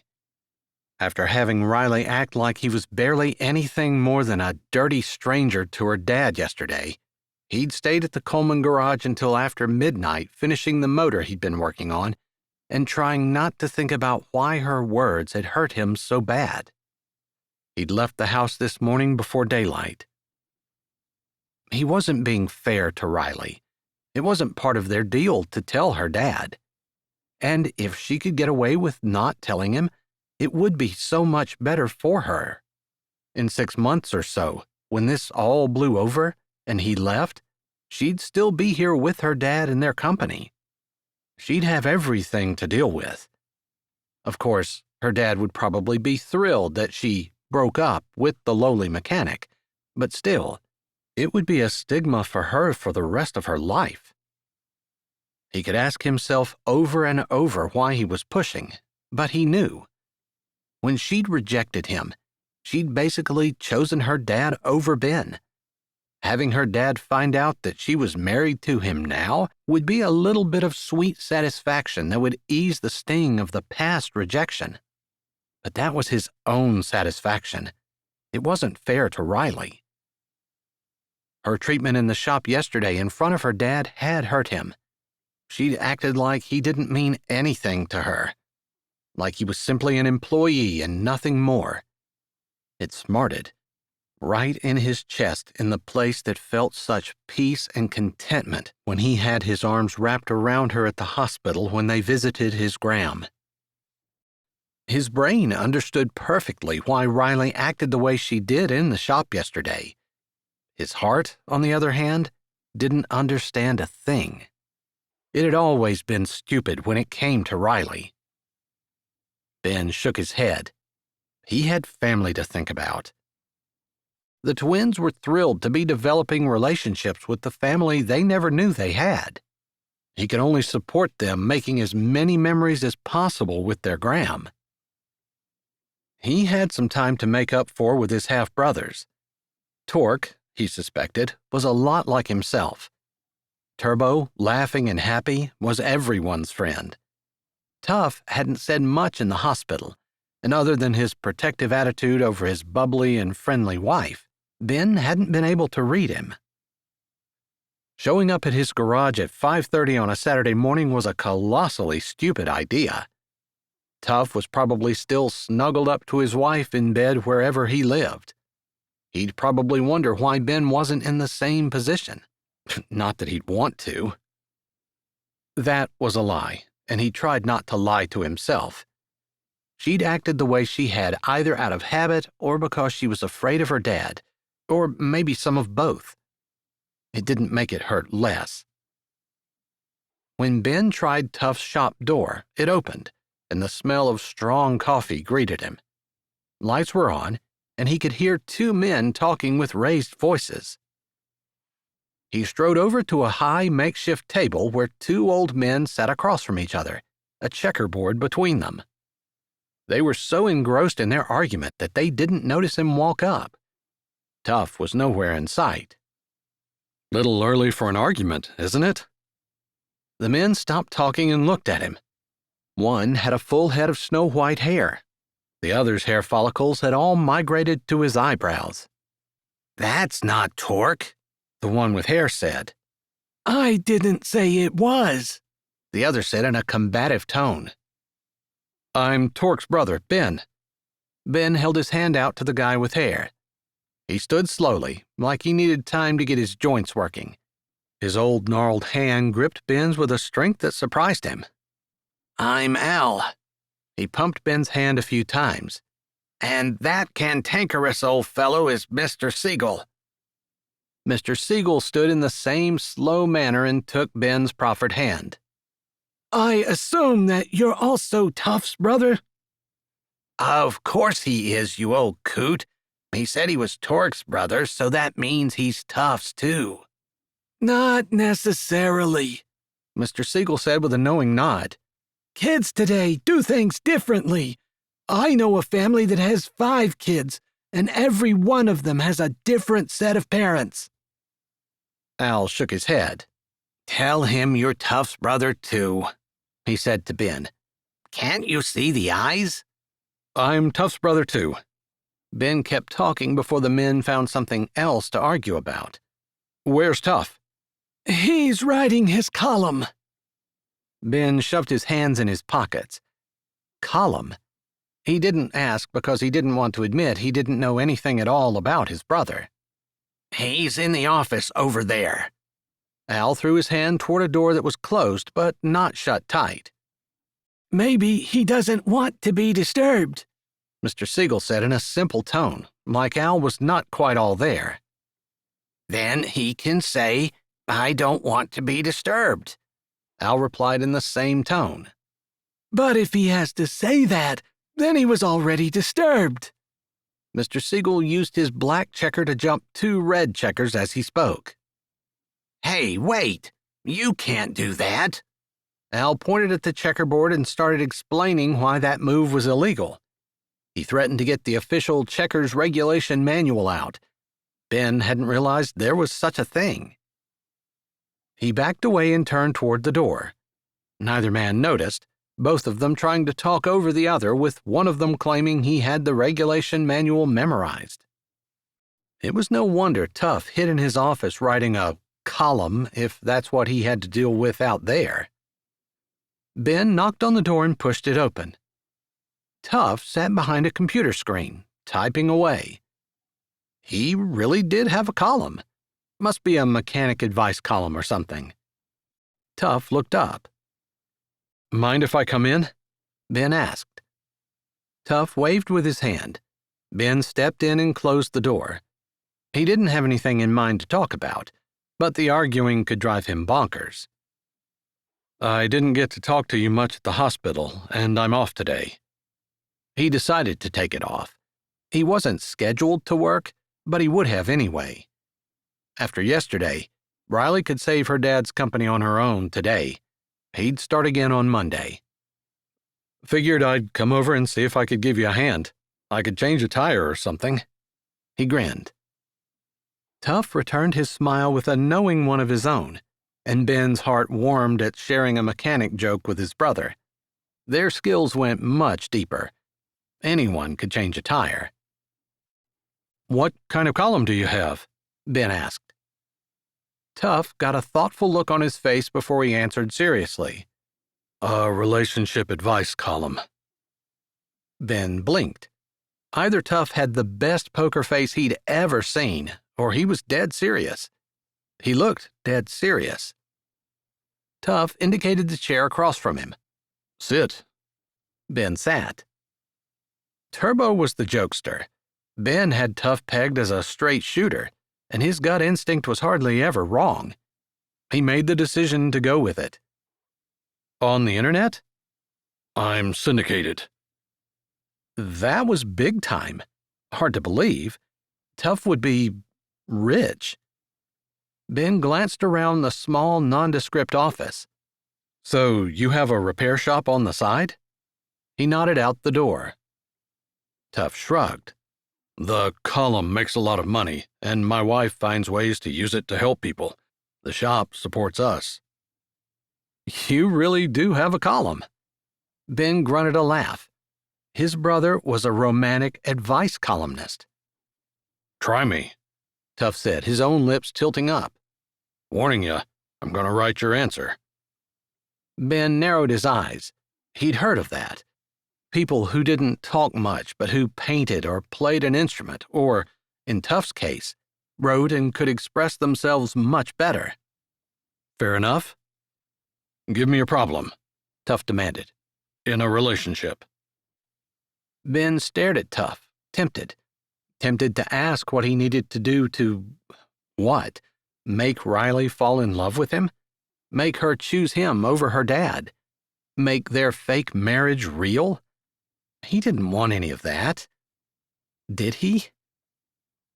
He didn't know what he wanted, but he also wasn't sure what to do. "Make something up," Tough suggested. Yeah, because Tough thought he was happily married just like Tough was. "Okay, how about this?" How to phrase it? He rolled it over in his mind before saying, "Instead of getting married for love, a woman marries a man because the man can do something the woman needs done, and she can't do it herself. She wants to impress someone else." Tough leaned back in his office chair, his arms crossed over his chest. "Keep going." "Right." Ben leaned his forearms on his legs and clasped his hands together. "So the man agrees if the woman will do something he needs done and can't do himself. They enter their bargain, and both of them keep their ends of the deal." Tough waited. Ben stared at his hands. "But one of them decides they want more. What should they do?" "More what?" Ben studied his fingers like he'd never seen them before. Finally, he said softly, "More than a fake relationship." There. He'd admitted it. He didn't want a fake relationship with Riley. He wanted the real thing. That's why he was so upset that she wouldn't even acknowledge him in front of her dad. He wanted to be more than just a mechanic in her family shop. He wanted to be her everything. "This is hypothetical?" "Yeah." "You sure?" "Yes," Ben said firmly. For some reason, he trusted Tough, but the feelings he had for Riley had burned him badly once. It wasn't easy to put them out there, even in a hypothetical situation. Tough linked his hands together behind his head and thought for a while. Ben tried not to squirm. This was his little brother. He shouldn't feel like a school kid waiting for the principal to announce how many days of detention he had.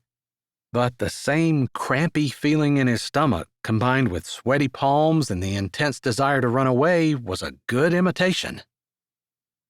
Finally, Tough started writing. It didn't take long.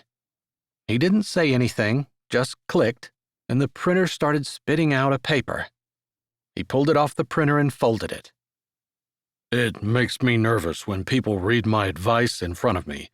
Don't read it until after you leave." Tough stood. You still helping? Ben stood with him. Said I would. Tuff handed him the paper, and Ben folded it again and put it in his back pocket. That's great, because I have a car on the lift with a knocking in the motor, and it's not the normal stuff. Ben stopped with his hand on the door. Those guys stay here all day? Yeah, you get used to them. Ben grunted. If you say so. Chapter 16. Riley shuffled down the stairs still wearing her pajama pants. She'd been up earlier, but as she suspected, Ben hadn't been on the porch this morning, so she'd gone back to bed. After leaving the office at 9 last night, she'd gone home alone, the first time since they'd been married. Eve had informed her that Ben texted the twins and let them know he was going to be late, like midnight. Apparently, that was his standard operating procedure, texting his sisters when his schedule was interrupted. After the way she'd treated him, she didn't blame him for not texting her, and for not answering the single text she'd sent him. But she'd waited up for Ben to come home. She didn't really intend to, but she was too restless to sleep, so she tried to read in bed. It wasn't until she heard his pickup that she was able to relax. She listened to his deep voice as he spoke with Eden, who had waited up for him. Then she listened to him move in the room across the hall and heard the water in the pipes as he showered. She finally felt like she could relax, but she hadn't felt like she could face him. Her words and her actions had hurt him, and they left a bitter taste in her mouth, but she didn't know what to do about it. She did know that she didn't like herself very much, but she wasn't entirely wrong. Their deal had said nothing about her telling her dad, and Ben wasn't planning on staying once his part was over. She was under no obligation to screw up her life any more than necessary, because she was going to be dealing with the fallout when he left. Alone. Was there another way? Graham got to go home from the hospital that evening, and Riley volunteered to take her since Ben's brothers had spent more time than they had at the hospital that week. She texted Ben, letting him know she was heading into the hospital at 3 and waiting for the discharge. She was surprised when he texted back, "I'll be there." He didn't say any more. She left the house before he got home and figured he'd show up at some point. She didn't expect him to be waiting by the main entrance. Her heart skipped several beats as her eyes landed on him. He'd either not been working or had gotten cleaned up, since his jeans were clean and there was no grease or dirt on his arms, which were folded across his chest. When she saw him, his eyes were already fixed on her. It was amazing how that look from him could make her feel like the only woman in the world. He looked at her like there was no one else he'd rather be watching. It sent warmth down the back of her neck, and her stride quickened automatically. She was still more than 5 feet away from him when she blurted out, "I'm sorry." His arms came down, and he straightened from leaning against the front pillar. She stopped when she was directly in front of him and had to crane her neck to look into his eyes. "I really am sorry. As soon as we get your Graham settled at home, I'll tell my dad." She hadn't realized those words were going to come out until they did, but after she said them, it felt like a dark shroud had lifted from her soul. Ben deserved to be with a woman who was proud to be beside him. She might not be his forever girl, but that didn't give her the right to give him less than he deserved. He shook his head. "You don't need to, and I'm the one that needs to apologize. It was never part of our bargain for you to tell anyone that we were married. It was wrong of me to expect it." They had never signed anything when they got married. She could trust Ben to do what was right. Apparently, he felt the same way about her. But to hear him say it here, that he wasn't going to let his feelings get in the way of what they'd verbally agreed on, meant so much, especially when she knew her words and actions had really hurt him. "Are we good?" he asked, his brows scrunched together, his hands in his pockets. "Yes." She jerked her head down. "I'll try to do better." He pulled a hand out of his pocket and offered it to her. She took it, unwilling to get into an argument about whose fault it was that they were arguing to begin with. As always, feeling her hand sliding across his calluses, being enfolded in his dry warmth, having that protection and comfort, sent a thrill up her arm and straight to her heart. They turned together and stepped into the hospital. Ben gave his Gram her 9 p.m. pills along with a glass of water. "You sure you don't want some pudding or applesauce to eat along with this? Kelly left plenty." Kelly, Tuff's wife, had been shopping while he was at Tuff's garage today. She'd stocked the fridge with more food than a classroom full of junior high boys could possibly eat, let alone one frail old woman. "No, I've had enough pudding to last me a year. I want steak." Ben looked over the bed at Riley on the other side. He appreciated having her today. Not only had she convinced Gram she was doing her a favor by letting Ben wheel her out of the hospital, but she'd been able to get Gram to take it easy in bed rather than clean her already spotless trailer. He supposed it was his turn to try to deal with an unreasonable request. Steak? Seriously? Maybe tomorrow. That answer had always worked with the twins. Riley's mouth twitched. His Gram's lips turned down. "I'm not 3.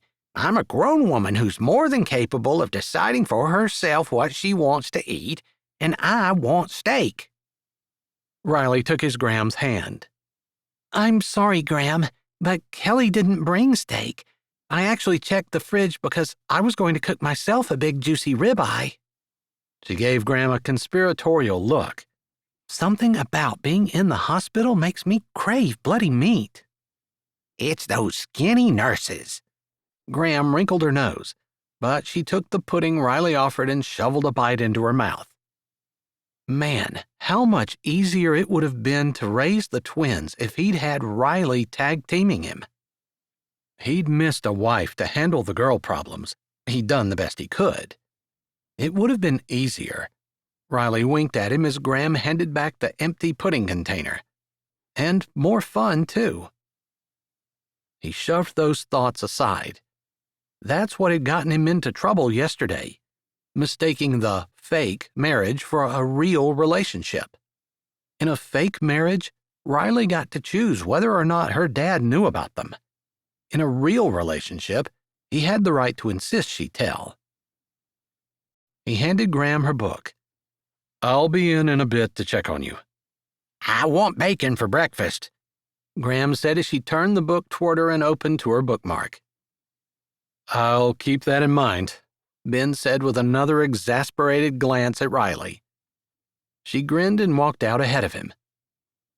They headed back down the trailer hallway, past the bathroom. "If I remember right, there's 2 bedrooms here." He opened the first door and switched the light on. A shelf full of toys sat directly inside. There were a ton of stuffed animals on the bed, but no sheets and blankets. "I bet Cassidy took the blankets to wash them and didn't bring them back," Riley said. "Kelly told me one of her twins threw up the last time she stayed." With Gram in the hospital, they might have thought there was no rush. He shrugged, but he suddenly became very aware of the woman beside him, the dark and her scent, her smile and her softness. His heart thumped. "Let's try this one." He moved down the hall a couple of paces. No toys, but the bed in it was stripped too. He shut the light off and closed the door. A street light from outside shone in through the window and glowed in her hair.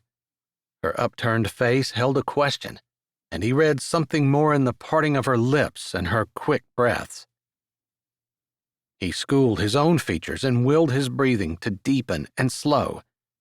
He wanted to touch her cheek, slide his hand through her hair, but he hooked it around his neck instead. I guess I'll stay here on the couch tonight, and you can head to the farmhouse. I guess, she said softly. Her scent, sweet and sassy, feminine and confident, swept past his nose. She leaned forward. Her hand landed on his chest. Ben. He put his own hand over hers, trying hard to remember it was just yesterday when he wasn't good enough for her to introduce him to her dad as her man. He swallowed, and the sound seemed loud in the silence that stretched between them. I made Eve text me last night when you got home. I wanted to make sure that you got there okay. His voice came out deep and soft, with jagged edges. Should I have her do it again tonight, or will you let me know? Her fingers curled slightly into his chest, and each pressure point burned like fire and ice. He gritted his teeth against the torture. I've been going home by myself for years, and no one has checked up on me. He whispered low. I want to take care of you. It scares me that I want to let you. Her actions belied her words because she leaned even closer. Her tongue came out and touched her lips. He released a harsh breath at the sight. Taking his hand from his neck, he slowly slipped it behind her head, into her hair, threading his fingers through the fine strands like he'd wanted to do for days. I can't remember anyone ever taking care of me. Her hand slid around his chest to his back. You can make new memories with me. He put his other hand around her and pulled her closer until their bodies touched. If flames had erupted between them, he wouldn't have been surprised. I can't. I'm the only one that's ever been there for me. I can't lean on you. You're not even pretending to plan to stay. Riley, He closed his mouth.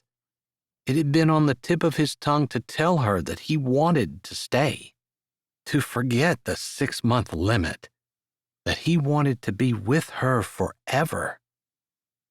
He almost groaned aloud, but she'd made it clear that she was doing what her dad wanted and what was best for the company. She doesn't want you, fool. How many times does she have to say it? He closed his eyes for a brief second before stepping back. Text me, please. I will. He dropped his hands, and she moved away immediately, out into the dining room, and a few seconds later, out the door. Her car started, and she was gone. He hadn't moved. He could grab a few blankets and pillows and sleep on the couch. It would be comfortable, but he wasn't going to sleep. Not for a while. Holding Riley had been even better than he'd imagined, and he'd imagined it a lot. His hands fisted, wishing she were still under them. Was there anything he could do to change her mind? He supposed he could take 4 years and get a college degree, but he'd still be poor.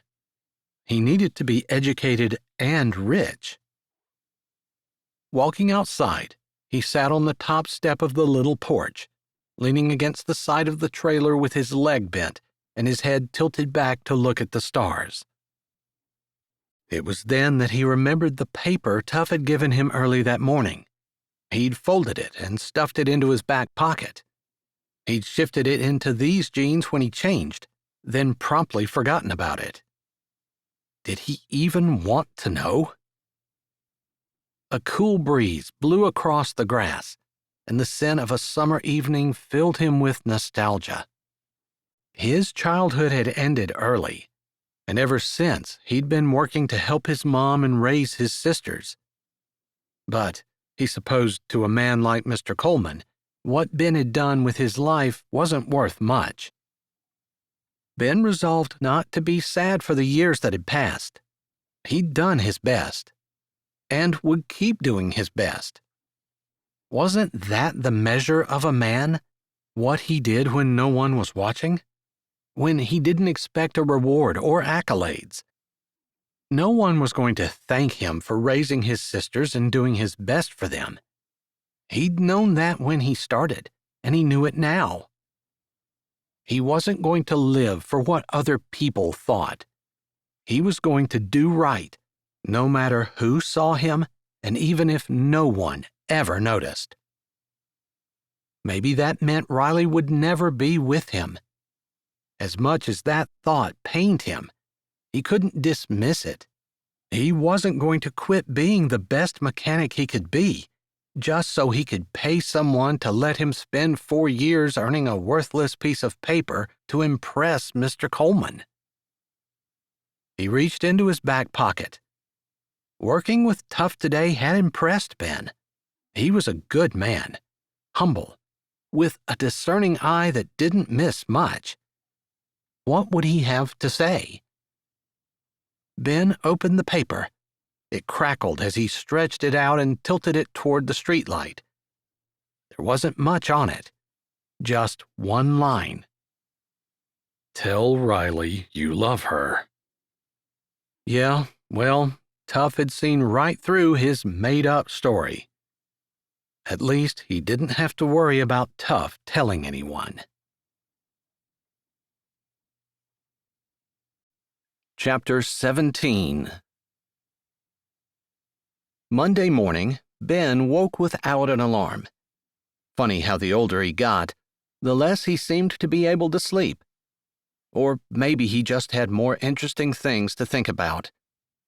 Whatever it was, he got up and showered. It had been a long afternoon with Graham yesterday. She was used to being active and didn't make a very good patient. It wasn't that she wasn't allowed to move. She just wasn't allowed to move as much as she was used to. That, and she couldn't eat steak. Or bacon. Still, Riley and the twins had come, and they'd spent most of the day on lawn chairs in the backyard until Turbo and Harris had come in the evening to relieve them. While sitting there in the long afternoon, he'd had an idea about something he could do in the yard here at the farmhouse. He kind of wanted to surprise Riley with it, but since it wasn't his house, he'd probably better get permission first. Then the saying, "It's easier to get forgiveness than permission," ran through his head, and he figured, what could it hurt? Riley had mentioned a business trip next week. He'd think about doing it then. When he looked out the door, the eastern sky was just starting to glow, and Riley was at the rail, waiting on him. He hadn't been sure she'd be there.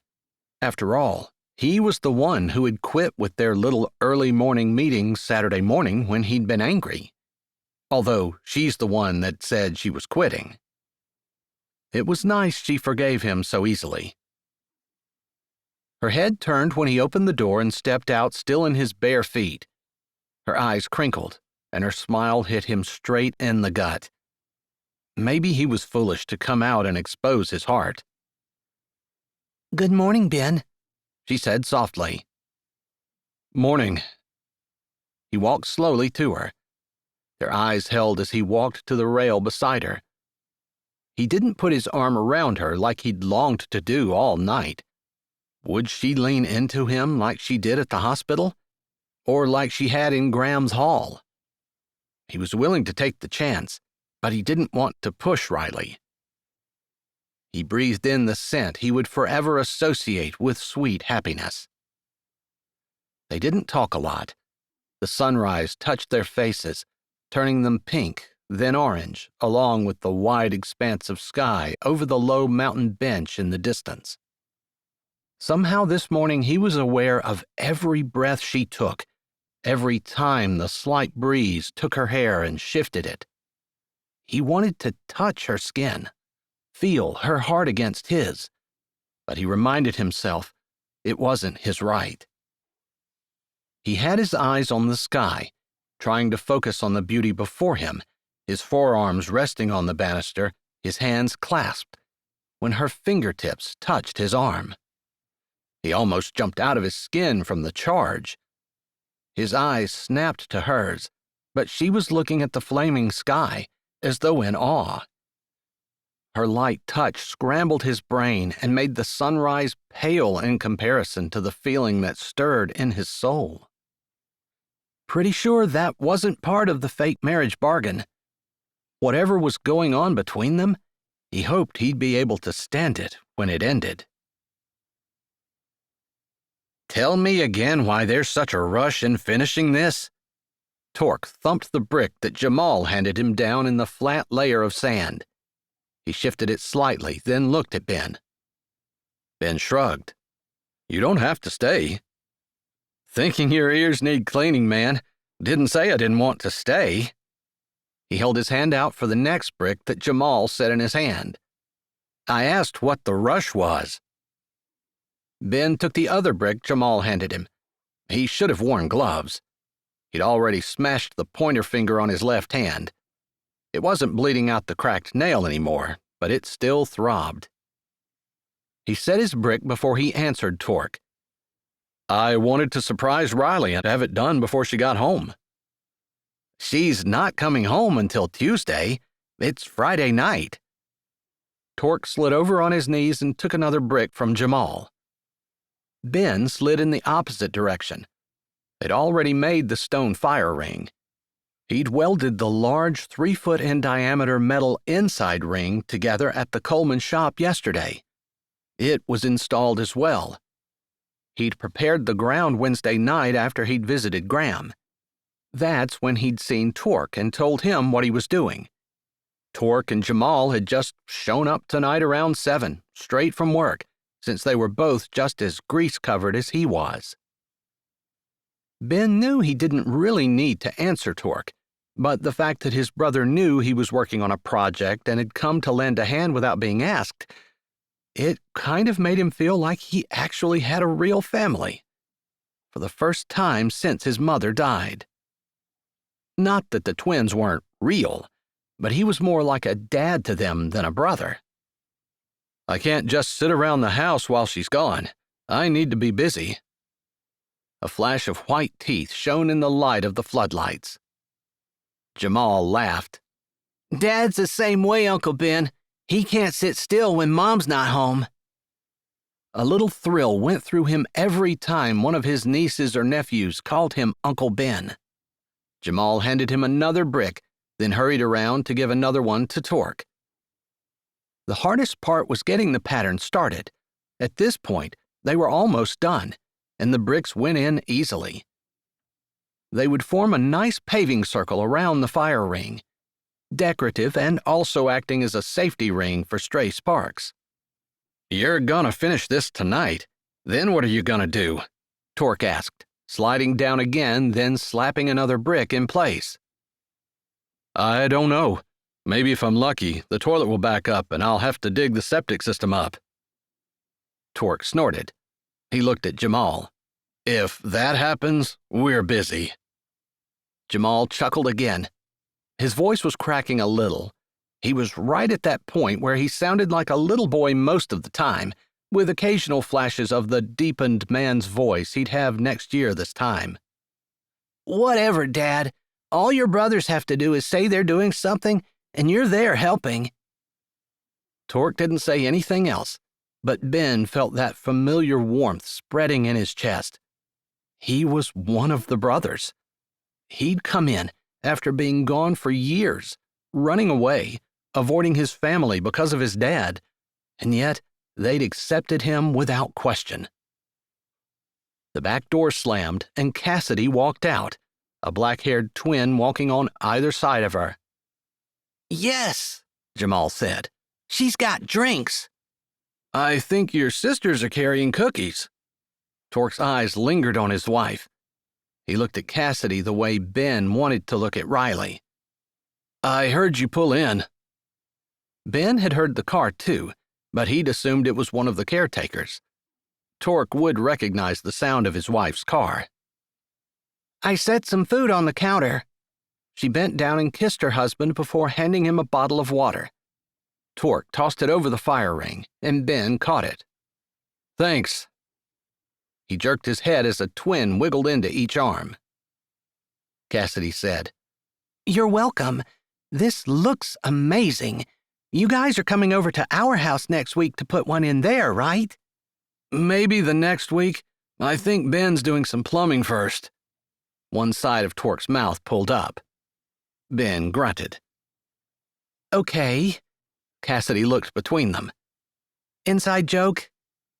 It probably depends if Aunt Riley goes away again. Uncle Ben is the same as Dad when you aren't home." "Oh, so he put the spice rack in alphabetical order and moved Riley's makeup to the basement so he could put a toolbox the size of South Dakota under the bathroom sink?" Cassidy asked with a quirked brow. "I didn't touch the spice rack." Ben put both hands in the air in innocence. Cassidy put a hand on her hip. "I did not put your makeup in the basement," Torque said as the twins crawled over him. "That's only because I caught you as you were coming down the stairs with it." Torque looked over at Ben. "Don't ever touch your wife's makeup." This probably wasn't the time to confess that he'd never been in his wife's bathroom. "Noted." "The other day when I was talking to Riley, she said she didn't know if you two were staying here in Pennsylvania." Cassidy plucked a twin off Torque so he could drink his water. "Yeah, we're not real sure what we're going to do." Ben met Cassidy's gaze. It was the first time since the sun went down that he wished the floodlights weren't so bright. "Obviously, it's up to you and what's best for you guys, but I know your brothers would love for you to come back to PA and stay." "She's right," Torque spoke, surprising Ben.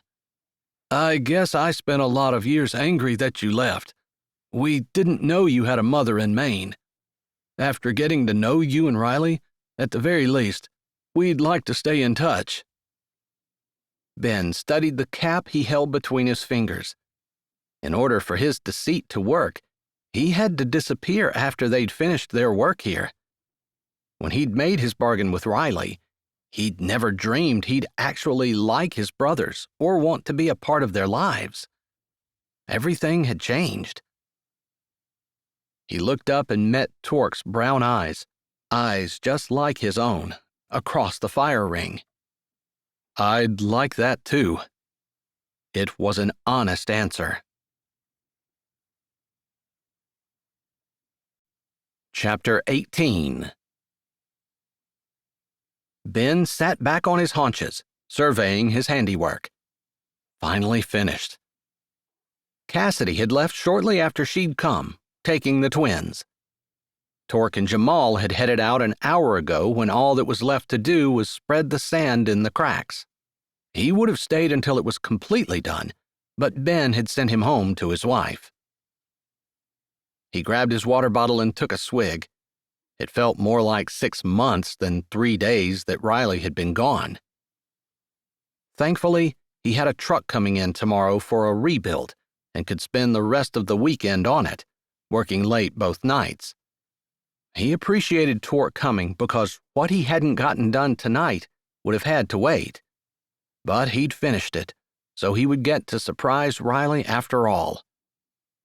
8 hours on Wednesday night, 8 last night, and 6 tonight. The perfect circle with an inner circular steel core, outer stone sides, and a 4-foot-wide brick circular floor around it was finished. It had been a good idea, since he wasn't sleeping much anyway with her gone. Funny how short of a time it took for him to get used to watching the sun come up with her, and eating breakfast with her, and driving to work with her. Driving home. Cooking supper. Sitting on the porch swing and watching the sun go down. It was a little unbelievable how much he missed her. He took another swig of his water. Eve and Eden had decided to finish this semester of classes, at least, which was only another month or so, and come down for the summer. Now they could sit beside the stone fire ring. They could even cook supper over the fire. Graham would love it, and all the nieces and nephews would have a great time. He laughed to himself. He needed a swing set to make it good for the nieces and nephews. But he hoped Riley would love it. Maybe he should have asked before making such a drastic change to her backyard, but he'd broached the subject in a generic way, and she'd seemed open to the idea. A little wave of anxiety went through him. If she didn't like it, he supposed he could take it out. He sighed and finished off his water. Tired, but not sleepy, he knew he'd just go upstairs and toss and turn. Riley had texted him every night when she got back to her family's house where she was staying, but she hadn't texted tonight. Whether that meant she forgot, or whether that meant she was still out, he didn't know, and couldn't think about. He'd really go crazy if he had to try to imagine what Riley might be doing running around at midnight. Now that his hands were no longer busy, it was even worse. He got to his feet, shoving his hands in his pockets and walking over to the side of the porch, leaning against it. Why hadn't she texted? Crossing his arms over his chest, he stared off into the night, trying to get his mind to focus on anything other than Riley in a ditch somewhere, Riley attacked by thugs, Riley in the hospital, Riley only taking 3 days to forget about him when he couldn't stop thinking about her. The hum reached him first. He cocked his head. Then lights shone by the house. The hum grew closer, and he knew for sure. Riley hadn't texted because she'd been on her way home. Thrilled excitement pulsed hot and prickly through his blood. He waited for the lights to shut off before he walked around the side of the house. Running would be unseemly, but that's what he wanted to do. Hurry to her car door and sweep her up in a big hug and hello kiss. She popped the trunk, and he went straight back to get her suitcase. She might be his wife, but a hug probably wasn't appropriate either. Maybe she wasn't home early because she missed him. It could be something else. He pulled her suitcase and shoulder bag out, slamming the trunk. "Oh," Riley said from beside the car. "I wasn't expecting you to be up." He looked at her. He hadn't even left the front porch light on since he wasn't expecting her home, so the 3/4 moon was the only light. Did she really think he'd go to bed not having heard from her? "You didn't text." She smiled. "Because I was coming home." Irritation sizzled up his spine. Didn't she know he'd want to know that she was safe? Her smile faded. "I can get that. You don't have to put yourself out because of me." He ground his teeth together, like he was going to let her carry the heavy suitcases when he was right here. "I've got them. Just get in the house." She was in his way, and he couldn't walk around the car. "I'm perfectly capable of carrying my own luggage." She put her hands on her hips. "And maybe I don't want to go in the house."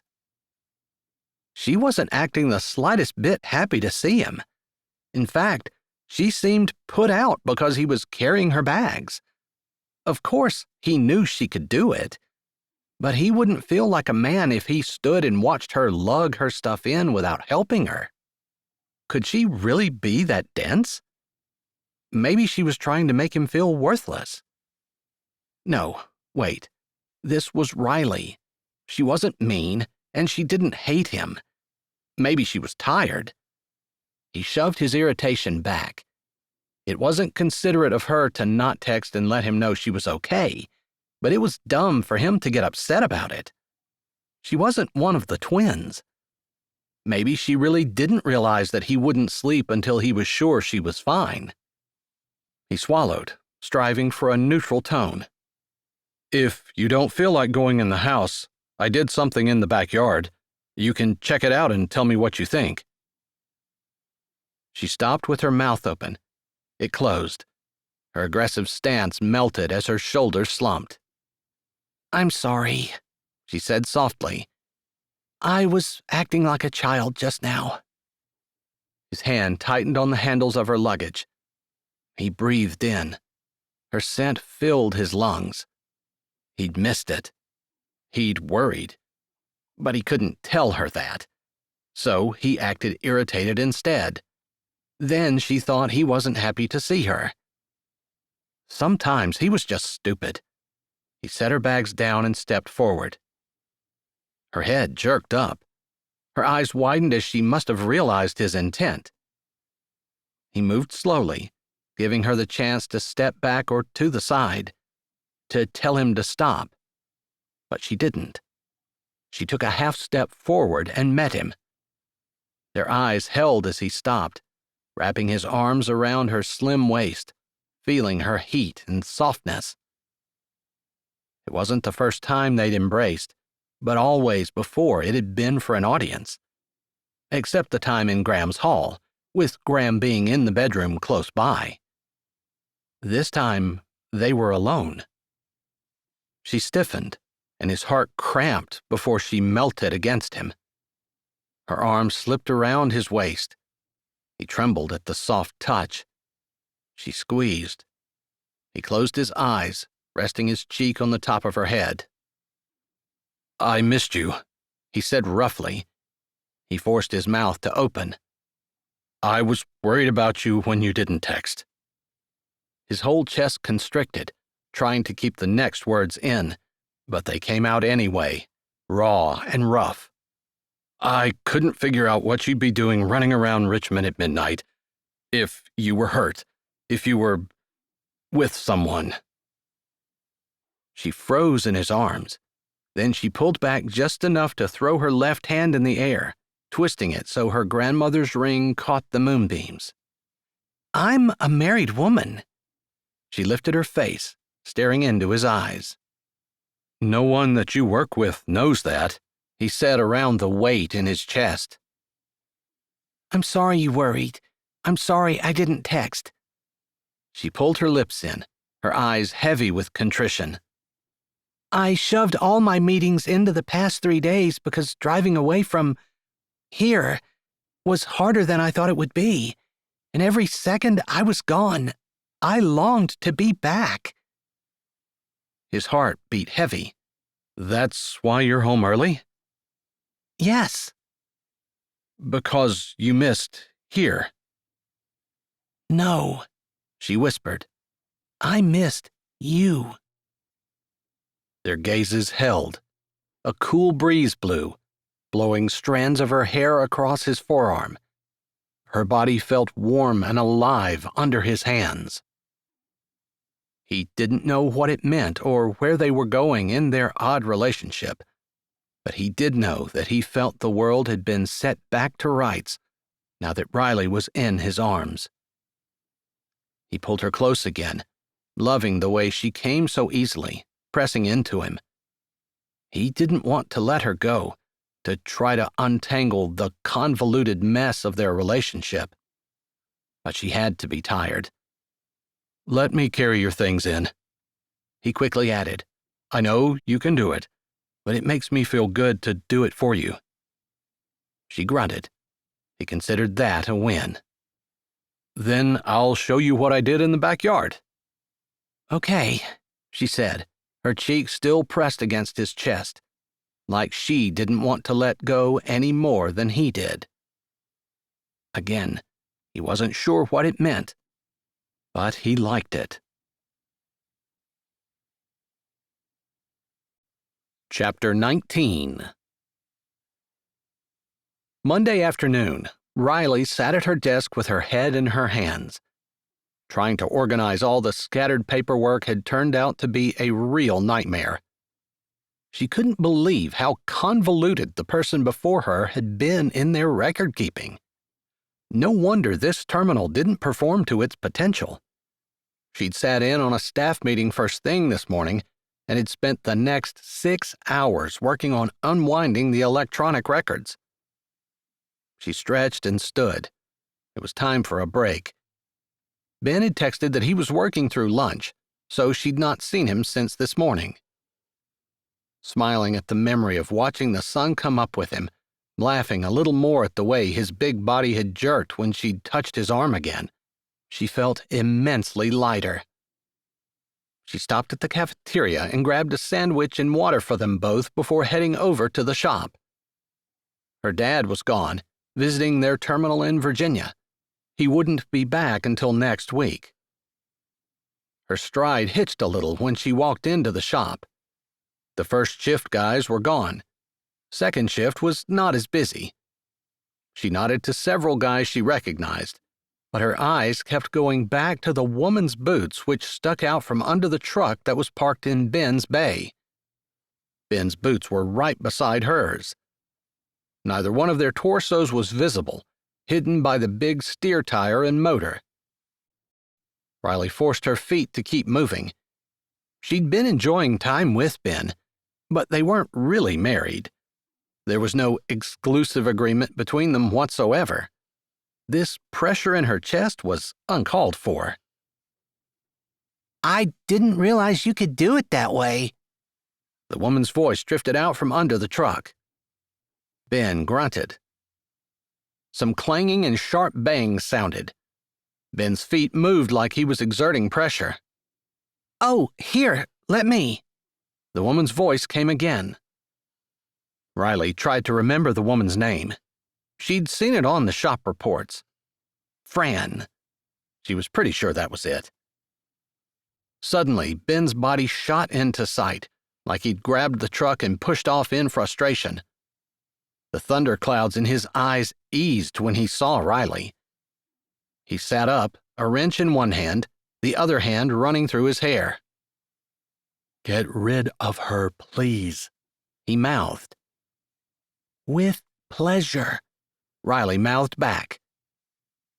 The woman slid out. Her jeans were tight, her t-shirt tighter. "Why'd you leave?" She pouted. Her expression changed as she caught sight of Riley.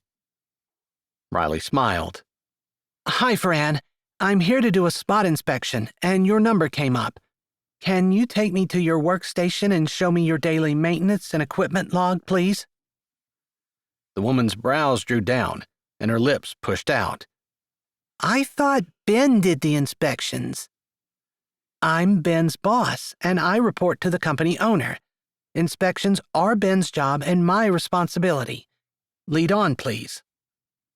Ben mouthed, "Thank you," as she followed Fran to the other end of the shop.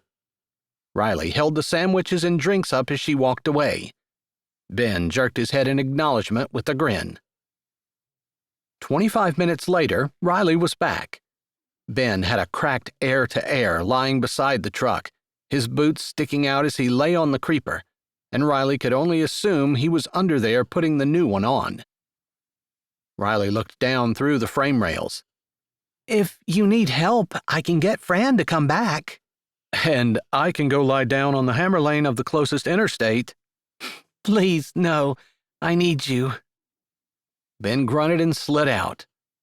"Not, Ben, I like you and don't want to see anything happen to you. Nope, I get turn the company around first, then jump off a bridge." "You're fishing for a compliment? I'd have thought you'd have your ego stroked with Fran down here lying under the truck with you." She handed him a sandwich and water. "I know it's often the other way around, men harassing women. I've seen it. But man, I wish she'd find someone else to bother. I spent half my time today running from her." He took the lid off and took a deep drink. "Looked like she caught you when I walked in." "I was sick of not getting anything done." "I can transfer her." "I can too." He lifted a brow at her. She tilted her head to acknowledge the truth in his words. Officially, he wasn't allowed to deal directly with employee movement. Unofficially, she'd bowed to his decisions for years. How was she to know who worked well and who didn't? "I ran the numbers for last week. We're already seeing improvement here." "Here." She sighed. "Yeah, here in the shop. Upstairs, not so much." "What's up?" He took a bite of the sandwich. "Just still trying to untangle the records mess." That bad? It's worse. It's looking good here. I've got a few things I want to implement, but I'm waiting until I've been here a bit and people have accepted me. Riley nodded. It was technically against company policy for a supervisor to do the work of a mechanic, but the guys accepted him a lot easier and faster if he worked. Not to mention, it made sense. You've never had a problem with people liking you. He shrugged. Guys respect a hard worker. I found it out by accident back when I didn't have a choice about working hard. Riley nodded. It had become part of his character. He changed the subject. I have 2 trucks sitting down there that could be fixed and on the road, except we're out of the parts I need, which we should have known and they should have been automatically ordered, but the parts aren't being checked out. That's definitely a time waster that needs to be changed immediately. Riley's brain was calculating. You need a whole new system? No, he said firmly. The computer system is great. I need the guys to use it properly. Some guys forget to check their parts out, which also means that we're not getting paid for them if it's an outside job. I see. Right. Anyway, I know exactly how I'm going to take care of it. I just don't want to rock the boat too soon. Yep, that gets people upset. They finished their sandwiches in silence. What time are you quitting today? Riley asked. He crossed his arms over his chest and leaned back against the drives. I can quit any time. This truck's done. I have one coming in on the hook, needs to be rebuilt, but night shift can steam it off. He looked her in the eye. I think we can get rid of night shift, to be honest. Really? Her eyes widened. That would be a big savings. We might have to have some second shift guys stay or cover occasionally, and maybe we'd need to reinstitute it if other shops' work got dumped on us like we did in Maine. But for now, it would solve the employee shortage. Nothing much gets done at night anyway. No supervision. Basically. She looked down, picking at her nail. I'm ready to go whenever you are. Just give me a 15-minute heads up to clean up my tools and wash up. Her face broke out in a smile. The heat from his seeped into her bones. She balled up her trash and finished her water. Let me know if you need me to rescue you from Fran again. I have plans for Fran. I just have to implement them slowly. She's going to be part of the big shakeup. They smiled together. I'm going to work another couple of hours. Maybe cut out at 6? Perfect. I'd like to visit Graham. Of course. Chapter 20. Riley had texted Ben and let him know she wasn't going to be able to quit, and if he wanted to see his Graham before she went to bed, he'd need to leave without her. He was glad he did, because all 3 of his brothers were outside with their wives and children when Eve and Eden and he pulled in. The trailer's backyard wasn't very big, but there was a small swing set for the kids. Graham was set up in a lawn chair, a blanket tucked around her legs, even though it wasn't cold out. She looks like a queen holding court, Eve said as they walked back. That was true. Ben's heart tugged in his chest. Harris sat in a lawn chair beside Graham, one hand on the gentle swell of her belly. Turbo was sprawled at her feet. Occasionally, one of Torque's twins would come over and jump on him, and he'd wrestle easily with them. Torque sat on the ground facing Graham, Cassidy leaning back between his legs, watching the kids and laughing, his arms around her. Tough lay on his side, one hand propping his head up, his body curved around Kelly, who sat on the ground and leaned against his stomach. "There's Ben and the twins," Turbo called out. "Come on over. We're out of lawn chairs, so you'll have to find a spot on the ground." Eve and Eden walked over and kissed Graham on the forehead before heading to the swing set to push Torque and Cassidy's dark-haired twins. Ben sat on the ground, leaning back on his hands. He couldn't quite meet Tuff's eyes. He'd thrown the note on his dresser but hadn't seen Tuff much since. He couldn't believe that Tuff had seen right through everything. "Where's Riley?" Cassidy asked. She got caught up in some work at the terminal and told me to come without her. He hadn't realized how much he wanted a wife. Not just any wife, but Riley, until he'd started spending time with her. But seeing his brothers and their wives together made the longing so much worse. Why couldn't he have that happiness? Not that he begrudged it of his brothers. He certainly didn't. After the childhood they'd all had, he deserved to be happy. "How are you feeling today, Graham?"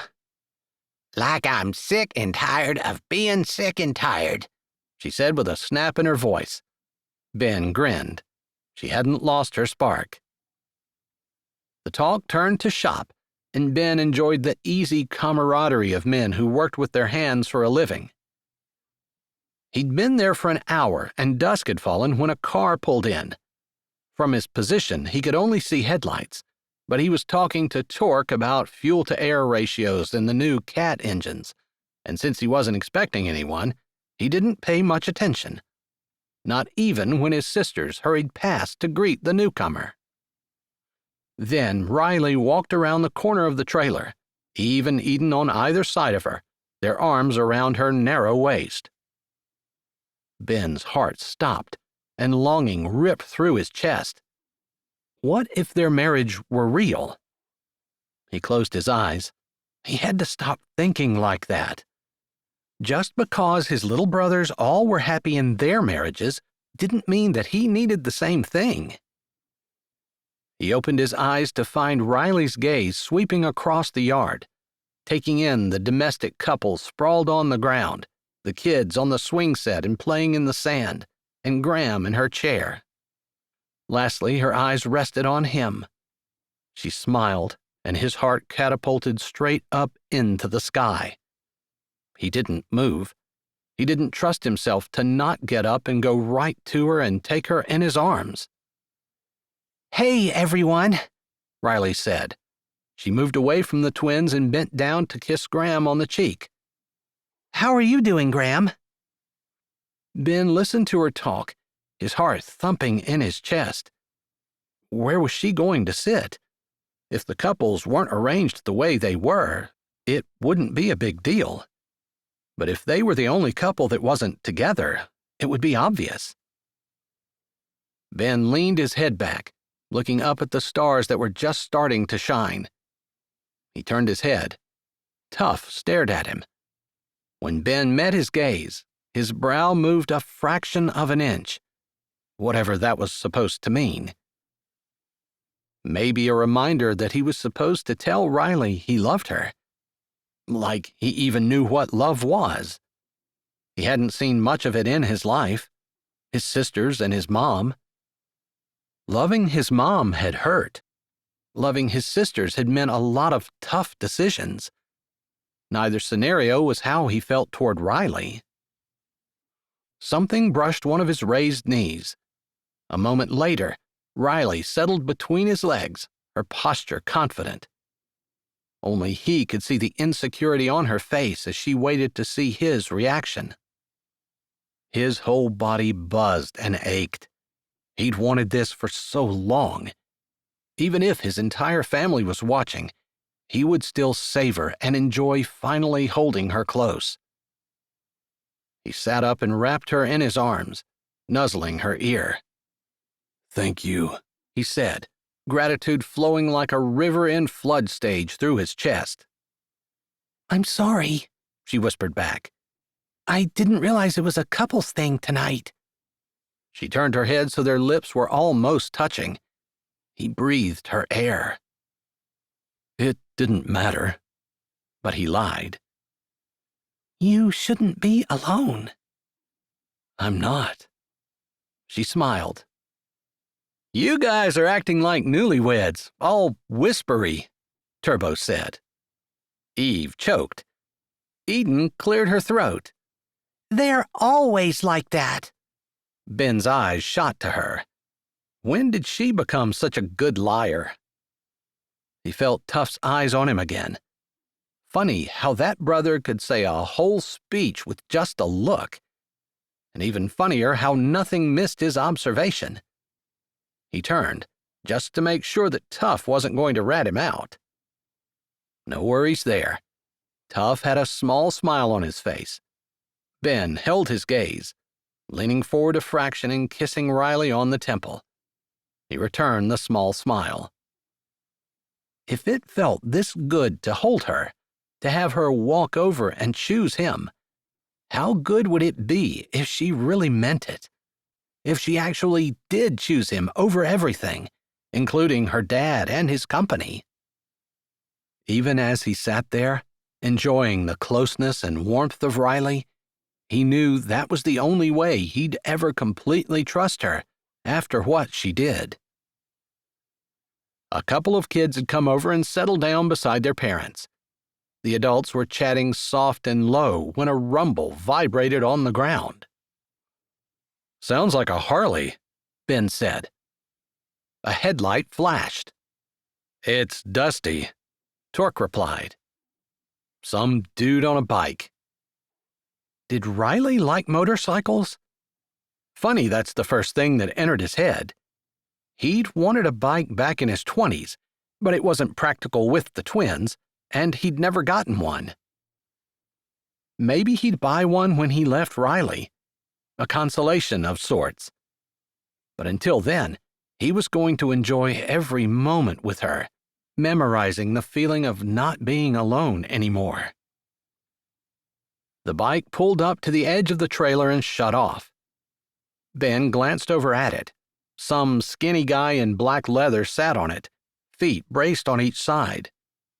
He turned back to Riley, gauging her reaction. If he bought a bike now, they could ride around together for the rest of the summer and fall. They couldn't talk like in a car, but she'd be snuggled up against him every day. But her brows were drawn together, and her eyes narrowed slightly. He nuzzled her ear. "I love that look." She stiffened. "Yeah, most guys do." He pulled back at her annoyed tone, ignoring the greetings of the adults around them. "Huh?" She was looking in the direction of the bike, but cut her eyes to his. "The girl biker look. You didn't have to tell me. Most guys dig it." Ben's eyes narrowed. He glanced over at the Harley. Sure enough, the slender boy had taken his helmet off, revealing long blonde hair and delicate facial features. "That's a girl." "You keep stating the obvious." Riley tilted her head. "You weren't talking about Dusty?" "That she's a girl? Yeah." He was missing something, but he couldn't figure out what. "That you love the blonde on a bike look, taking her helmet off and shaking her hair out." Oh, she thought he'd been talking about Dusty. Missed it. I was looking at this. He used one finger to stroke the lines between her eyes. "You look like that at work sometimes when you're trying to figure out a really tough problem. It's that super intelligent woman look that really drives me crazy." He hadn't meant to let all that come tumbling out of his mouth, but it was too late. Riley smiled. "You really weren't looking at her." "I don't know why you'd find that so hard to believe. There's only one woman I've ever been interested in looking at. And that really wasn't supposed to come out either." She stared into his eyes, and he couldn't look away, like their gazes had been welded together. The sounds around them faded away, and he hung on her every breath, waiting to see what she'd do with his declaration. Would she brush it off? Would she make one of her own? "Ben, Riley, I don't think you've ever met Dusty." Turbo stretched out a booted toe and nudged Ben's knee, effectively breaking the spell between them. No, we haven't," Ben said, reluctantly moving to stand. Don't get up, Dusty said with her hand out. Ben liked that she held it out to Riley first and spoke to her. You two look too cozy down there to move. I feel too cozy to move, Riley said, her smile genuine.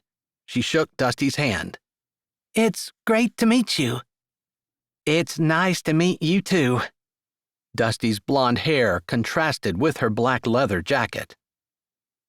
Ben reluctantly took his hand away from Riley to shake Dusty's. The calluses on her palm surprised him a little. That's when he noticed the slight droop of her eyes. Despite her smile, she seemed sad. Maybe she felt the same way he had when he walked back, alone, into all the happy couples. Dusty moved on, and Ben tucked his arm back around Riley. That's the kind of girl I always pictured you with. Funny, since I could never picture you with anyone but me.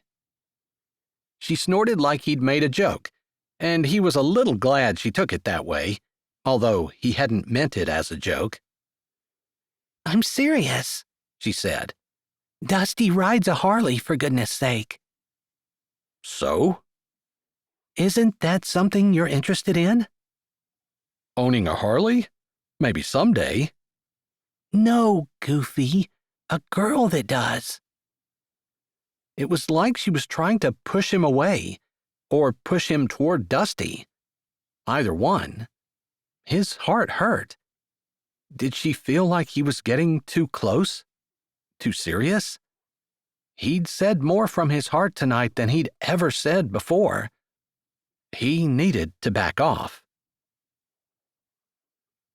The next day, Riley drove them to work since she had a business lunch to attend. Ben had been quiet and a little more aloof than usual, although they'd still watched the sunrise together. This time, they'd sat on the steps together, and he'd held her. She'd been more content than she could ever remember being, snuggled in his arms. But it was like he'd realized yesterday that maybe he would be interested in a girl like Dusty, or maybe in Dusty herself. She was afraid to ask. She dropped him off at the back of the garage before driving around and parking in her usual spot. Resting her hands on the wheel, she didn't get out right away. Sometime between last night and this morning, she realized that she was in love with Ben Baxter. Completely, head over heels, blindly in love with him. It started with the absolute, unreasonable jealousy that had erupted in her soul, for no reason, when she'd seen Dusty. Ben wasn't even looking at her, didn't spend more than 5 seconds talking to her.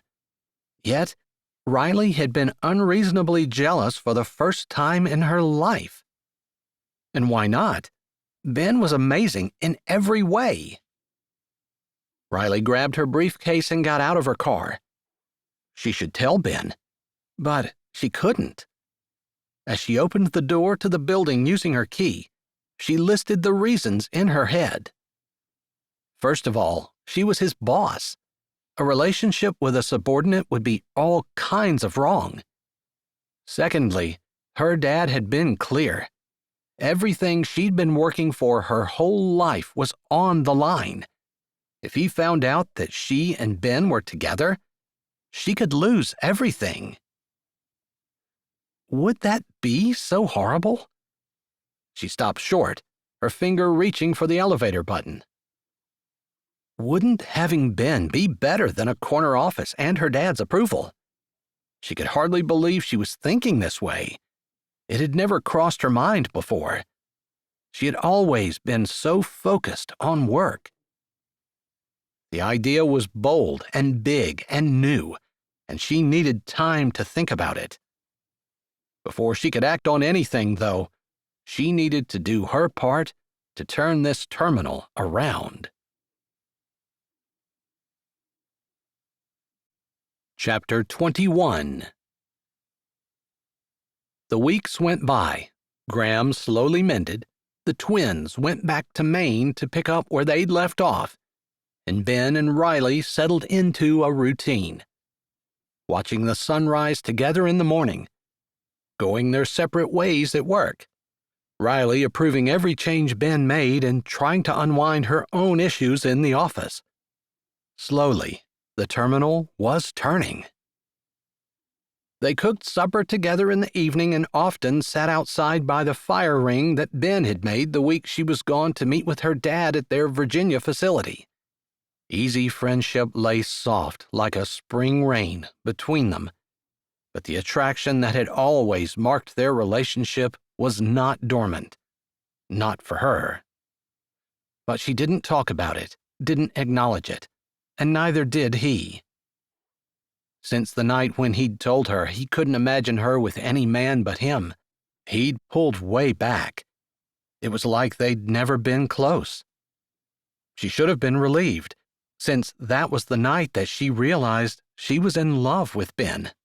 Completely, head over heels in love with Ben. It had scared her. He would never actually want to be with a girl like her. Someone like Dusty was much more his style. Thankfully, he'd seemed to realize it when she pointed it out and gotten quiet before she said something stupid like she'd wanted to many times over the past few weeks. Something like, "How about we be married for real?" She just needed to keep it together for another 6 weeks. By unspoken agreement, they'd not spent much time together when they were at work. Her dad hadn't asked for another tour, and they'd accomplished what she had barely even hoped to accomplish. His family believed they were happily married, and her dad didn't even know they were on speaking terms. Her mom was a non-issue, although she'd broken up with husband number 5 and now had a penthouse in New York City with her new boyfriend. Riley clicked a few more keys on her office computer. This one sticky issue of figuring out the information filing system had taken up a majority of her time since she'd started, and she almost had it all figured out. The one huge hang-up had been 8 missing IFTA reports. She would need them when the insurance renewed in 3 months, and she still hadn't found them, even though she'd been through every folder on the system a half-dozen times. Standing, she stretched her back and neck. She walked over to the window where she could see the big garage doors open. It was the wrong angle to see Ben's bay, but it was a comfort to know that he was down there. Their time was almost up, and she didn't want to think about losing him. Her eyes dropped. She hadn't spent much time loafing in her office, but she walked over now to the small love seat against the far wall. If she moved it against the other wall, she could move her desk so it faced out the window. It was kind of untraditional to have her desk not facing the door, but it couldn't hurt to try it, right? She gave the love seat an experimental push. It moved easily. It would be easy. Her eyes landed on a folder on the floor, just peeking out from where the love seat had been. Drawing her brows together, she squatted down. Pulling on it, she realized there were a pile of folders. She picked up the top one. IFTA, it said across the top in big letters. Her heart started racing, and she couldn't contain her smile. She reached for the other folders, checking under the love seat to be sure she got them all. Profit and loss by department, records of employee performance, all dated in the past year. She laughed and clutched them to her chest. The last supervisor had not been a big computer person. That had been obvious. Apparently, they'd been more comfortable with hard copies. But there were no filing cabinets, so under the love seat they'd gone. She strode over to her desk and sat down, flipping through them to be sure. Yes, all the reports she'd been missing, all the information she needed to make profitable changes, everything, all here. So excited she couldn't sit still, she jumped back up and strode to the window. Ben leaned in the opening of one of the big garage doors, a sandwich in one hand, staring in her direction. Another fellow stood beside him, holding a bottle of soda, and a third seemed to be telling a story since his hands were gesturing everywhere, despite the fact that he was holding a bag of potato chips. They must be taking a late lunch. Riley calculated quickly. Her dad had spent the last week in Maine. That terminal had been struggling since Ben and she had left. He was driving back tomorrow. She grabbed her phone and texted Ben. Great news! Can you meet me in the back parking lot? She held her phone in her hand and watched as he pulled his out of his pocket, read it, and texted back. He put the last bite of his sandwich in his mouth and pushed off from the garage door. Her phone buzzed. Be there in 5. A new clenching gripped her stomach, and her excitement went beyond finding the folders, even beyond the almost certainty that she would have the terminal sitting at the top of the company when her dad's investors showed up in a few weeks. She grabbed her small mirror out of the desk drawer and checked her hair and makeup. Of course, Ben had seen her this morning, and he'd see her again at home, but they didn't usually meet in the middle of the day, and she wanted to look her best. She hurried out, waving to Jill, and rushed down the hall.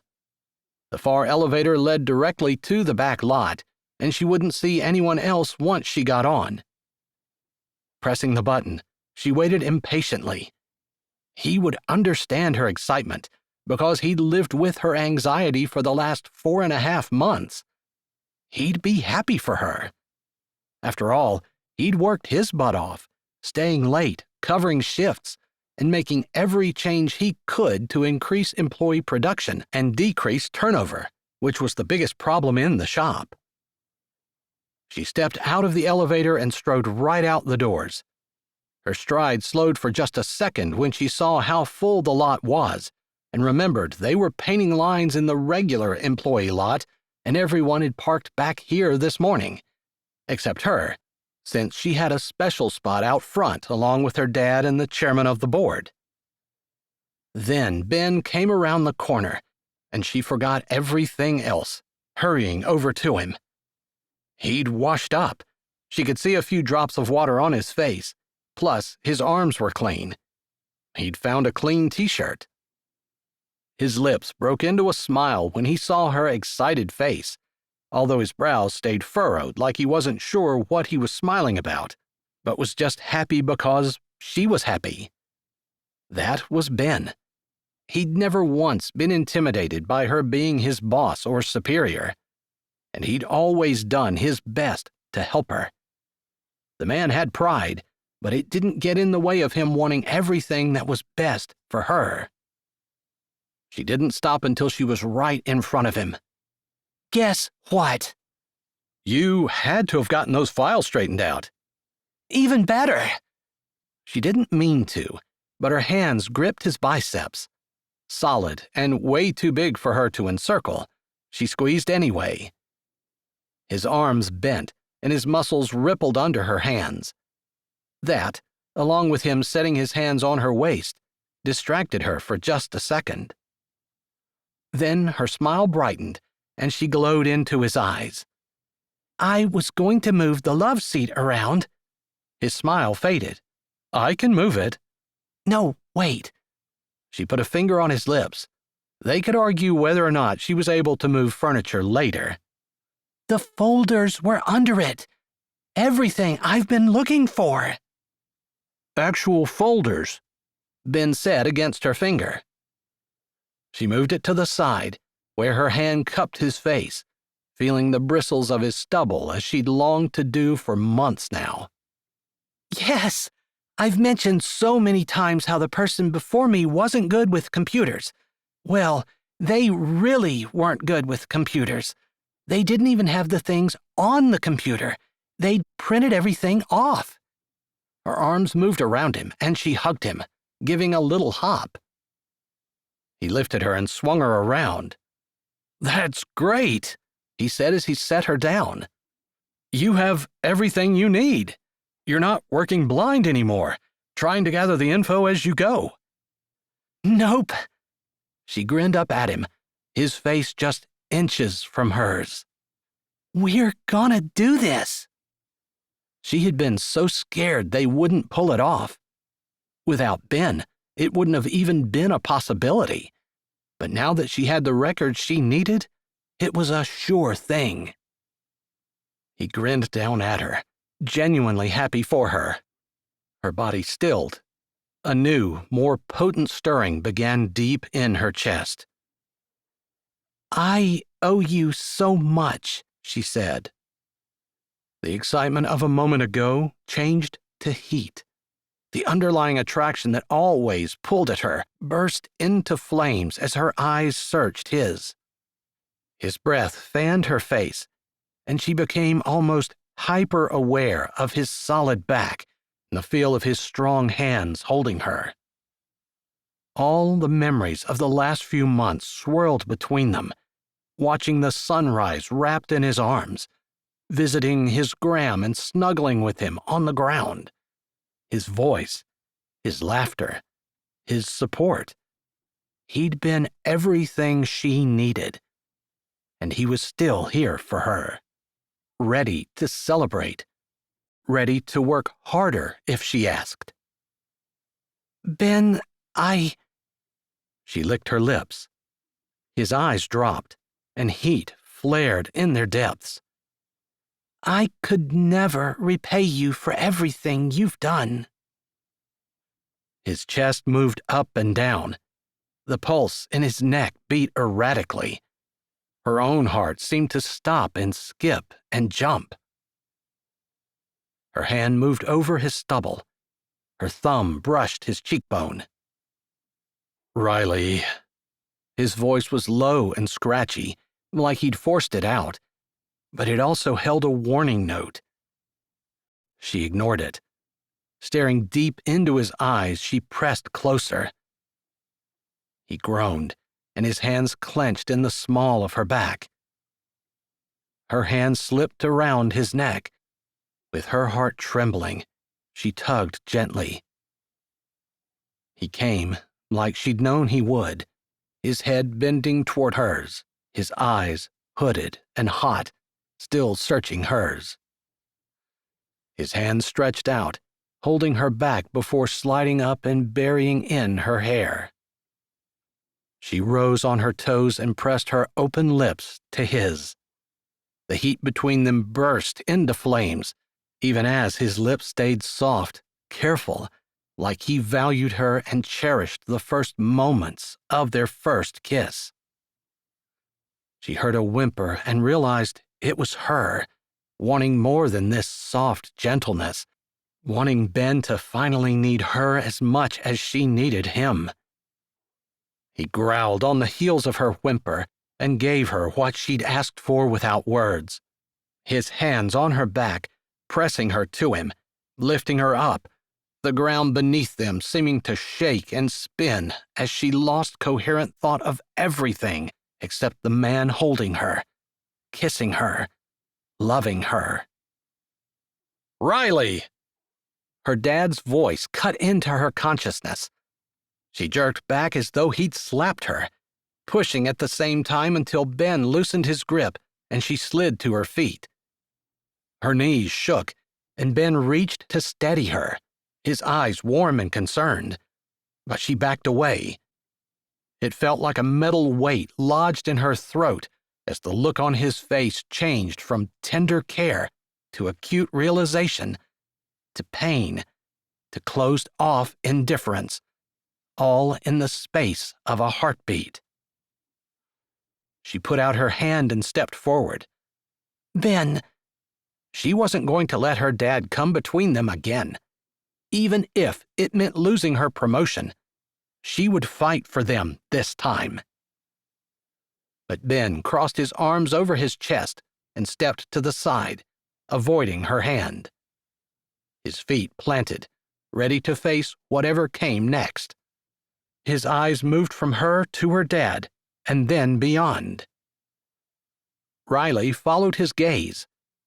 3 men came around the corner of the building, walking in from the overflow lot. The investors. Looking at Ben, her dad spoke low, his face twisted. "I saw you groping her. Unless you want a sexual harassment lawsuit, you'll get your sorry butt back to the garage and stay there.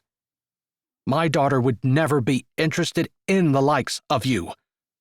There's a billionaire coming around the corner that wants to treat her to dinner tonight.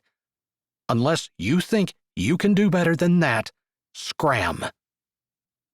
Ben kept his arms crossed and stared over her dad's shoulder. He didn't answer. Maybe he was waiting for her to defend him. She opened her mouth to protest, but her dad's lasered attention turned to her. "The future of our company depends on these men. If you haven't done what I asked you to do, they're getting your spot. If you have, you'll not only impress me, you'll impress them as well. They've got several interesting proposals." The men had seen them and shifted course. Her dad glanced over and lowered his voice even more. "If you screw this up for me because of some crass affair with a dirty mechanic, you can kiss your future in this company goodbye." Her eyes got big. They flew from her dad to the men approaching and finally to Ben. If she fought with her dad right now about Ben, at the very least the investors would be turned off because of the inner strife in their company. With the amount of money they were talking about, they couldn't afford to show that kind of weakness. She glanced at Ben. His face didn't give a clue as to what he was thinking, but he had to realize the implications of this. It wasn't like she hadn't been talking to him about this all summer. Just because the investors being here was a surprise didn't mean that it was any less important. Summoning her businesswoman facade, Riley squared her shoulders. "This company has never lost business because of me." Her dad gave her a look before nodding at Ben. "You tried to throw it all away for him once. I don't understand why you can't see all he wants is your money." Directing his words at Ben, he said, "Someone like you is easily replaced. Find another company and try working your tricks there." "That's not the way it is." Her dad threw up a hand, stopping her from speaking. Ben opened his mouth. "I promised Riley I'd work for another 6 weeks. Then I'm done." Ben's blank eyes looked at Riley. "You can consider this my notice." Her dad crossed his arms over his chest, his expression satisfied. He nodded once. "Get back to the garage. We've got business to take care of." The investors were close enough that Riley didn't have time to say more. Ben turned without looking at her and strode off. Chapter 22. "You have to do what you said you were going to do." Angelina's hands kept pushing her quilting needle in and out of colorful green and red fabric. She shook her head. "I can't believe some people are so rotten." "It doesn't matter how bad people treat you. You need to be nice anyway." Miss Beulah had long since put her quilting down. Ben wasn't sure exactly how he'd gotten in the position he was in, sandwiched in a chair between Miss Beulah and Miss Alda in the back corner of Torque's garage, which, apparently, was the meeting place for the kicking quilters. Each of them held one of his hands. He hadn't answered the text Riley sent him that she was going to dinner with the investors. He'd been tempted to pack his stuff, call a moving service for his toolbox, and head back to Maine. He hadn't, but he was too restless to sit still. So he'd ended up at Torque's garage. Torque was changing an airbag on the back drive of a nice Pete, but somehow Ben had gotten kidnapped by the ladies, which, he supposed, was okay, since Jamal was doing a great job of helping Torque. The ladies were telling him only truth, he knew, but it didn't make it any easier to hear. Well, you ladies can say what you want, but if that girl can't stand up to her dad and defend this boy here, then she's not worth his time. Miss Alda softened her harsh words with a smile. That's where you're wrong, Alda. You've got to respect your parents, no matter what. But the woman's over 30 years old. She doesn't have to listen to him. She just has to respect him, Miss Beulah said. Ben leaned forward, resting his forearms on his legs. They had dragged him over and picked the story out of him with their incessant but well-meaning questions. I wouldn't want her to disrespect her dad. I don't want her to disrespect her dad. So you get her dad to like you. Miss Beulah poked her needle into the fabric a little harder than necessary. Hardly. I've been his top mechanic for 20 years. Ben's right. There are just some people you can't impress, and you can't force someone to like you. Riley is going to need to make a decision about who she wants to be with. Miss Alda was just as forceful as Miss Beulah. Ben was kind of glad to have her in his corner. Or whether she wants love over prestige, Angelina said thoughtfully. Yes, that's the choice. It's not even money, it's prestige. Miss Beulah nodded emphatically. But she's been working for this job all her life.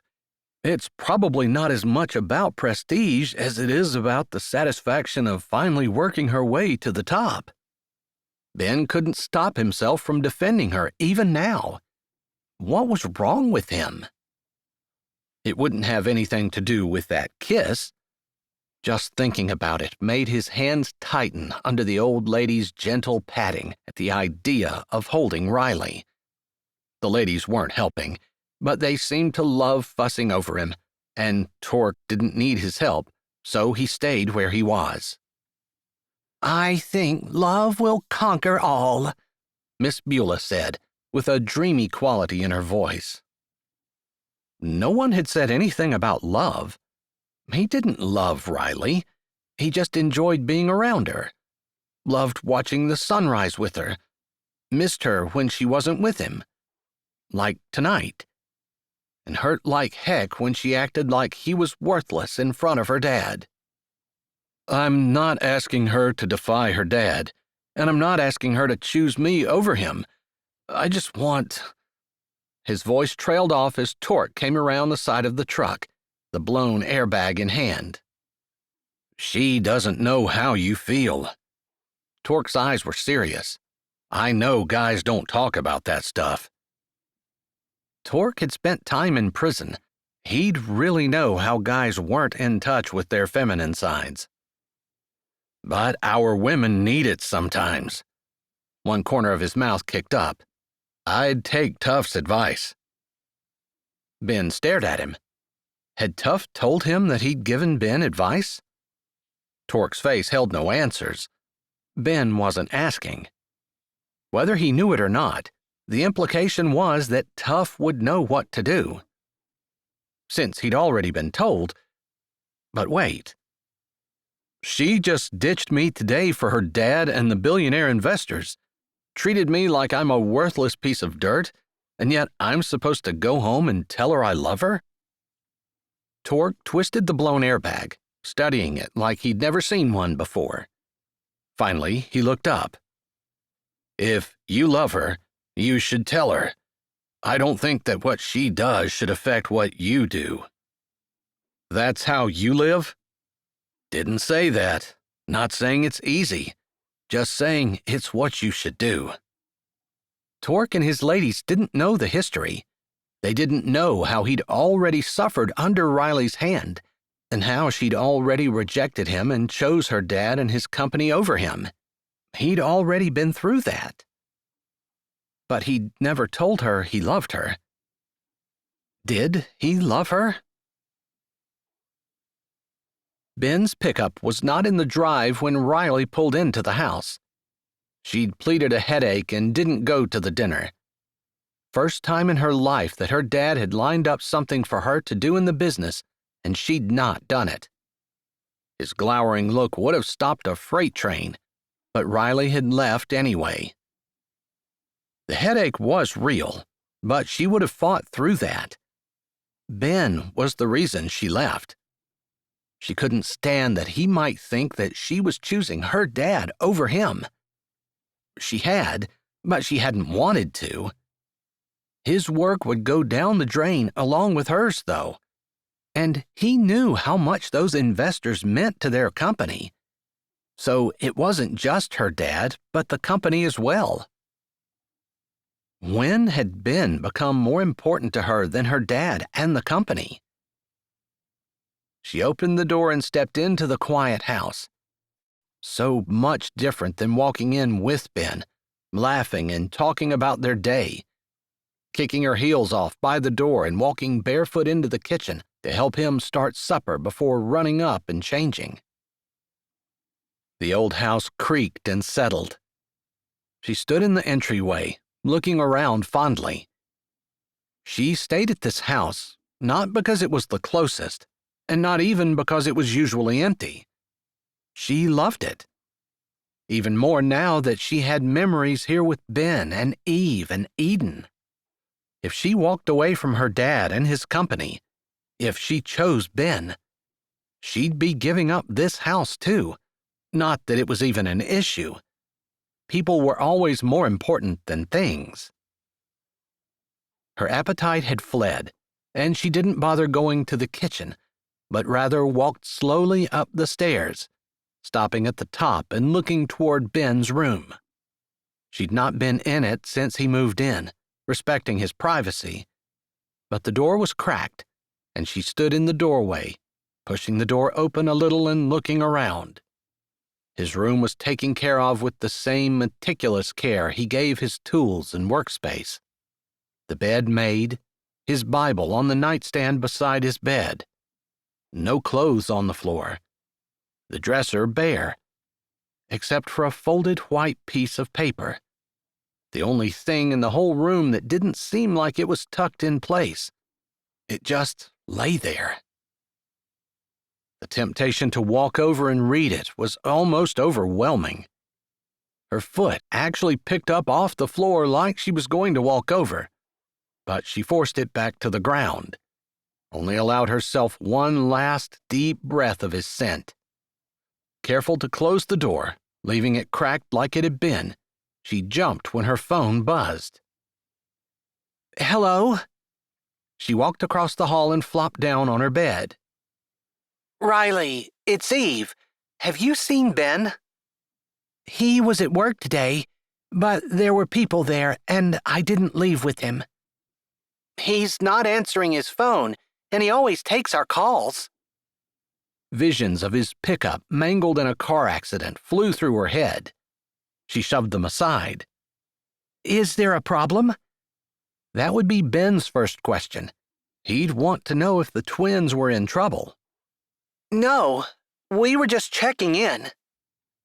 "I can call around to his family and see if anyone has seen him." "If you don't mind, maybe we're overreacting." There was a beat of silence on the line. "Ben won't talk to us about you and him, but when he does say something about you, his voice gets all soft. We've been thinking that maybe you and he might get together for real." Eden's voice came on the line. "Ben deserves a good woman." "I agree with that," Riley said, her forehead pressed into her blanket. Unfortunately, she had never treated him the way he deserved. What if she did? What if she went today, right now, and did what she should have done all those years ago? But her dad was dining with the investors. She wouldn't interrupt their meeting. There she went again, putting the company ahead of Ben. Eden spoke again. "I just called Torque on my phone, and he said that Ben was in the back corner of his garage that doesn't have very good service. He's fine. Actually, Torque said he was just leaving to go home, so he should be there any minute. Okay, good to hear. Riley got up off the bed and straightened her suit jacket.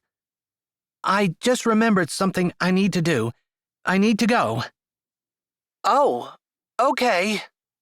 Eve sounded a little surprised at her abrupt tone, but they quickly said goodbye.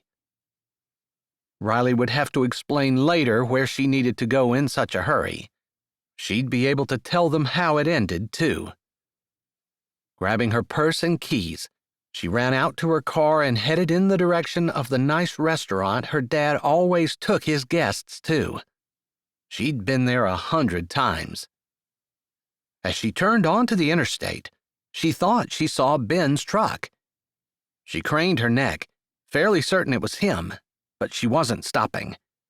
She'd talk to him in a bit. It didn't even matter if he didn't want her. She had some things she needed to say to her dad, and they'd waited long enough. It wasn't 10 minutes later that she strode with purpose into the restaurant. No one questioned her as she walked back to their regular table. Her father sat facing her. His brows twitched, but he kept talking. She stopped beside the table, her stomach feeling like it was filled with live electric wires. Maybe she shouldn't have waited. Maybe she shouldn't have made such an impulsive decision. But she was here now, and she needed to say what she should have said years ago.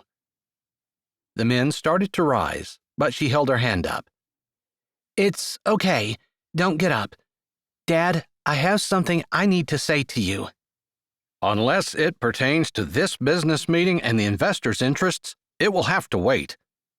Her father dabbed his mouth with a pristine white linen napkin, barely sparing her a glance.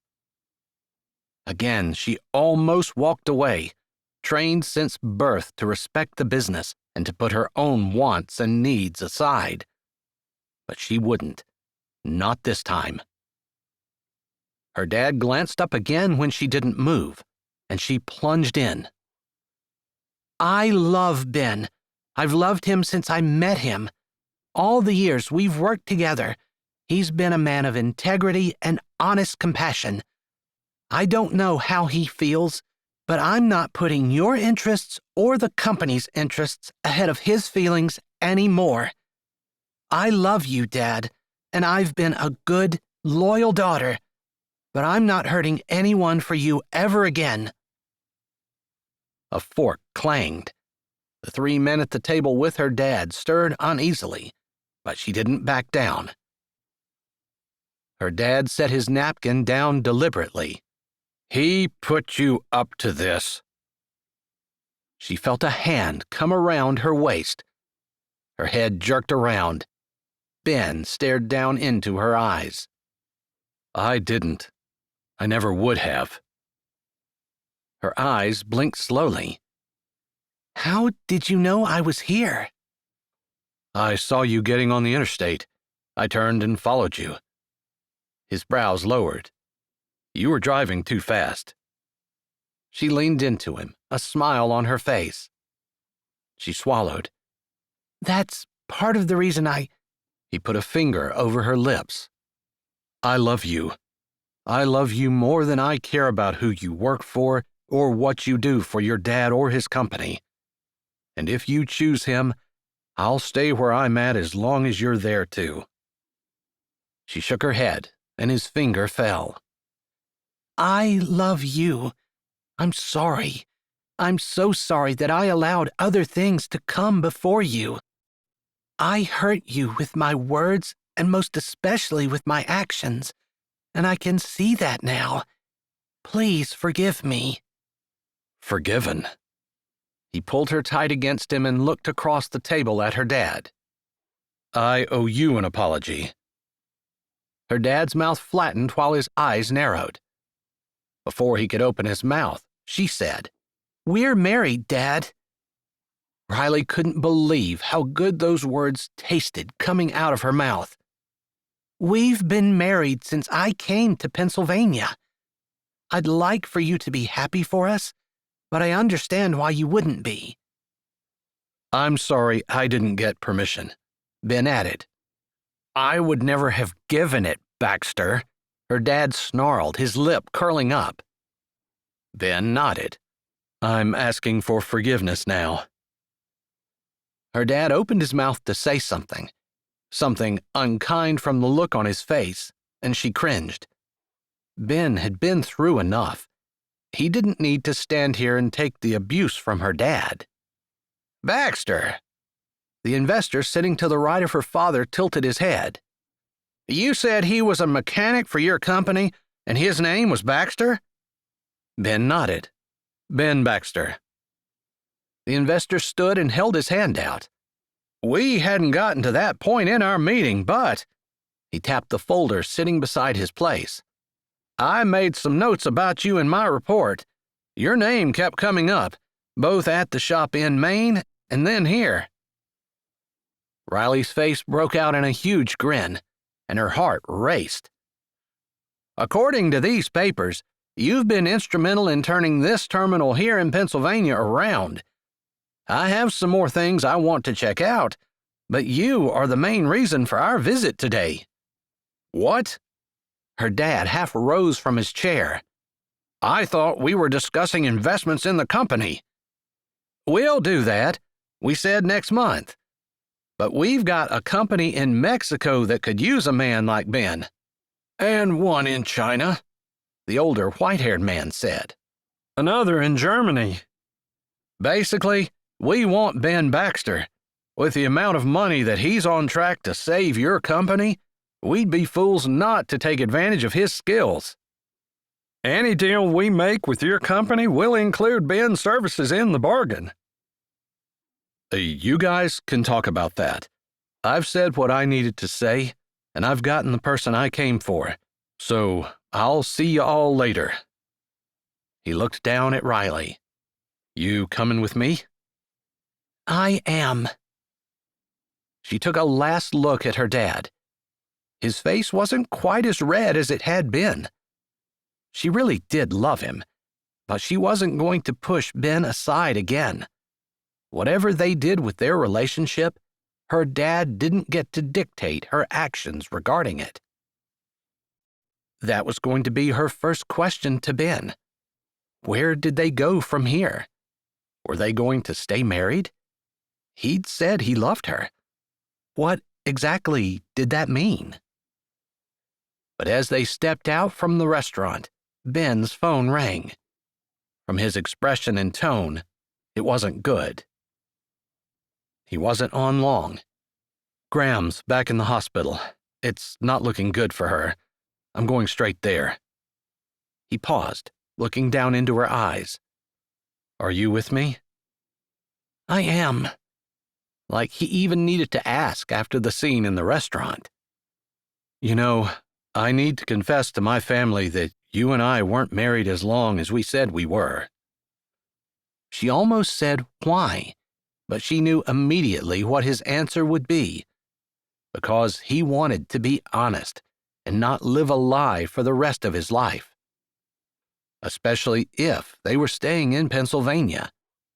The questions of what was going on with them and their relationship burned in her head, but she couldn't ask with Ben's mind so occupied with his Graham. Maybe tonight when they got home. Chapter 23. Graham never stabilized that evening, and Ben ended up staying at the hospital. He'd sent Riley home with Cassidy. He and his half-brothers stayed. It made the room crowded, but Graham had been instrumental in all of their lives, and none of them wanted to walk away from her at this critical time. He'd called the twins, and they were coming down. Tuff was still and quiet in the corner. Turbo paced. Torque and Ben sat in chairs on either side of the bed. None of them needed to say much. Either she'd live or she'd die. Either way, they were here for her. It's all they could do. Ben spent a lot of that long night thinking about Riley and the chances he'd let slip away. maybe he should have fought harder for her. Maybe he was too consumed with the twins and raising them. Maybe he'd allowed his hurt over her first rejection to keep him from pursuing her again. Whatever it was, whatever he could have done differently, he couldn't change it. He could have regrets and wallow in that misery, or he could let it all go and start fresh. The nurse had just left after taking Graham's vitals, and the clock said 2 a.m. Ben spoke in the stillness of the room. Riley and I just got married this spring. It was basically a marriage of convenience because she needed me at the shop and because I needed a wife, or I would have to admit to Graham that I lied about being married for years. Huh? Turbo stopped pacing and stared at Ben. Then you fell in love with her, Torque said, ignoring Turbo. She fell in love with you. Tuff spoke from the corner where he stood with his arms and one leg crossed. They all stared at him. Did you tell her? Tuff asked. Tell her what? Turbo asked. Just this evening, Ben said, ignoring Turbo. Maybe you two ought to take off work and go on a honeymoon, Torque said. You just suggested he take off work? Turbo asked incredulously. Wait until Graham stabilizes, Tuff said, ignoring Turbo. Would you guys quit acting like I'm not here? Turbo said. Don't wait on me, Graham said, ignoring Turbo. Not everyone gets even one chance at a lifetime love. It's not something to take for granted. Everyone looked at her in surprise. They hadn't realized she was awake. Tuff and Turbo moved to the foot of her bed. Torque stood up and leaned over. Are you feeling better? I shouldn't have tried to change the sheets on my bed. I think I pulled a muscle in my chest. She tapped her chest. Ben blinked at Graham. You were changing sheets. That's why we've been staying with you, so that you don't have to do stuff like that. Torque covered Graham's frail hand with his own. Graham's tired eyes swept over Ben's face. I think they're going to yell at me some. You go home and talk to your new wife. I think you have some things to work out. Ben leaned over and kissed Graham's cool cheek. Thanks, Graham. Hey, Turbo said. Your woman left and took your wheels. Ben's chest caved. He'd forgotten. He'd have to ask her to come back and get him, and he couldn't do that at 2 a.m. Turbo tossed him keys. Take mine. Ben snatched them out of the air. Thanks, bro. Riley couldn't sleep. She should have stayed at the hospital. Worry about Graham was some of it, but thinking about Ben and what he'd said at the restaurant and how they were going to work things out kept spinning around in her head. Finally, she wrapped a blanket around herself and padded down to the porch. It would be several hours before the sun came up, but she felt closer to Ben, and with the uncertainty rolling around in her chest, it eased her mind to sit where they'd spent so many peaceful mornings. She'd only been outside for 30 minutes when his truck came up the drive. It took her a few seconds to realize that it wasn't Ben's truck, since she'd driven his truck home. Hoping it was one of her brothers dropping him off, and wondering what that meant for Graham, she waited, holding her breath. The driver's door opened. A short pang went through her until she recognized the broad shoulders and confident walk as Ben strode up to the porch. "How is she?" Riley asked. Ben stopped, his gaze searching the porch shadows. "Graham's fine. What's the matter?" She stood. "Couldn't sleep." He found her and walked toward her. "I'm glad you're up. I need you to know I meant every word I said tonight. His hands landed on her hips through the blanket. I was hoping you did. She swallowed. I did too. Whatever is going on between us is more important to me than anything that's happening with my dad or the company. He sighed. I don't want you to have to choose. That's more considerate than him. She pulled her hand out of the blanket, holding her phone. She pressed the button so he could read the text message her dad had sent while they were in the hospital. I'll give you 50% of the company and the corner office I promised you if you lose the mechanic. Ben read it, and his hands dropped. He turned.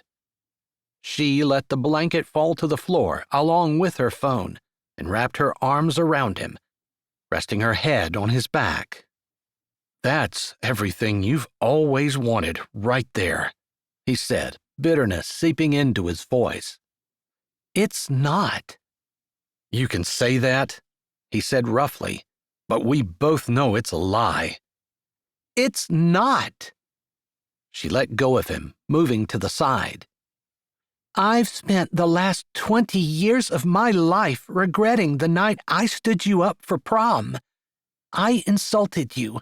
I lied to you, and I have no right to get a second chance with you. I've worked hard to try to make sure it wasn't the worst decision I ever made, but it was. The very worst decision I ever made.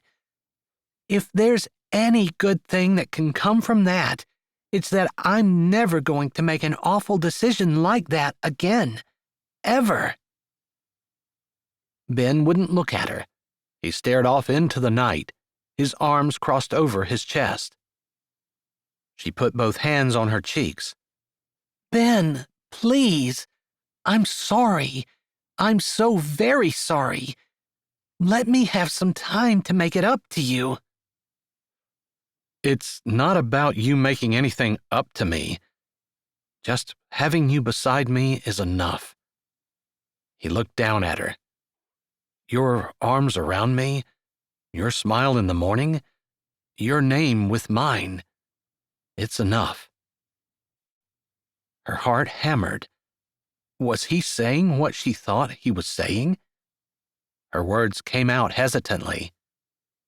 You want to stay married? His hands came up, gripping her shoulders. I want to be married. For real. Forever. Me too.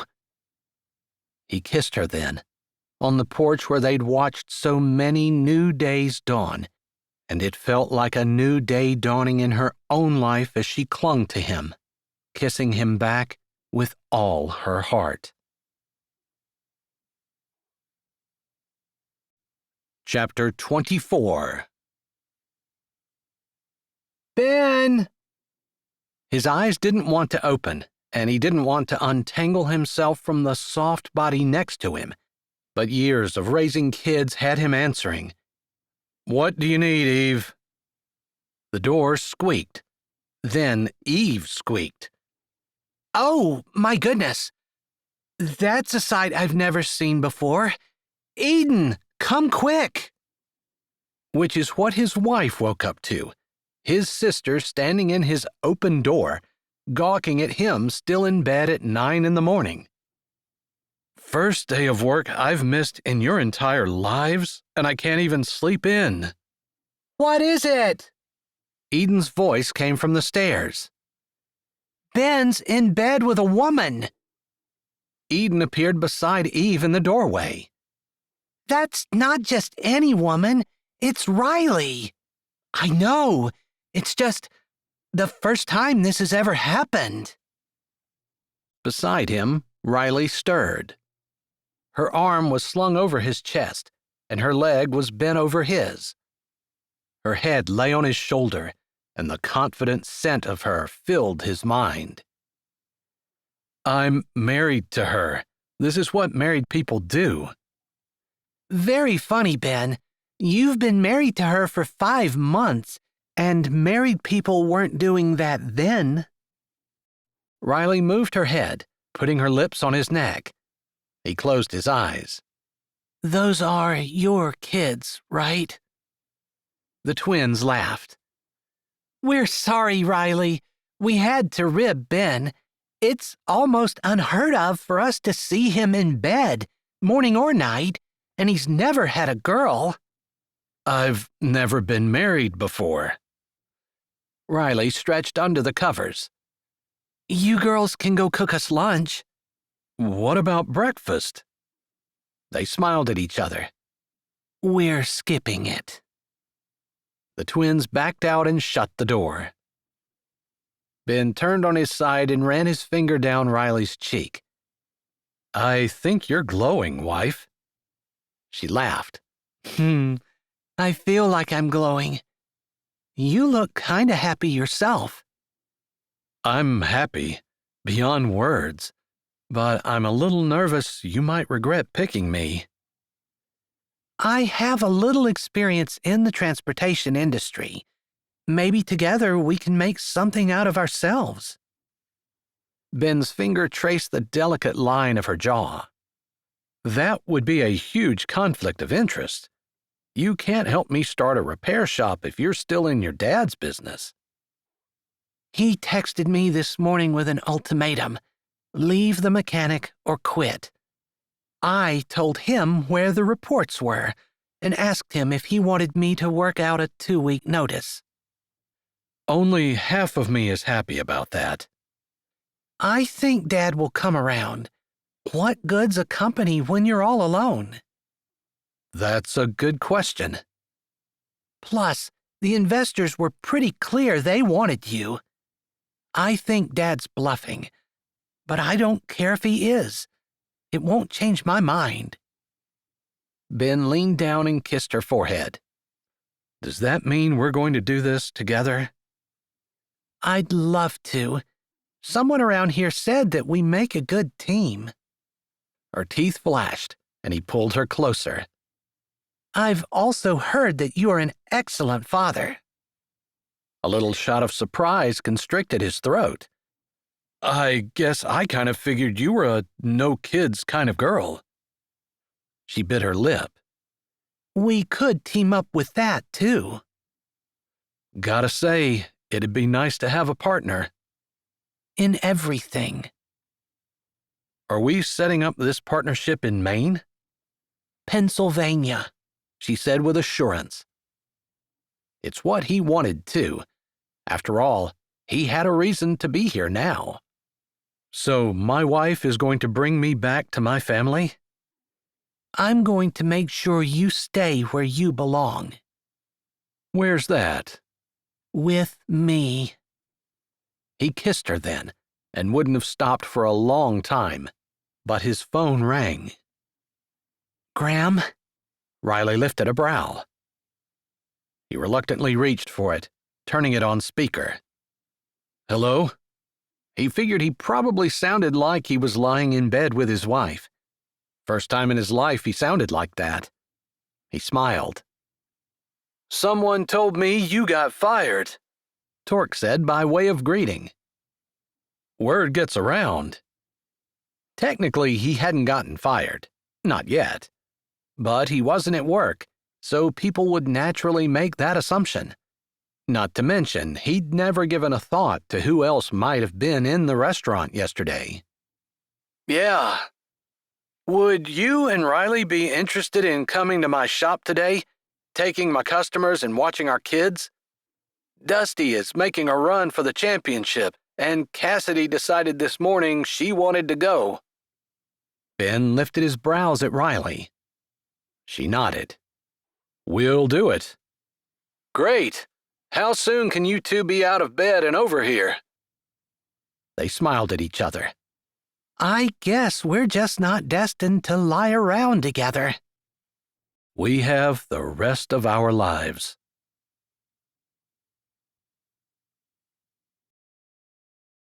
Hi, this is Jay, and thanks for listening. If you're ready for another great audiobook, here's one we think you might like. Or check out the playlist with all our latest releases. Don't forget to subscribe to Say with Jay, give this video a thumbs up, and tell us what you liked in the comments.